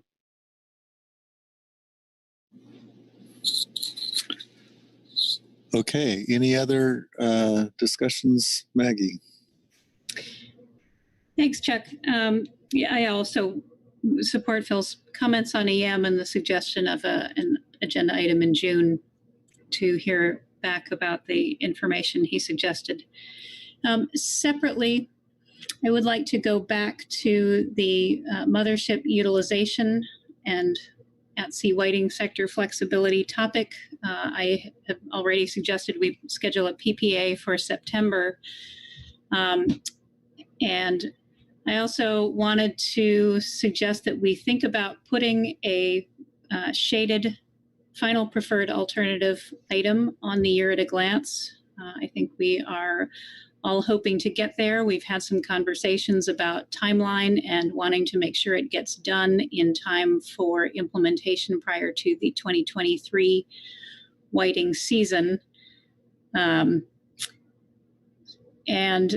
also factoring in the potential for review by the National Marine Fisheries Services Protected Resources folks for ESA concerns after the council takes final action.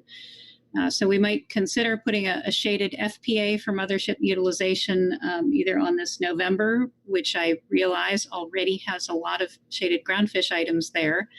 But this could go into that mix. Or alternatively, next March.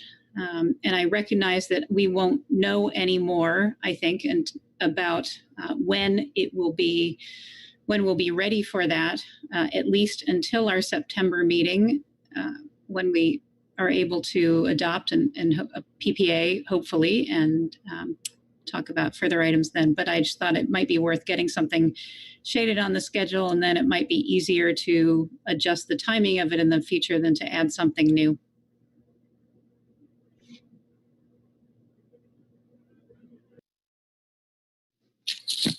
Yeah, thanks, Maggie, and I think that's fine because it's shaded. We could put it in November and make sure we deal with it there, and recognizing there's not that much time between September and November, but if we've advanced to the stage of a PPA in September, maybe it's not too heavy a lift. So I guess I would be all right putting it in November as shaded. Marcy? Yeah, thank you, Chuck. I want to speak on two items with regard to the year at a glance. We've had some discussion around the table about the marine offshore development discussions. And I think we have a plan for April, as you outlined. But I don't think the discussion stops there. And I want to make sure that we capture your advice under the marine planning agenda item that we schedule a standalone workshop, hearing, meeting, however you wish to couch it, in advance of council meetings, looking forward on our year at a glance. These would be meetings that aren't necessarily Habitat Committee meetings. We've clearly heard them in terms of their capacity to take on this issue. Yet we've also stopped short of establishing a new committee. And I think that's because we want to be as inclusive as possible with members of our council family and our advisory body committees, and allow them the opportunity to engage in dialogue with representatives of agencies, including BOEM, to have direct discussions with them. So I just want to make sure that somehow we capture this, and maybe the way to do it on the year at a glance beginning in June is by scheduling a discrete item for marine offshore development and planning. Along with that, we had some discussions about the need to add council staff capacity that would come in the form of added staff. And, I think we should at some point take up the discussion about what that looks like. But I think we have heard quite a bit about the need for staff support at the council level that would be dedicated to the topic of marine offshore development and planning, and would assist the council staff in scheduling these meetings that come in advance of a council meeting. I think we heard some discussion about the agenda from the February 24th hearing, and I think there's some work to be done there in terms of scheduling and how we agendize specific focal points and topics for discussion. And again, I think that is something that additional council staff support can assist us with. But I think, just to get things going and make clear that we intend to make this topic a more permanent part of our future agendas, I would sure like to see the addition of a standing item on marine offshore development and planning that is largely supported by the content that comes out of a pre-council meeting workshop. So I really, I don't want to lose the momentum on your suggestion from earlier in the week. And so I just thought I would bring it up again here. Second point I want to talk about is in support of Phil's request to make sure that we schedule an EM item for June. Really want to highlight the remarks we heard today from Heather and Melissa, as well as the speakers that spoke to us under that agenda item earlier this week. It was a very compelling discussion for me. I think that this is very important and time is short. And I look forward to us adding an item in June. I have a few other items to add to Phil's work list in hopes that NIMS can bring back some new or updated information in addition to the items that Phil has listed for us on the screen. Guess the first would be with regard to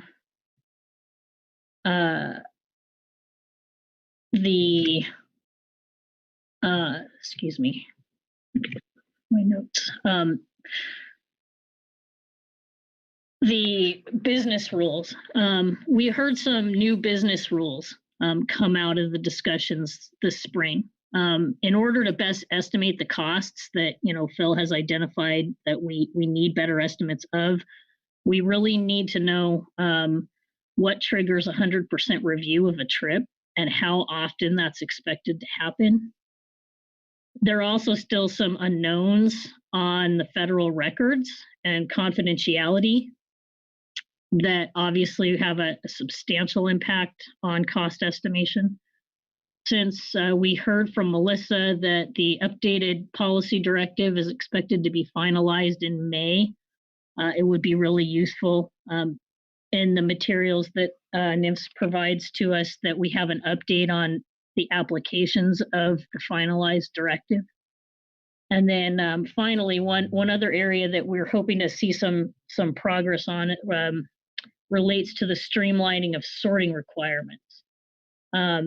This is kind of a discussion that seems to have sort of maybe stalled, and we're just looking for an update there. We've heard so much about sorting requirements and how those needs really do affect the bottom line with regard to cost estimation. So any progress on what might be done to streamline those requirements to reduce cost, I think is something that I'm looking forward to hearing more about.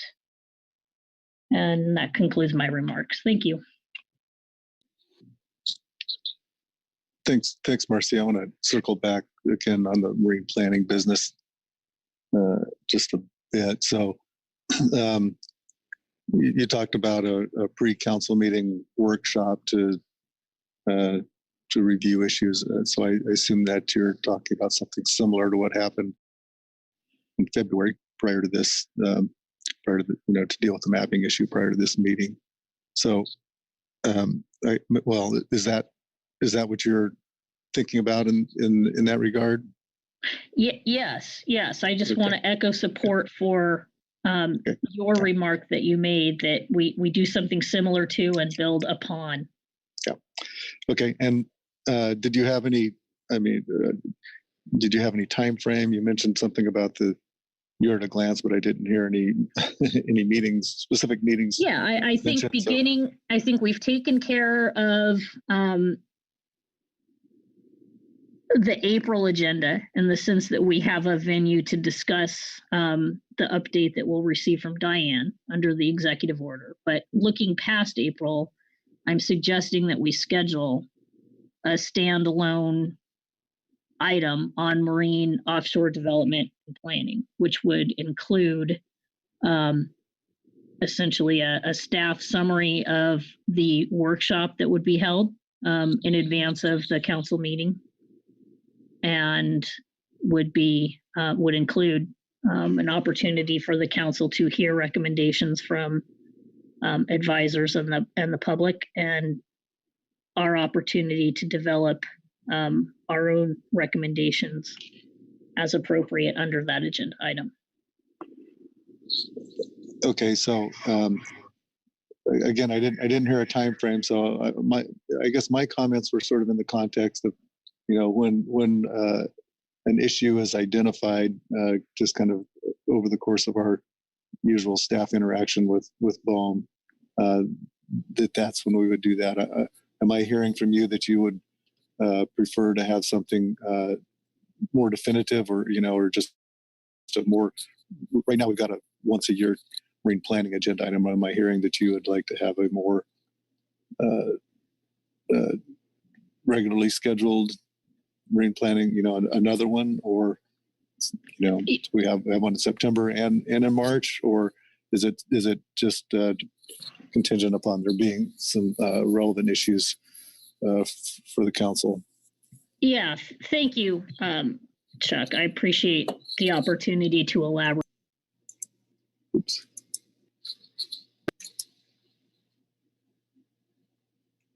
Dang, I muted her. Yeah, it said the host muted me. Okay. Well, I appreciate the opportunity to respond. Hello, can you hear me? Yes, I can hear you. Please go ahead. I'll try and just mute myself this time. Okay, thank you. I appreciate the opportunity to respond. I am just really feeling like there's a lot of urgency. I am hearing that urgency. I am seeing how fast the proposals are moving forward. And I think we are hearing loud and clear that we need some sort of better vehicle to engage now. So that's why I'd like to see a standing agenda item beginning in June to take up the discussion and hopefully have a pre-meeting workshop in advance of June, September, and November, and next March, where we have the opportunity to bring in experts from BOEM or NOS, other agencies, to discuss proposals with our council family. So that idea is something I think you put in my mind in our discussion under marine planning as a possibility, and how we might move forward with this issue. So that, coupled with some augmentation of council staff that would be able to help with planning those workshops and pulling in the appropriate expertise and helping us bird dog these issues in their totality, I think, in my mind, is the next logical step. Okay. Well, maybe just one follow-up thought on from me then. That we had a 2-hour agenda item scheduled for April, and we ended up, or for March here, and we ended up going about 3 or 4. So just recognizing that that's a pretty substantial additional burden if we're going to have that. I think you mentioned June, September, and November. That's pretty substantial. So I just would just want to make sure that that we are able to accommodate that in at our council meetings. That's a lot of new work. So I'll just leave it at that. If I may, yeah. Let me be clear that these would be focused agendas that would be built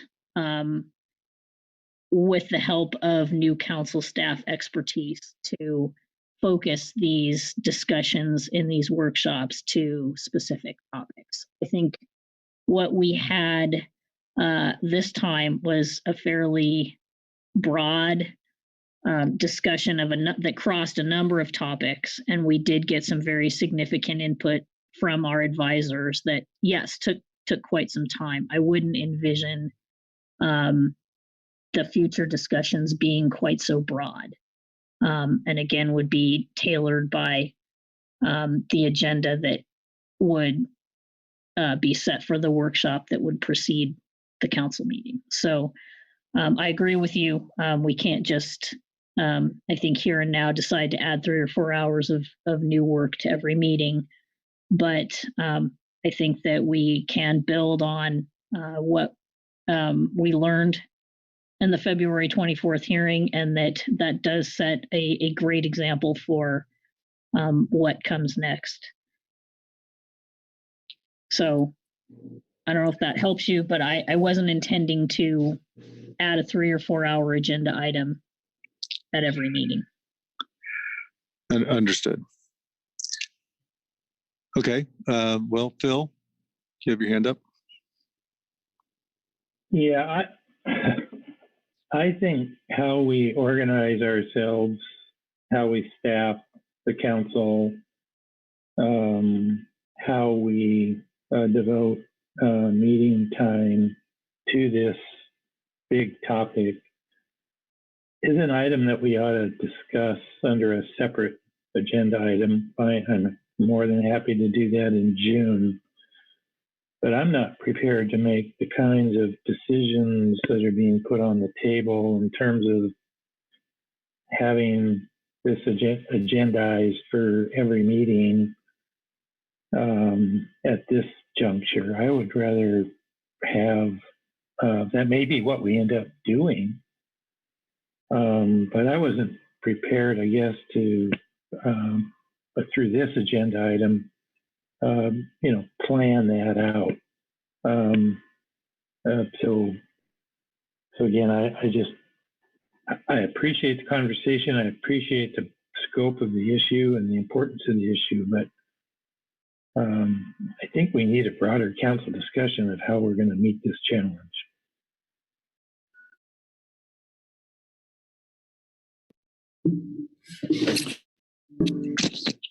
Thanks, Phil.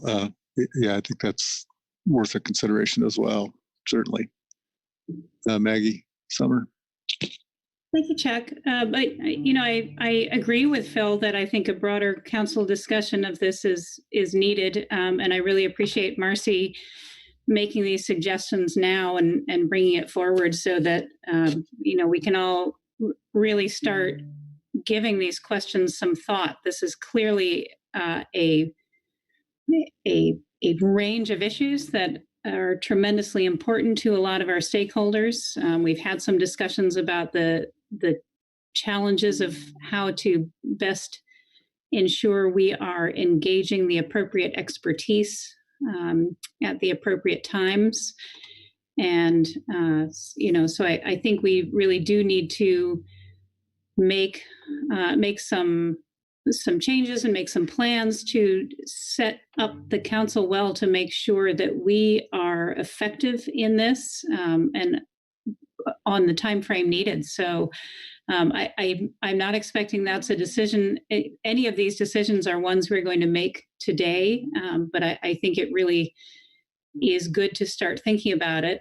I'll say just from my perspective, and I obviously have not been deeply involved in the council's discussions of this issue up to this point, but certainly speaking for ODFW and for what I have heard during this meeting, it does seem to be to me that some additional council staff capacity on top of what you have available now could really help. I mean, these are very complex issues. There are moving parts in different federal agencies and states and different topics, different stakeholder groups, and it is going to be a really big job to track all that and make sure that information is flowing both ways and make sure the council is informed and prepared. So, for me, that's one area that I think really deserves some thought is to how to bring on board, whether it's an additional council staff member or perhaps someone you contract with. But I'd like to get the ball rolling on some thinking about that. And maybe there's a place during the April meeting, whether it's our workload planning item or something else at your suggestion, that the council might be able to continue these discussions and make some progress on firming up an approach.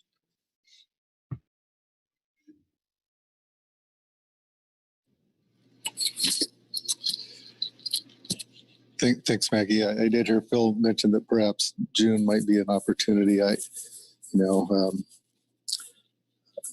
April is literally around the corner with briefing materials due starting Monday for our staff. It's a tough time for us, but I think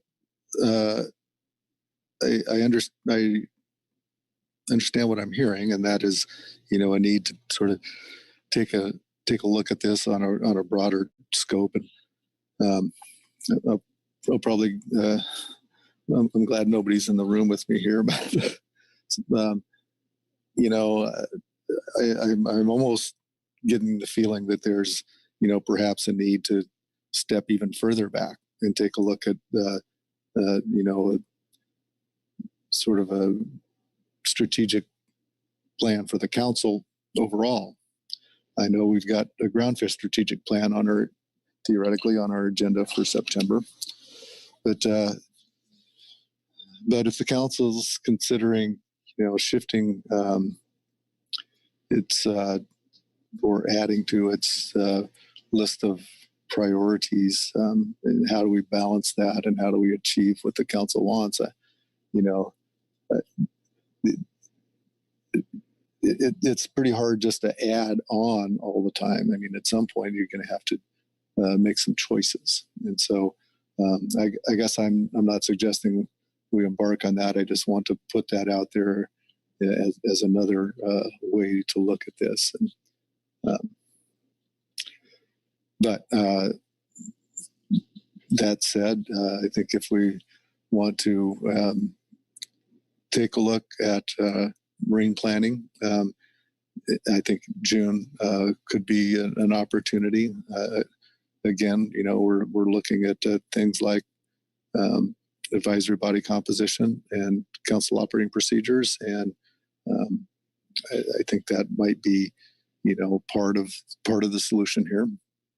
So I might suggest that we could consider that some of that in June.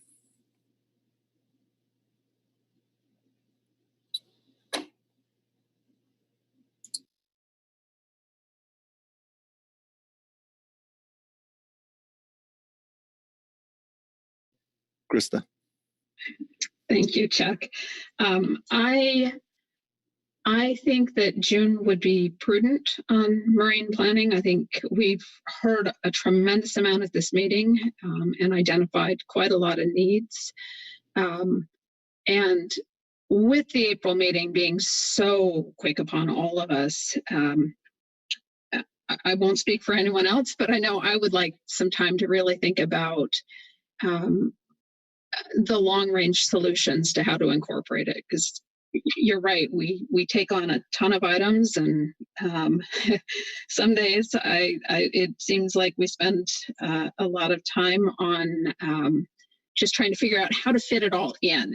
And so having the time to think about how do we fold this in, whether it's through our advisory panels, creating a different committee, or just assigning an agenda item that is maybe a little bit longer standing. I do think that time would be helpful to come up with those ideas. I do want to touch on a couple of other topics just so that I can sort of say my piece and be with it. I'm appreciative of Phil bringing up and putting forward the EM agenda item for June, and I'm very supportive of that. I think it is prudent, along with Mr. Dooley, in terms of looking at outside sourcing. I know, other folks in industry are interested in what's going on in the EM world here on the West Coast for groundfish, and really having a better understanding of what those costs are so that we don't inadvertently price people out and have a system that doesn't work for anyone. I do feel is worth spending some time on.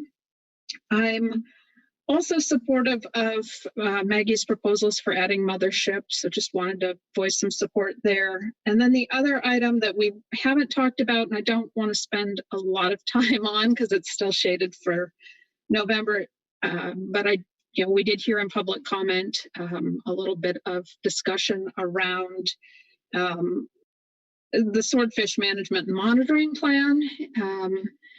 And whether we keep that as the title, I would be interested, just having heard from a variety of different stakeholders, kind of their thoughts on that topic.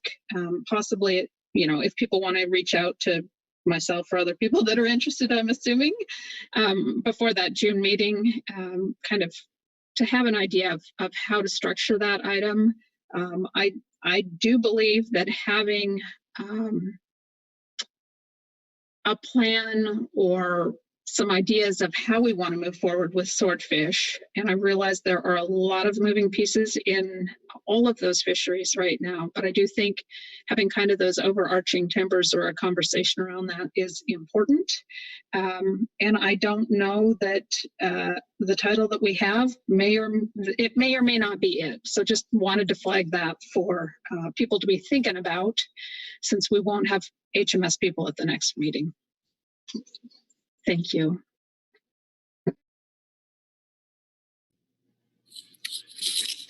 Thanks, Krista. Phil?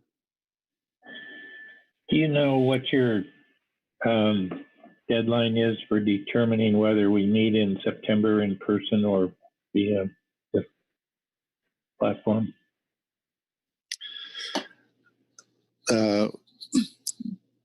Do I know what the deadline for deciding is?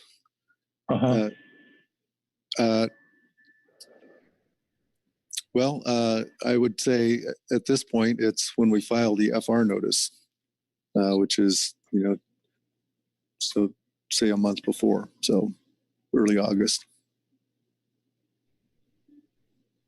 Or yeah, probably around the 1st of August, I would say, because we have to do our briefing book schedule and all that business, but yeah. So you have that kind of flexibility with the hotel without incurring charges? No. Oh, okay. But I think if we've saved a lot of money on hotels, and I guess if we need the time, I would be willing to make that consideration. And frankly, the reason we've saved money is because of the phases we're in the pandemic, basically. And I don't know what phase we're going to be in when it comes to June or July or August or September. So, maybe we could still get away, but maybe we couldn't. But I don't think we should count on getting away. Even right now, I mean, if we made that decision now, there'd still be charges. So, sure. Okay.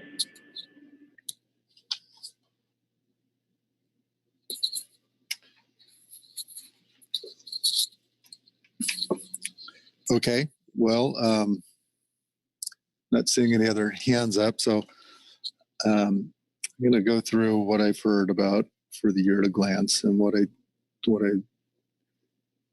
think I'm going to do, and then I want to circle back to April a little bit. But for the year at a glance, so starting with June, we're going to put in an electronic monitoring agenda item. Again, none of these are set in stone at this point. We'll be making these decisions in April for June. Electronic monitoring agenda item to get some feedback on Phil's suggestions.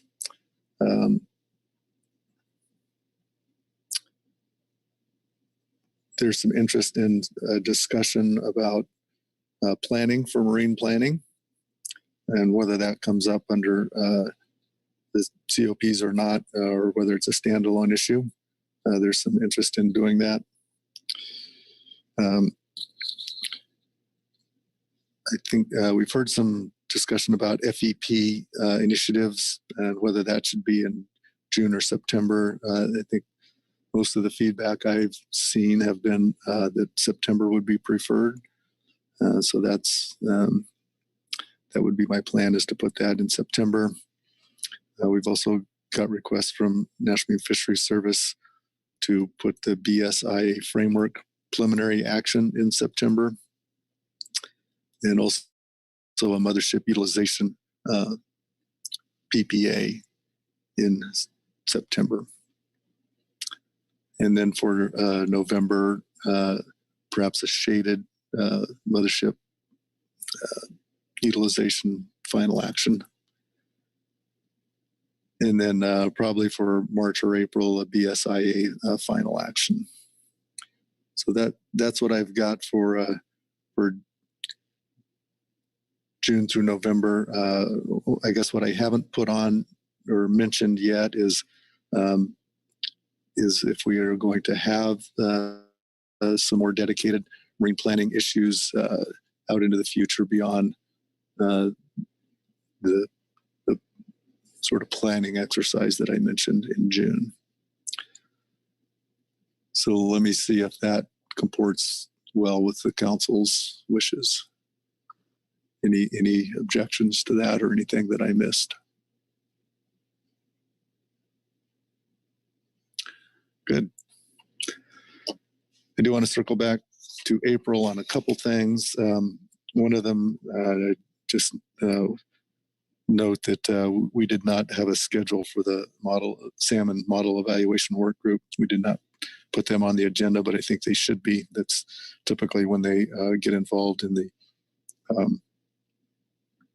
methodology review, topic selection. It's kind of their annual planning session.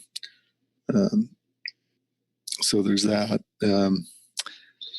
And then I did want to touch bases real quickly on the cost recovery report and final regulatory change. We had a discussion about that at this meeting under the groundfish workload prioritization process. The issue of reconstituting the committee did not get prioritized. So my interpretation of that is that that agenda item would cover the report, the annual report, and also a final regulatory change. So that is the scope of the issues that I'm expecting under that agenda item. So let me see if there's any additional thoughts about that. Ryan?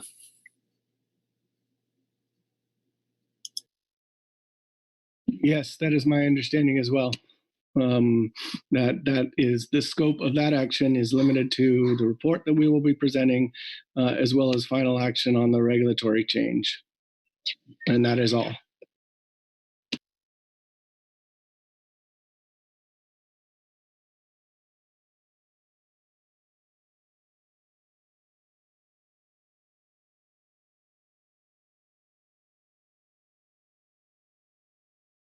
Chuck, you're muted.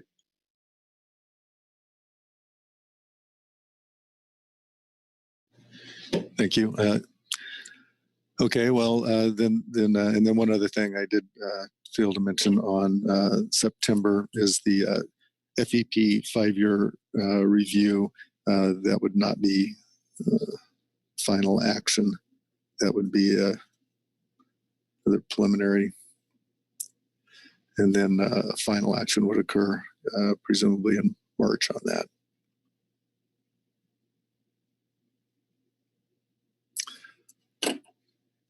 And that's what I've got. So how are we doing?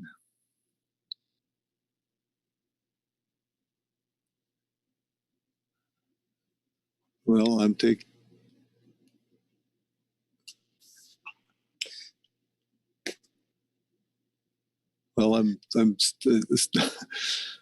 not hearing anything. I'm not seeing too much. There's Phil. Phil's back in. Go ahead, Phil. I think we're doing great. What do you think? Just ducky. Okay. Well, if there's nothing else, then I'll turn the mic back over to our chairman. Thanks very much, Chuck.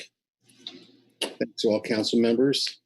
We made it through the last agenda item. I don't believe there's anything further on our agenda other than, well, let me just ask if there's anything further, as I try to do, and not seeing any hands. So there is one more thing we need to do before we can leave. And that's a motion to adjourn.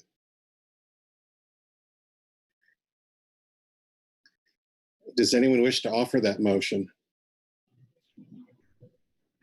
Mr. Chair, I move we adjourn. Pete Hassemer moves that we adjourn. Is there a second? I second. All right, second by Virgil Moore. No discussion. All those in favor say aye. Aye. Aye. No. Thanks, everyone. We will see you in 1 month. Oh. Thanks, thanks, of course, to council staff for all their hard work, as well as the staff associated with NIMS and the state agencies and the tribes. How could we miss you if you won't go away? Thanks, everybody.